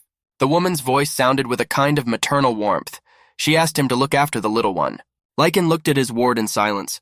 He felt something like pride for this little girl inside. It's been a few months. A man was standing a bit in the distance, waving to someone in greeting. Are they the Tuck group of adventurers the merchant had recommended to him? The man had a sharp face and looked to be about years old. In a rough but handsome voice, he said that their job was to guard them until they gave before the city. The man had high hopes for them. There was confidence in his voice.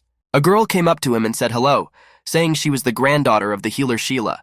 Her partners are walking behind her. Our old acquaintances, Lecan and Ada, appeared before us. Their eyes filled with determination looked forward to their future, to meet adventure.